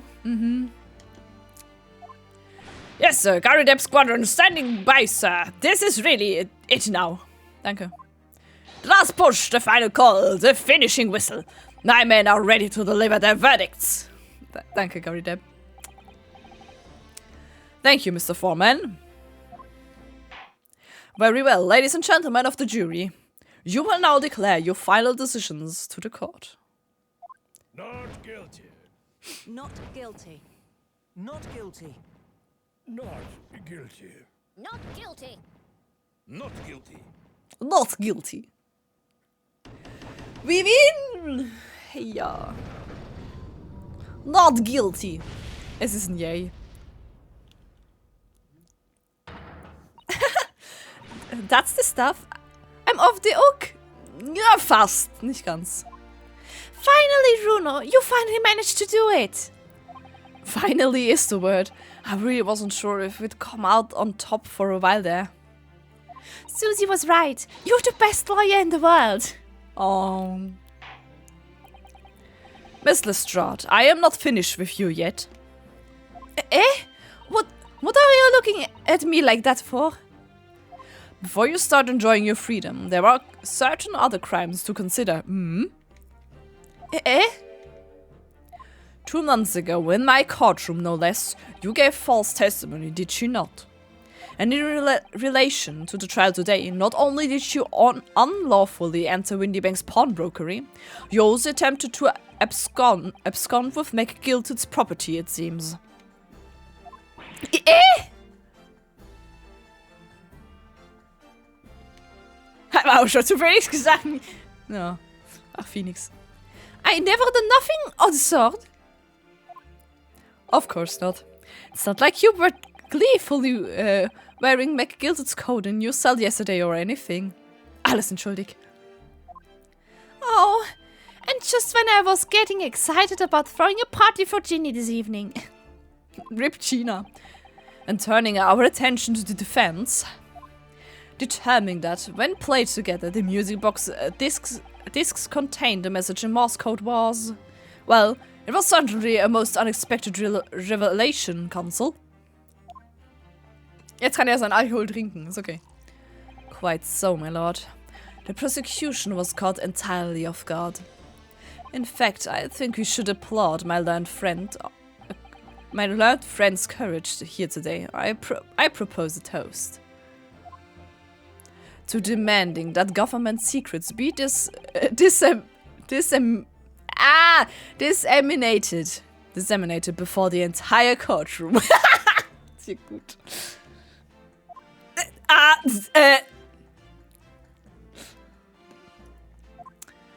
Very sorry about that. It was the only way that I could get Inspector Gregson to admit to what he had done, so... wer sagt jetzt das? Wenn man say something, der Poet. Ist es Gregson? Isn't that... Oder ist es... Ah, das ist sie. It's, about the sounds produced by the music box before. I do wonder if that was really Morse code at all. What? What are you saying, madam? Oh, well, it's just that I'm really rather fanatical when it comes to Morse code, you see. So much so that the whole world seems to be covered in dots and dashes to me, in fact.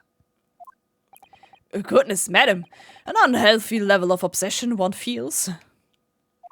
But I must say that in my opinion, the sounds produced by those 2 discs were nothing more than that. I mean, it's like a series of 2 different tones. Vermutlich müsstest du die umtauschen. Vermutlich sollte die jetzt, also die unten oben waren vertauscht. So. What? What? Can it really be? It wasn't Morse code after all? But, my lord, the defense would like to listen to the music box again. Are you not? Now how many times do I have to tell you those discs contain ministerial secrets, sunshine? This courtroom is not an appropriate forum to discuss the nature of the government communications. We know McGilted conspired to trade national secrets with our enemies. Secrets acquired from Mr. Graydon. Now that the man has admitted to his crimes, we have no need to pursue the matter further. But it's really going to bother me. Iris weiß, was los ist. Miss Lestrade. Yeah, milord? That which you have seen today here in this courtroom has been extremely disturbing. Ja, es werden Secrets nicht verschlüsselt, ja. Falsified evidence, intimidation, pre-jury, a grim catalogue of depravity. An appalling experience to befall any child. Come on, it ain't nothing I don't see most days in the back youth slums. I beg your pardon?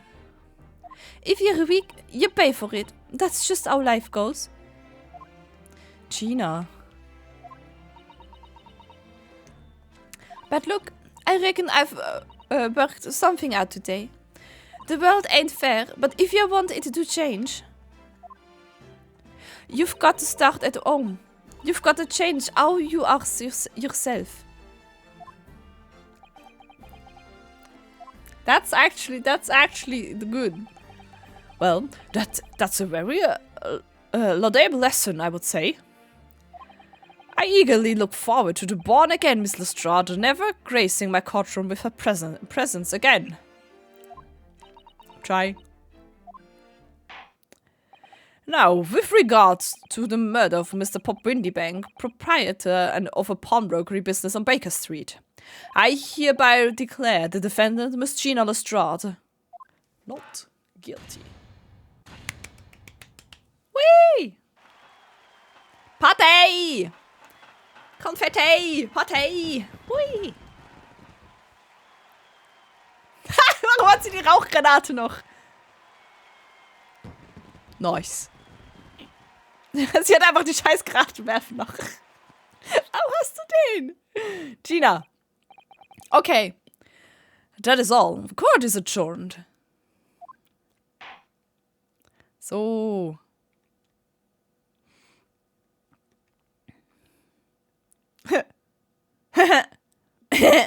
Hallo, na? Oh, hat sie den Mantel wieder angezogen.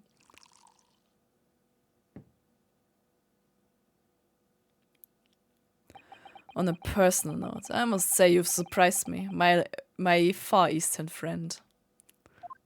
Oh!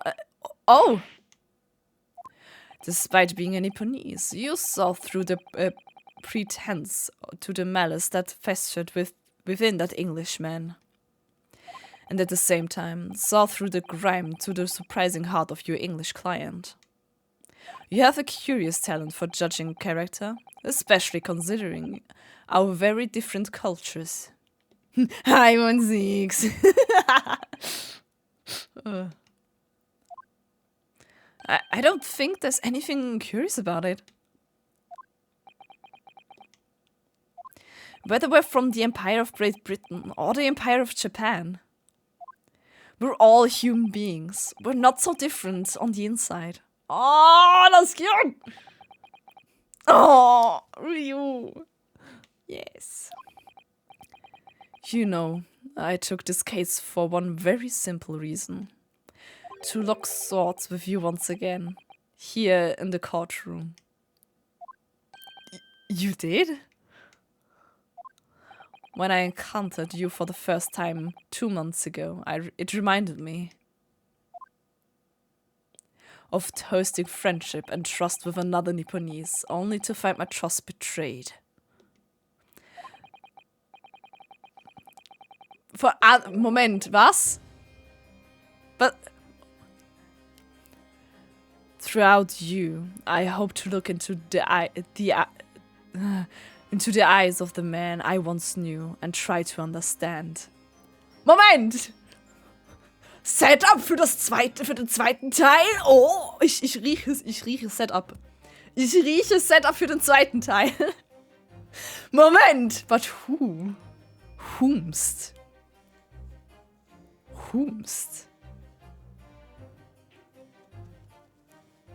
Okay. Ein anderer, es hat den Freund betrogen. Okay, what? But who? You mentioned something similar earlier today about total betrayal at the hands of the Japanese. What happened exactly? Als ob ich das einfach sagen würde. Well, you may ask. And one day, when the time comes, you will learn the answer, whether you like it or not. Good. Alright. Then I'll try to wait for that day, if I must. Jetzt kann er seinen Alkohol saufen. Coming to be known as the Reaper of the Bailey and my retirement from service 5 years ago. It gives me cause to wonder if our meeting has some deeper purpose. Nein, was schon! So, farewell, my learned Nipponese fellow, until we meet again. Dazu mehr in der ersten Folge von Great Ace Attorney. Thanks for watching. Nicht das Glas 9. Das war das 9. Glas. Ach Mann. Oh, das ist 100% ab für den zweiten Teil. 100 Pro. Müssen wir einmal einen Sieg verteidigen? 17. April, 5:24 PM. The Old Bailey, Defendant's Antechamber. It's done. It's over at last. But where's Iris disappeared to? Ah! Congratulations, Gina. I knew it all along. I knew that you were innocent. Well, you did what you said, Mr. Nara-Odo. You believed in me, right up to the end. You're as odd as your name. What's so odd about it? I told you I had faith in you, didn't I? Ja, es ist so ein gutes Franchise. Ach. No one ever asked it before, see? Kept the promise, I mean, properly. That's awful. I figured something out today. All my life, growing up in the slums, I've never trusted no one. But that's just cause I've been scared of being stabbed in the back. I mean, the more you trust someone, the more it hurts when they let you down. Yes, I think I can understand that. After all, I had a taste of it in the trial 2 months ago. I chose to trust someone and paid for it. That betrayal left a big scar. You know though, Gina, I worked something out quite recently too. Trusting in someone else is really an exercise in learning to trust yourself. And when your gut tells you it's the right thing to do, and your trust is rewarded, there's no better feeling in the world. Aww. I think I have you to thank for reminding me of that valuable lesson. Oh, well, if you say so. It don't make a fat lot of sense to me though. I'm trying to say that putting my faith in you, Gina, has been a real pleasure. Aww. For crying out loud, beg it in. Hey! But I suppose I sort of feel the same way. I mean, sometimes trusting someone else is, you know, alright. Yay! Thanks. Thank you. This is the way I see it, Rionosuke. A defense lawyer is only as good as his faith in his client. And that comes down to how much faith he has in himself. After this experience, I'm starting to feel like I understand what you mean. Kazuma, I am living up to your expectations.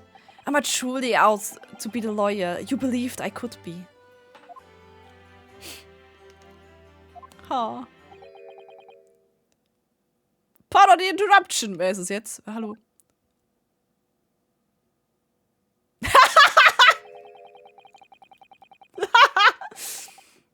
Sholmes, what the fuck? But what did use does a man have to do to be noticed around here, my dear fellow? Ach, Sholmes. Ah, that voice. It's too late for that voice now, Mr. Naruhodo. I'm sorry. I've been standing here patiently on the corner of the room for an eternity. ha! Yes, it was me all along. I would have said, and when finally you noticed me. But you people, if you're incessant babbling. Mr. Sholmes. Ha! Yes, it was me all along, you see. Oh, meine Güte. Sholmes.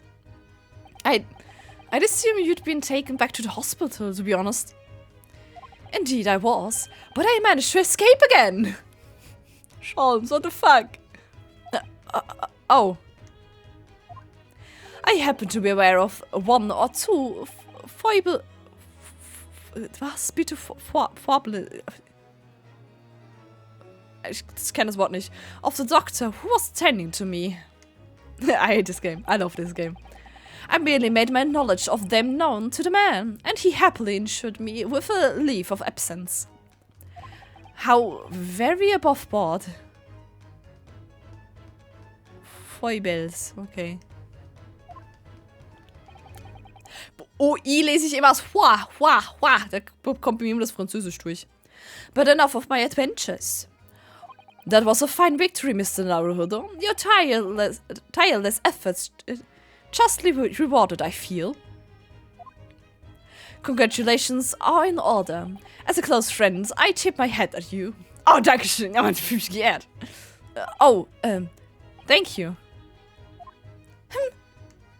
Some great detective you are. Great at being cold as ice, maybe.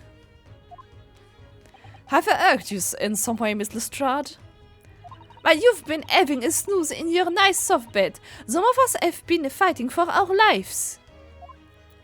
Oh, well, that bullet did cause me to lose a substantial amount of blood, it's true. So I have indeed been feeling somewhat cold. Not perhaps as cold as ice, but, well, have a feel. Could you take your hands off my neck, please, Mr. Sholmes?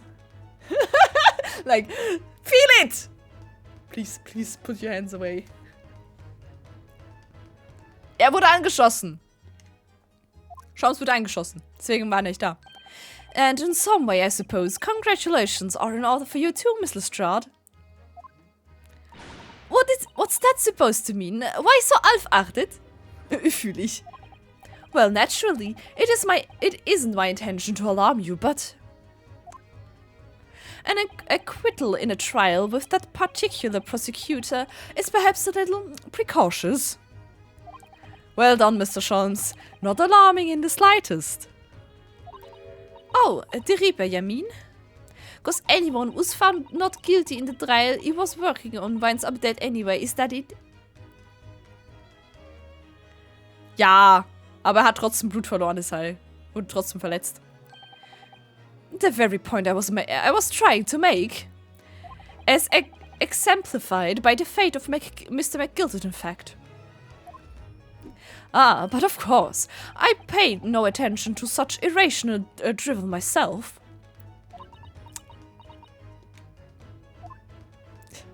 Yeah, well, it don't bother me. Oh, really? Course not. The way I see it, the Reaper's a bit like I'm upstairs. Him upstairs? You mean like God? Yeah, I'm upstairs. Him upstairs knows what's what, right? He knows what people are like on the inside. He would have got to be wrong. He won't have to got the wrong end of the stick. There are some coughs like that Bok Trotter who are rotten to the core. At the end of the day, him upstairs makes sure they get what they deserve. I suppose that's one way of looking at it. Divine justice is one thing, though. The Reaper taking matters into his own hands and claiming lives is another. Akzente again. Yes. Well, I ain't like the McGilteds of this world, so I ain't scared. I got principles, see?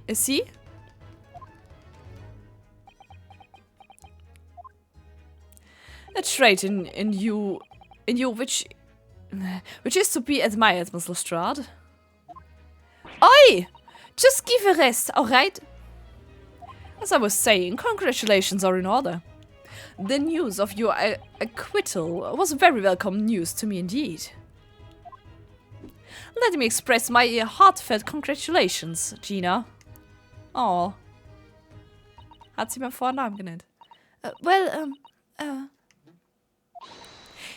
you are! Hurley! How long have you How long have you been here?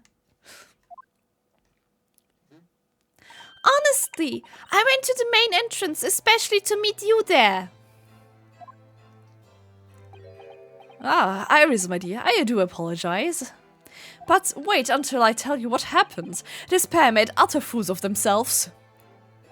What happened? As you know, I have a penchant for disguise. I was hiding in this room dressed as a bailiff. But these dolts didn't notice my presence at all. They have no idea. They had no idea. Can you imagine, Iris? Would you credit it? I'm not sure, really. I beg your pardon. I'm sorry, Hurley, but you just don't have the weighty presence you seem to think you have. In fact, you really ought to be careful about that. It's going to land you in trouble one day. Wir müssen ihn verteidigen. Oh, I'll be careful. Ouch! Oof! Big oof. Anyway, it's such a shame. I was so hoping to throw a party for Ginny tonight. But you won't be able to come, will you? Schloss. Don't look like I'm gonna be going nowhere for a while.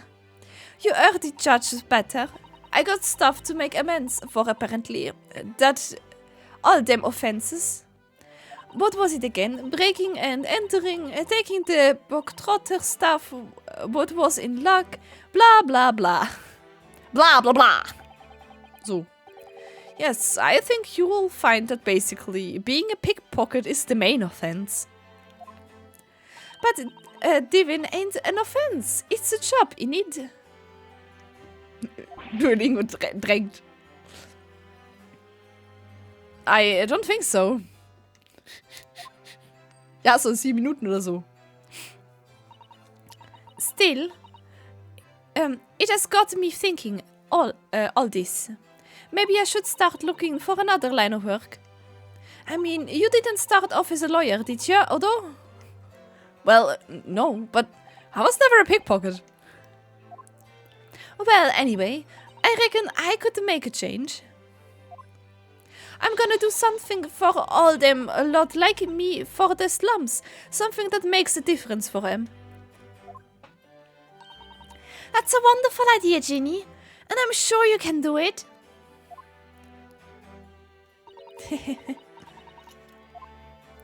What is it? Bis ich dich töte. Oh no. Oh no, don't cry, baby. Nothing. Gina Lestrade! Who's it now again? The prison carriage has arrived, ma'am. Come with me to the rear gate at once. Right. Well, looks like I'm off then. Yes. Goodbye, Gina. And good luck.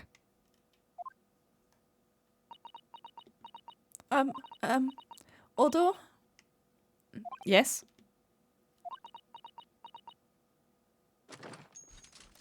Please don't shoot at me.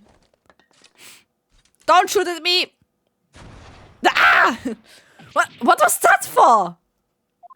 I don't know. I mean, I don't know what to say, so... Ah, indeed. Perhaps the situation calls for a phrase. That are missing from your vocabulary, Miss Lestrade. Thank you. On occasions such as this, I would recommend a simple thank you.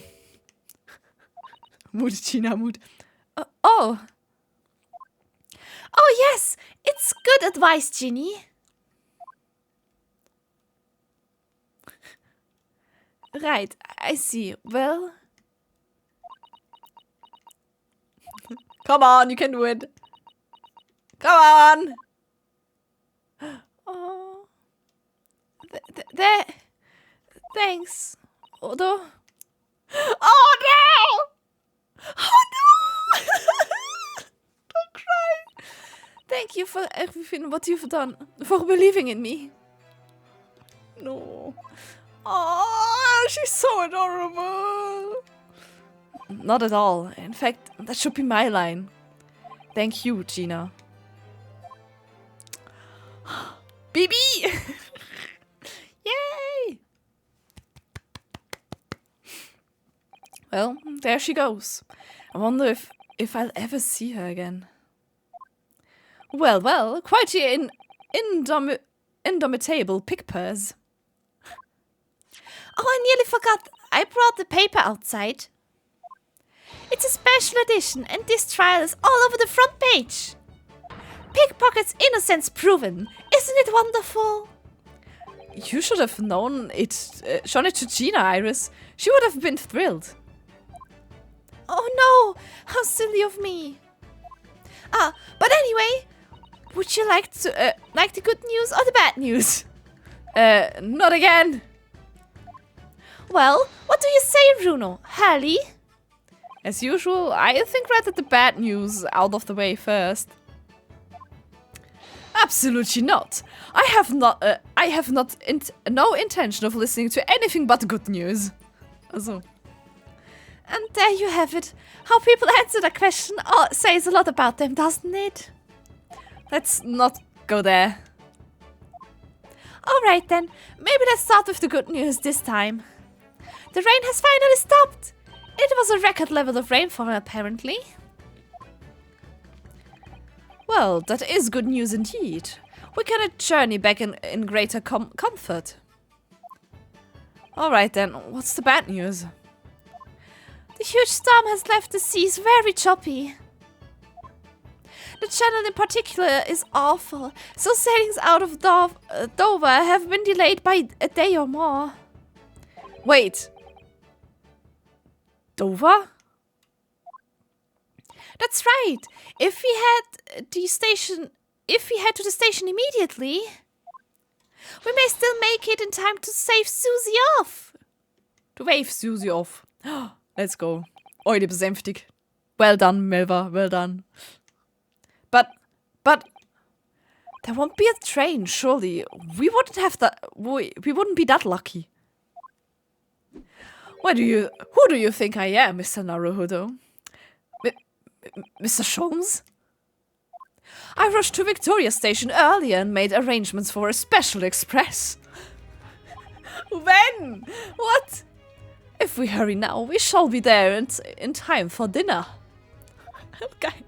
And I know for a fine restaurant that serves the most delicious baked sole.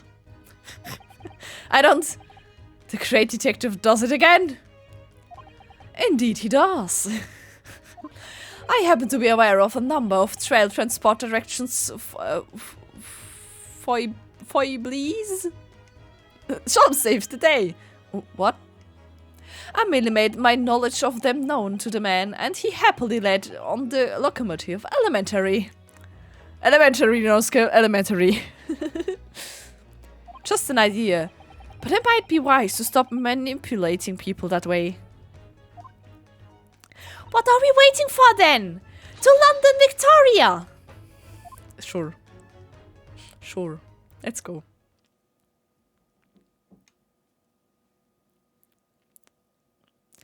18th April, 5:32 a.m. Port of Dover.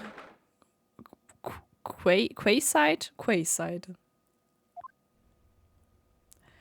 That took somewhat longer than I had anticipated. This game never ends, does it? No, it never ends. Susie's boat must be about to leave now.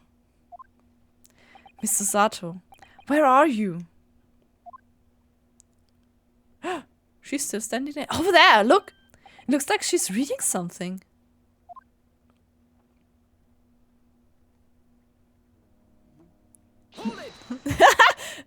Mrs. Sato, wait, what are you doing?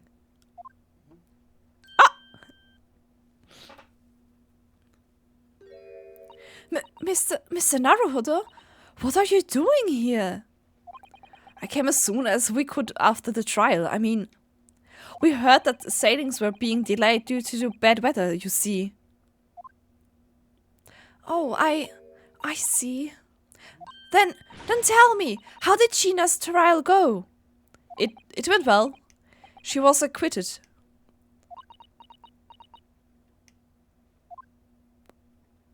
Oh, that's wonderful.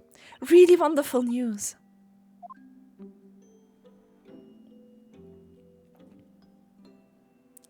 The book you were about to throw into the sea. It was your encyclopedia of British law, wasn't it? Oh dear, I was hoping you hadn't seen that. But why? I'm not worthy of practicing law in any way now. Just kidding. So I was saying my final farewell. You were saying goodbye to law? You, Sasato-san? Should I be correct in assuming? It's because of the people, Mr. Sato. I deliberately altered the scene of a crime and then I tried to hide the fact. What I did is utterly unforgivable. That reminds me... How did you even come to have this, Susie? Oh, the evening of the incident.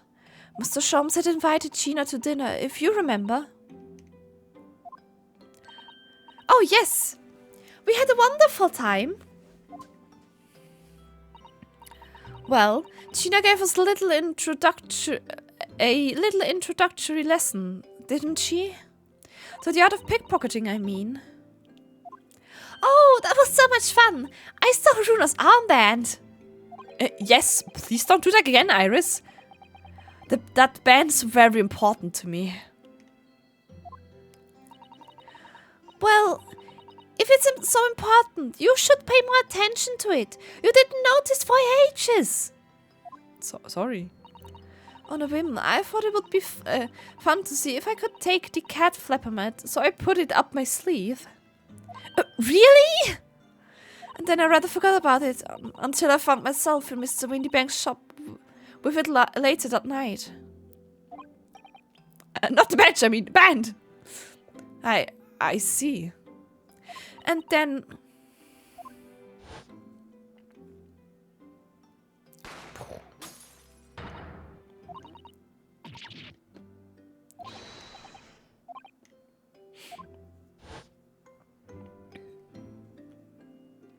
After Mr. Naruhodo had left the shop, I started to think.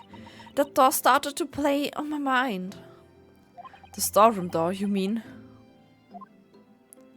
Yes, if Gina was anywhere in the shop, I realized it could only be behind that door. And at that moment, the little device that I had put up my sleeve sprang to mind. I was so worried about Gina, I simply had to know. So, you used the cat flapper mat to make the peephole in the door? As captured in the photographic printer of the shop. By one of Hurley's red-handed recorders. Indeed, it was of the first importance at that point. Precisely when the peephole was made, that information would prove to be Mr. Naruhodo's greatest weapon. Though naturally, without proof, it would have amounted to nothing. But when I looked through the hole in the door, the sight that met my eyes made my blood run cold.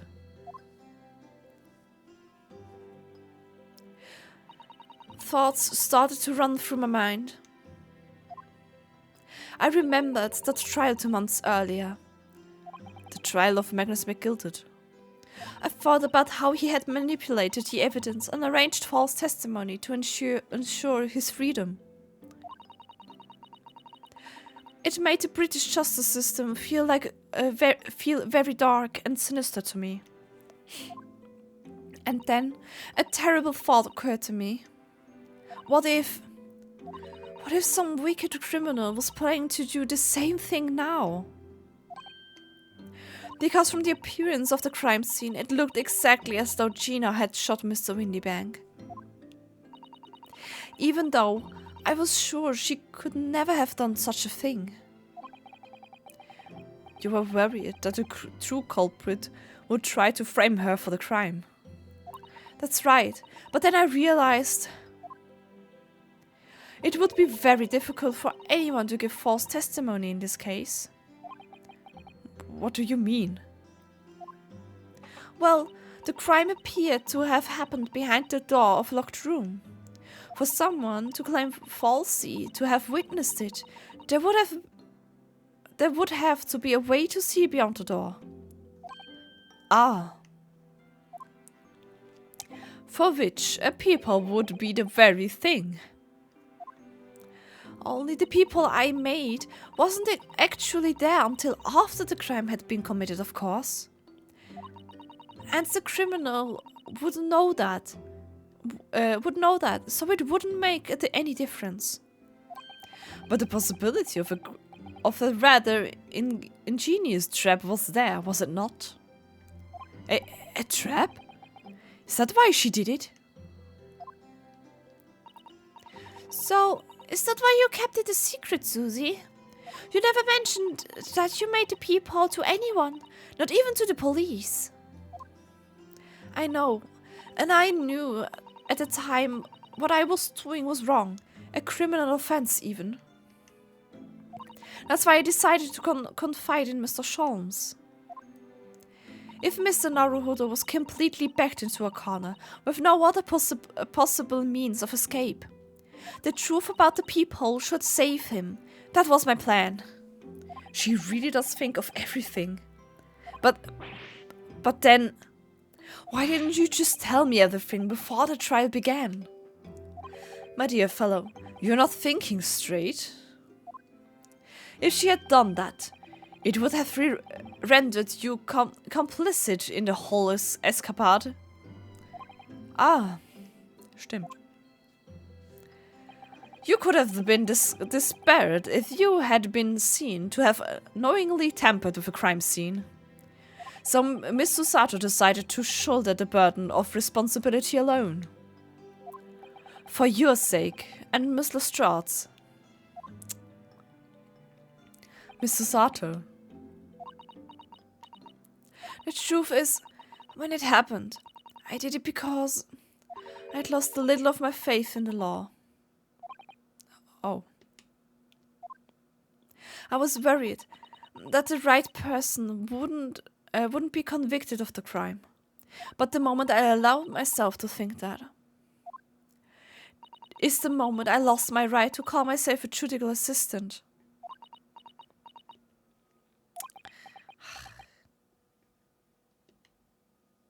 What you did isn't comparable to what he did.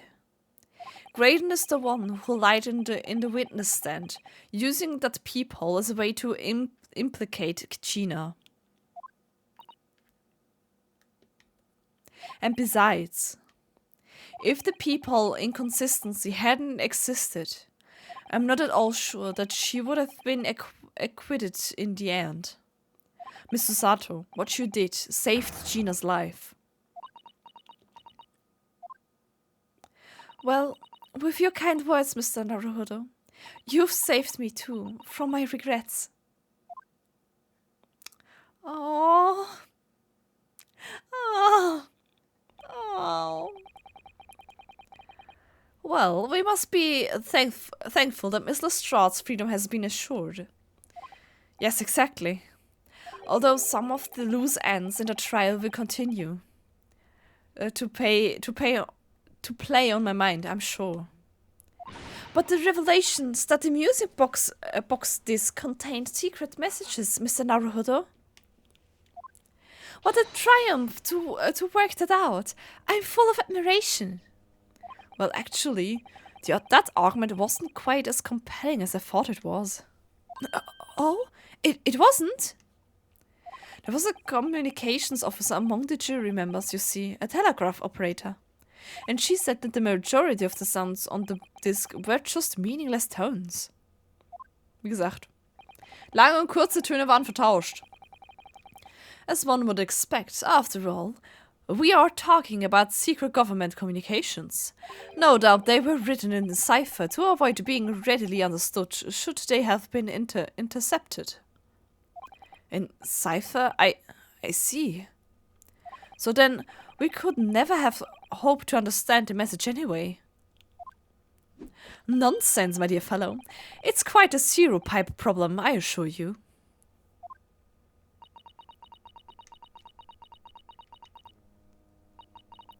A Sogi?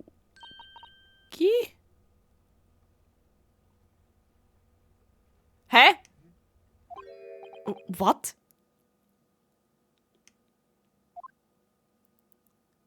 Well, that can't be real work, can it? How funny! Warum? Warum ist es der Nachname von Kazuma? Da, Moment. Asogi? Moment. Hä? Wait! Iris, what did you just say? Oh, I just said Asogi. Does that word mean something to you? Mean something? Asogi was the name of my best friend. Oh! What? But how? How do you know that name, Iris? Sie hat's einfach deciphert. No way, Iris, what the fuck? What? Iris hat es einfach deciphert? What the fuck? Iris! What the hell? God damn it, Iris. I wrote it down there in the trial before, when the message was playing on the music box. She transcribed it on the fly? She really is a genius. Jetzt bekommt niemals zweites Teil. Ende. Ey, der zweite Teil ist schon draußen, hallo? Alter. What the fuck? Ja, wir spielen das irgendwann weiter. Ist okay, ich weiß. I thought the message probably wouldn't be written out in plain Morse code, so I tried various ways to interpret it. But whatever I tried, the words just didn't seem to make any sense.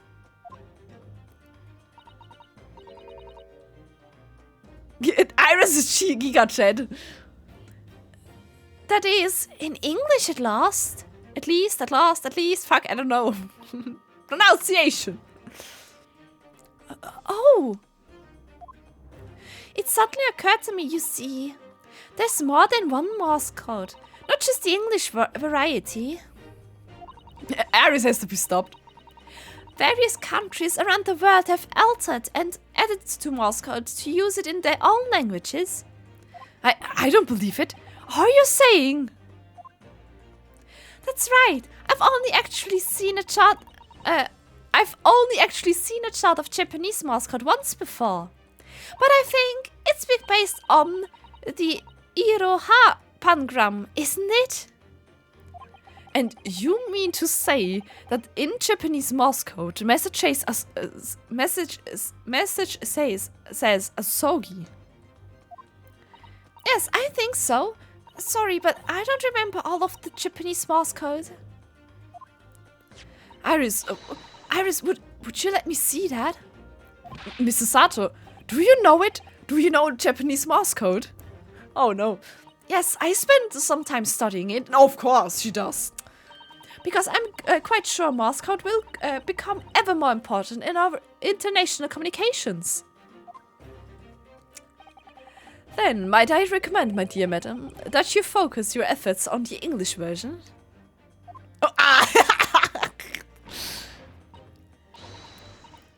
Be that as it may, Iris, show me the message, please. Weil Plot, genau. Of course. Of course the game will never end, no. And when will it end?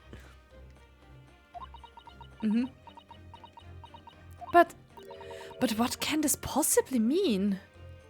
Whatever is in that long sequence of supposedly meaningless dots and dashes. It made the color drain from Susato-san's face.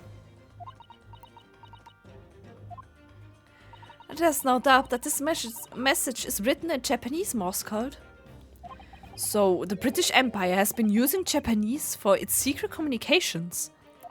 I don't understand the reason why, but the message appears to be a list of 4 people's names.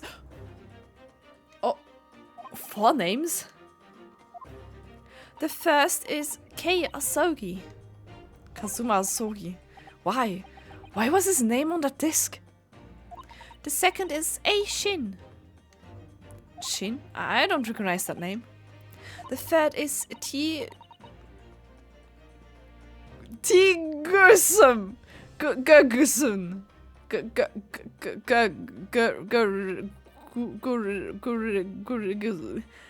don't fucking know. Oder ist das auch meint in Japanese? Gureguson.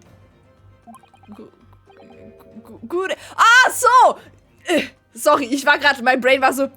Gureguson! Ah, I see, Gureguson. Gureguson-san. Ah, I see. Ah, oh, Naruhodo!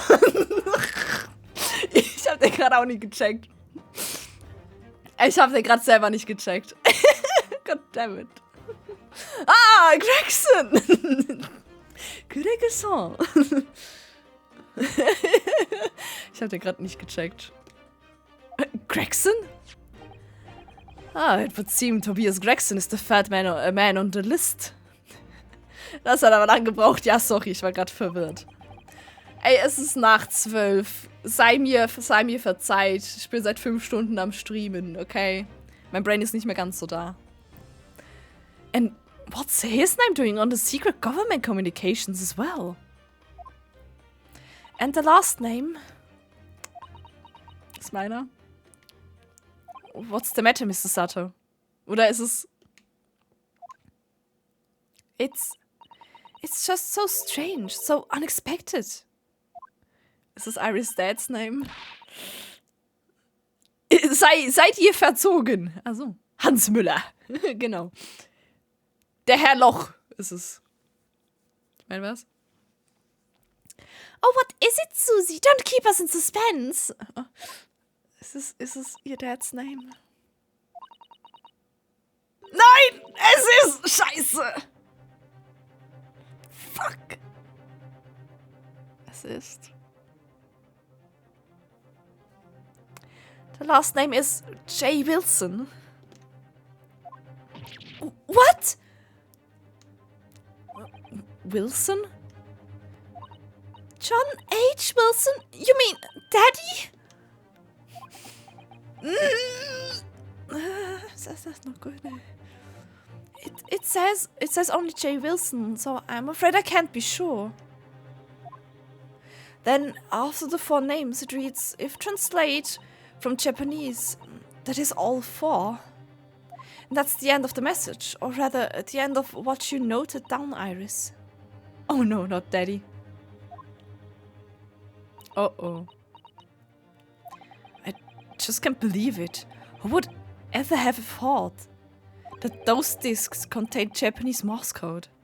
Not to mention a strange list of some disturbingly familiar names. It would appear that this particular message is a communication of some kind between Great Britain and the Empire of Japan. So, Daddy could be in Japan then. Also, Iris, ich möchte es ja ungern sagen, Iris, aber... Where's Susie and Runa come from? Well, Oh, well... No, it's not very likely, really, is it? I mean, there are thousands of pupils with the surname Wilson, and there must be a lot of J's among them. well... Professor John H. Wilson, visiting professor of medicine at the Imperial University. I don't think there was another one. But we can't tell it's Iris. We can't tell Iris about that now. We just can't. You cannot. This is so strange. Somehow, in solving the case of Mr. Windybank's murder today. Ja, guck halt. Ich auf YouTube. I feel like I've rolled back a boulder at the mouth of a very dark cave. Jesus! Ich meine, was? Do it! No, please don't. Also, J.H. Wilson Melva, für dich ist das Opfer im allerersten Fall. So. Yeah, that's fine, I guess.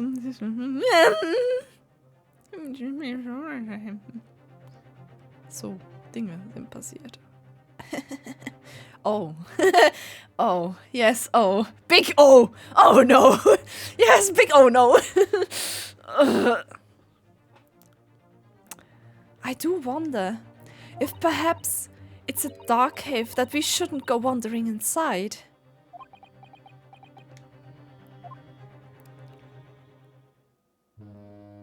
Ah, honk mich nicht an! Honk! Bitte einmal honk in Chat, danke. So zerbröselt der Keks. Oh. Oh dear. Dankeschön. The ship is going to set sail soon.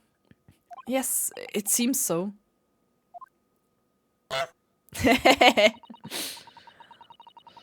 I sailed on that steamship first to the port of Dunkirk. Dunkirk in France. In France! Dankeschön, mehr Hongs. In France. In France. Ich habe keine Ahnung, wie es richtig ausspricht. France! In France. France.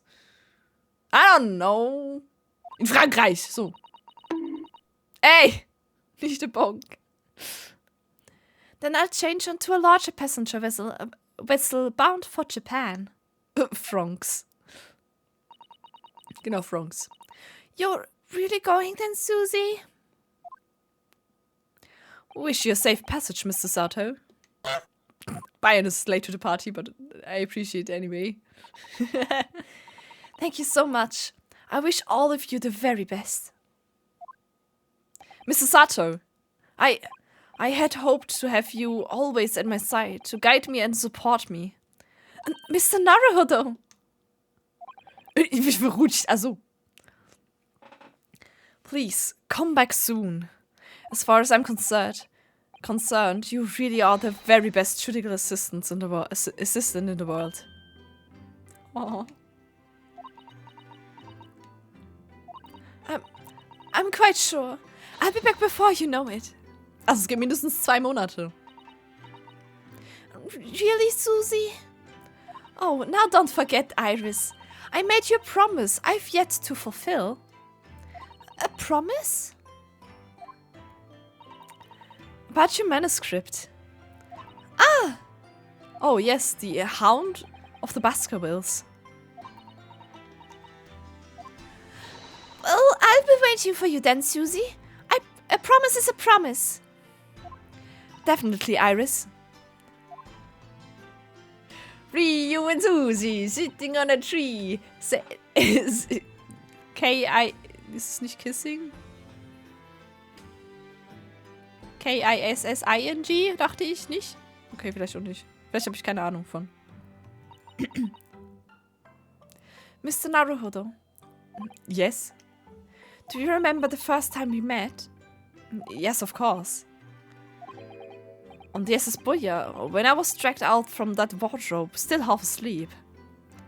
If I remember rightly, you threw me halfway across the cabin with the Sato takedown. Yes, it is. Ich bin aber müde. Ja, same, Milva, same. You know very well that I'm talking about after that. So. It's strange, but being thrown together as we were in that case, I somehow felt straight away that you were the perfect person to continue Kazuma-sama's great legacy. Sie sitzen nur kein Geknutsche. Peggy 13. Okay, PG 13. Gut. Mrs. Sato. And my instincts were right. I really want to believe. No, I'm sure that. I'll be back soon. Farewell until then. Oh, don't smile so sad at me. That makes me sad. That makes me want to cry. Cutscene! Sorry. Yes. Hoi! Somehow we seem to have come to the end of the adventures of Ryunosuke Naruhodo. For the first volume, at least. Looking back now, it feels as though fate has led me on this journey. Die Katze auch.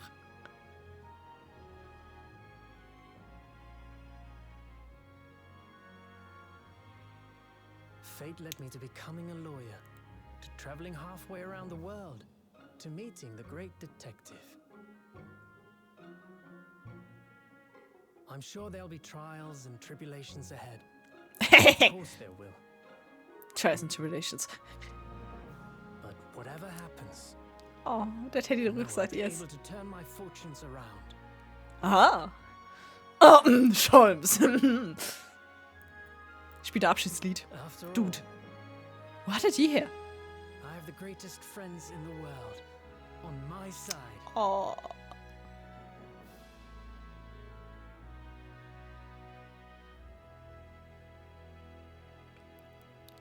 Die Cutscenes sind halt so gut Production, ne? Also, Alter. Such a good game. No, stop talking, I'm done. Ah, yes, Mr. Naruhodo. No. Yes, Miss Sholmes. I have some rather awkward news. You have? The railway company has decided to sue over this special express train, apparently. No! Huh? It caused such a commotion on the line. All the other trains had to wait at stations. New Game Plus. It will never end. Oh no. But really, we should never have made it. We would never have made it to Dover in time otherwise. True.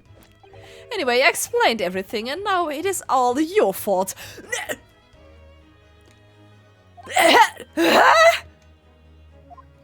I believe a formal complaint should be delivered to your office tomorrow. But don't worry, my dear fellow, according to Mrs. Sato. You love defending yourself in court. No! Fuck you, Shons. It's alright. I'm perfectly happy to testify. He really didn't look like the sort of man who'd do something so outrageous. See? No.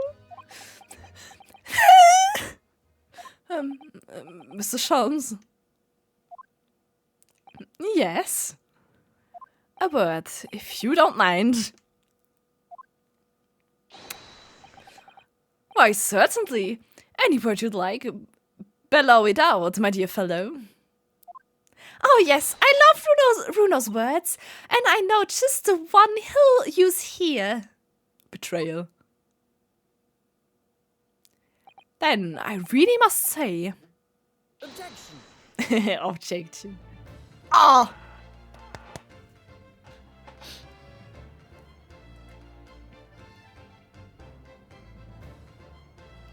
Absparen! For real now. We managed, we did it. So, dann haben wir den ersten Teil durch von, Guck mal! Eva, look at him. He's so pretty. Holy shit. Oh, die Maschine steht wieder da. Used by Mr. Scholz. Toll. Scholms, what the fuck. Ach, Scholms. Ah.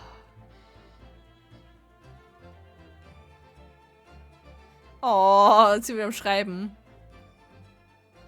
Oh, nice. Oh, aber eben, es ist ja, die Chronicles sind ja beide Teile drin. Also wir haben jetzt den ersten Teil durch. Den zweiten Teil haben wir noch vor uns. Von dem her ist es auch nice, dass es bei uns erst so gemeinsam rausgekommen ist. Wir haben wenigstens direkt beide Teile und nicht nur ein Teil. Oh, Pain. Auchi.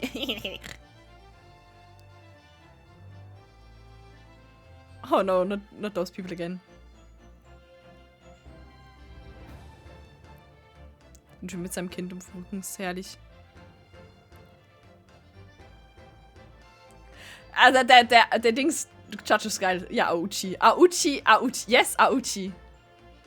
Auchi. Yes, das stimmt.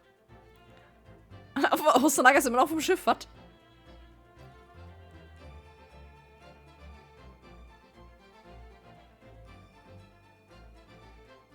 Also, I've done nothing wrong.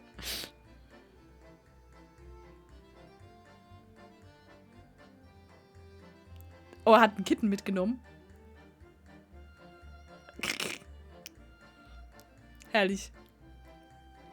Musik ist halt auch wieder einfach, ganz ehrlich, ey, Musik in dem Spiel ist einfach geil, ne? Also, die haben es einfach drauf. Die haben es halt einfach drauf. Ich vertraue ihm immer noch nicht. Wir werden noch bestimmt einmal gegen ihn vorgehen, ne?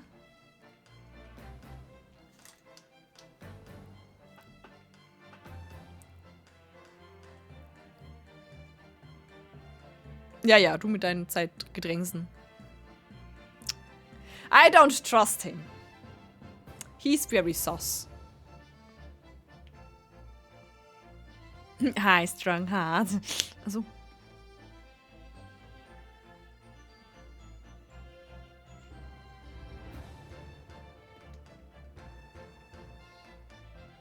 Ich kann das noch nicht mehr vorlesen, es geht einfach zu schnell. Ich habe keine Chance, ne? Aber spannend genießen. Müsst ihr halt alle selber lesen. Tut mir leid. Es ist Evil Mastermind, yes.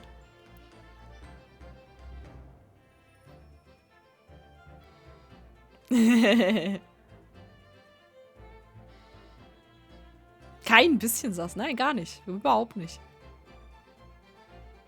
Ganz ehrlich, auch die Charakter-Animations waren sehr gut.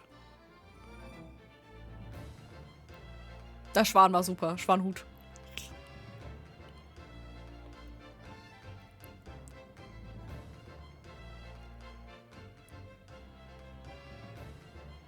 Oh, warte, sie wurde verhaftet?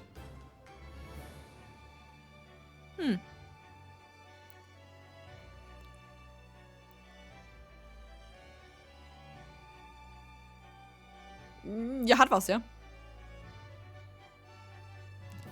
Ja, Gregson war zumindest, dass er halt, er würde lügen für seinen Job, so.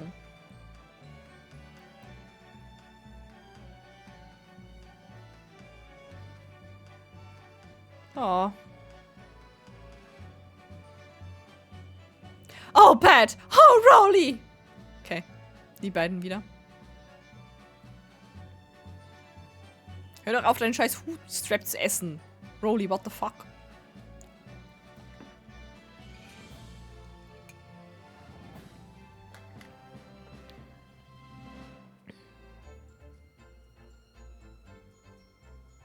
Oh, alles kommt jeden Tag vorbei. Wie süß. Lecker, Hut. No, don't eat Hut. Yep. Ich schätze mal, das kam halt von oben. Ich schätze mal, Strongheart ist halt damit drin. Deswegen ist halt Strongheart für mich noch mehr sassy. Ich bin ziemlich sicher, dass Strongheart da mit drin steckt.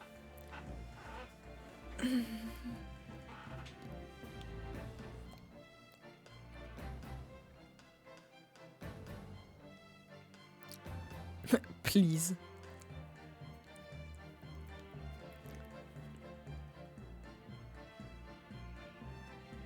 Oh.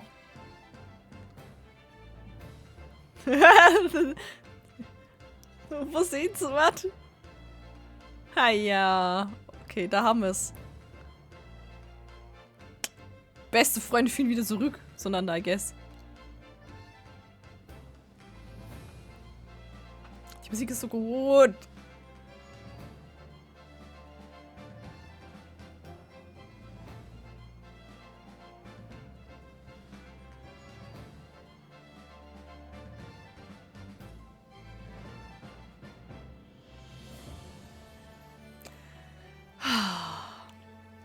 Wie geht gut. So, wie viele haben wir? Wir haben 13 Streams waren das.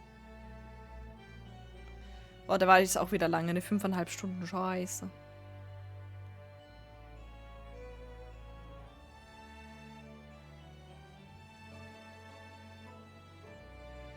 Jojo Part 4. Aber das haben wir auch schon, das haben wir dann auch schon so gesagt wegen den Posen. Das ist die Jojo-Posen von dem Typen. Ne? Oh, look at that! It is so adorable! Oh my god! Oh my god! Is this so cute? Oh my god! Is this so cute? Oh my god! I'm in love. This is so cute. This is so cute. Wir speichern!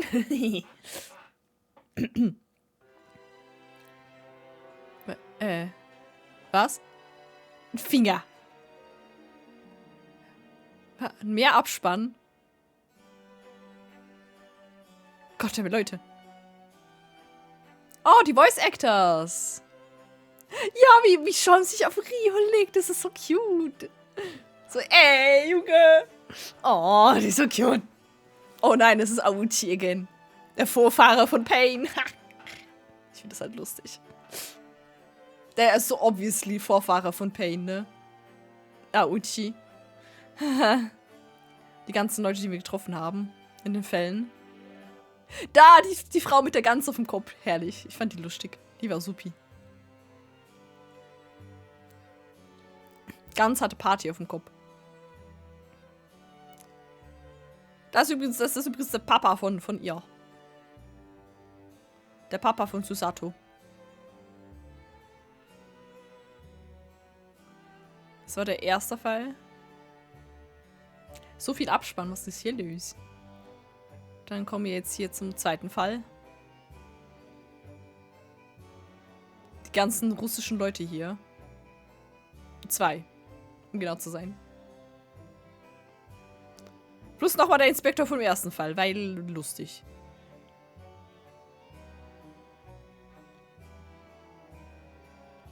Ich finde übrigens die Gamaschen, die Dings trägt, mega gut. Ja, jetzt bleibt er da stehen.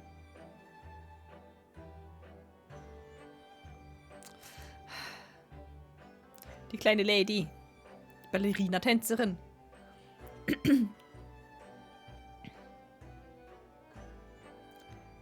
Das stimmt. Es ist wenige Leute, die daran arbeiten. Aber ich glaube, es bräuchte es auch nicht mehr.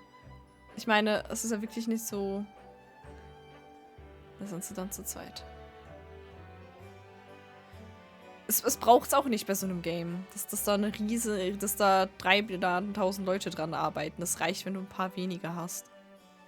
Aber dafür ist es halt, also ich finde, da ist halt sehr viel auch Herzblut drin dann von den Leuten, die das machen, ne? Und ich finde, das merkt man. I don't trust him. Ich vertraue ihm nicht.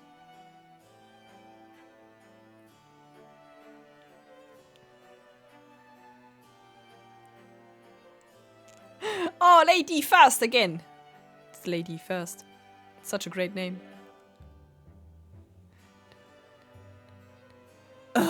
Guilted. Bevor dass er tot ist. Das Einzige, das ist halt das, was mich am meisten stört, ist manchmal, dass es eben dieses, dass es so viele 180s in einem Kampf gibt, in einem Trial gibt.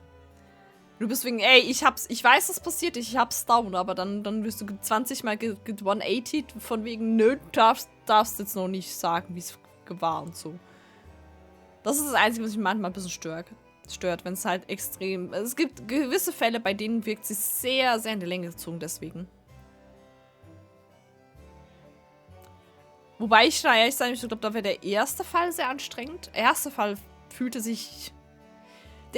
war halt extrem so das ist nur in die Länge gezogen, weil du wusstest extrem früh, was los ist. Und ich glaube, der erste Fall ging 7,5 Stunden oder so hatte ich an dem. Für den Tutorial-Fall. Das sind alle 4 jetzt. Ja! Wann sie's? Oh.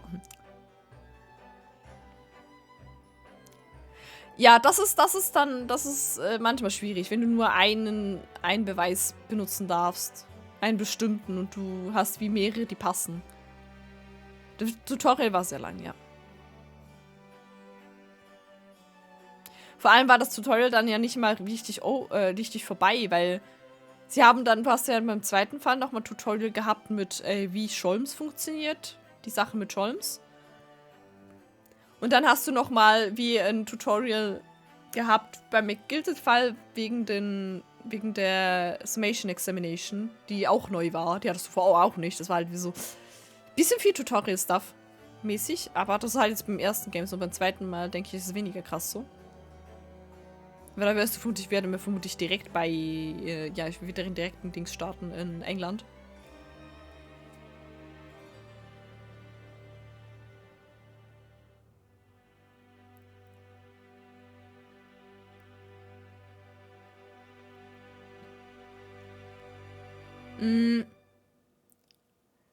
Ja, ich fand die aber auch um einiges klarer als jetzt die ersten paar.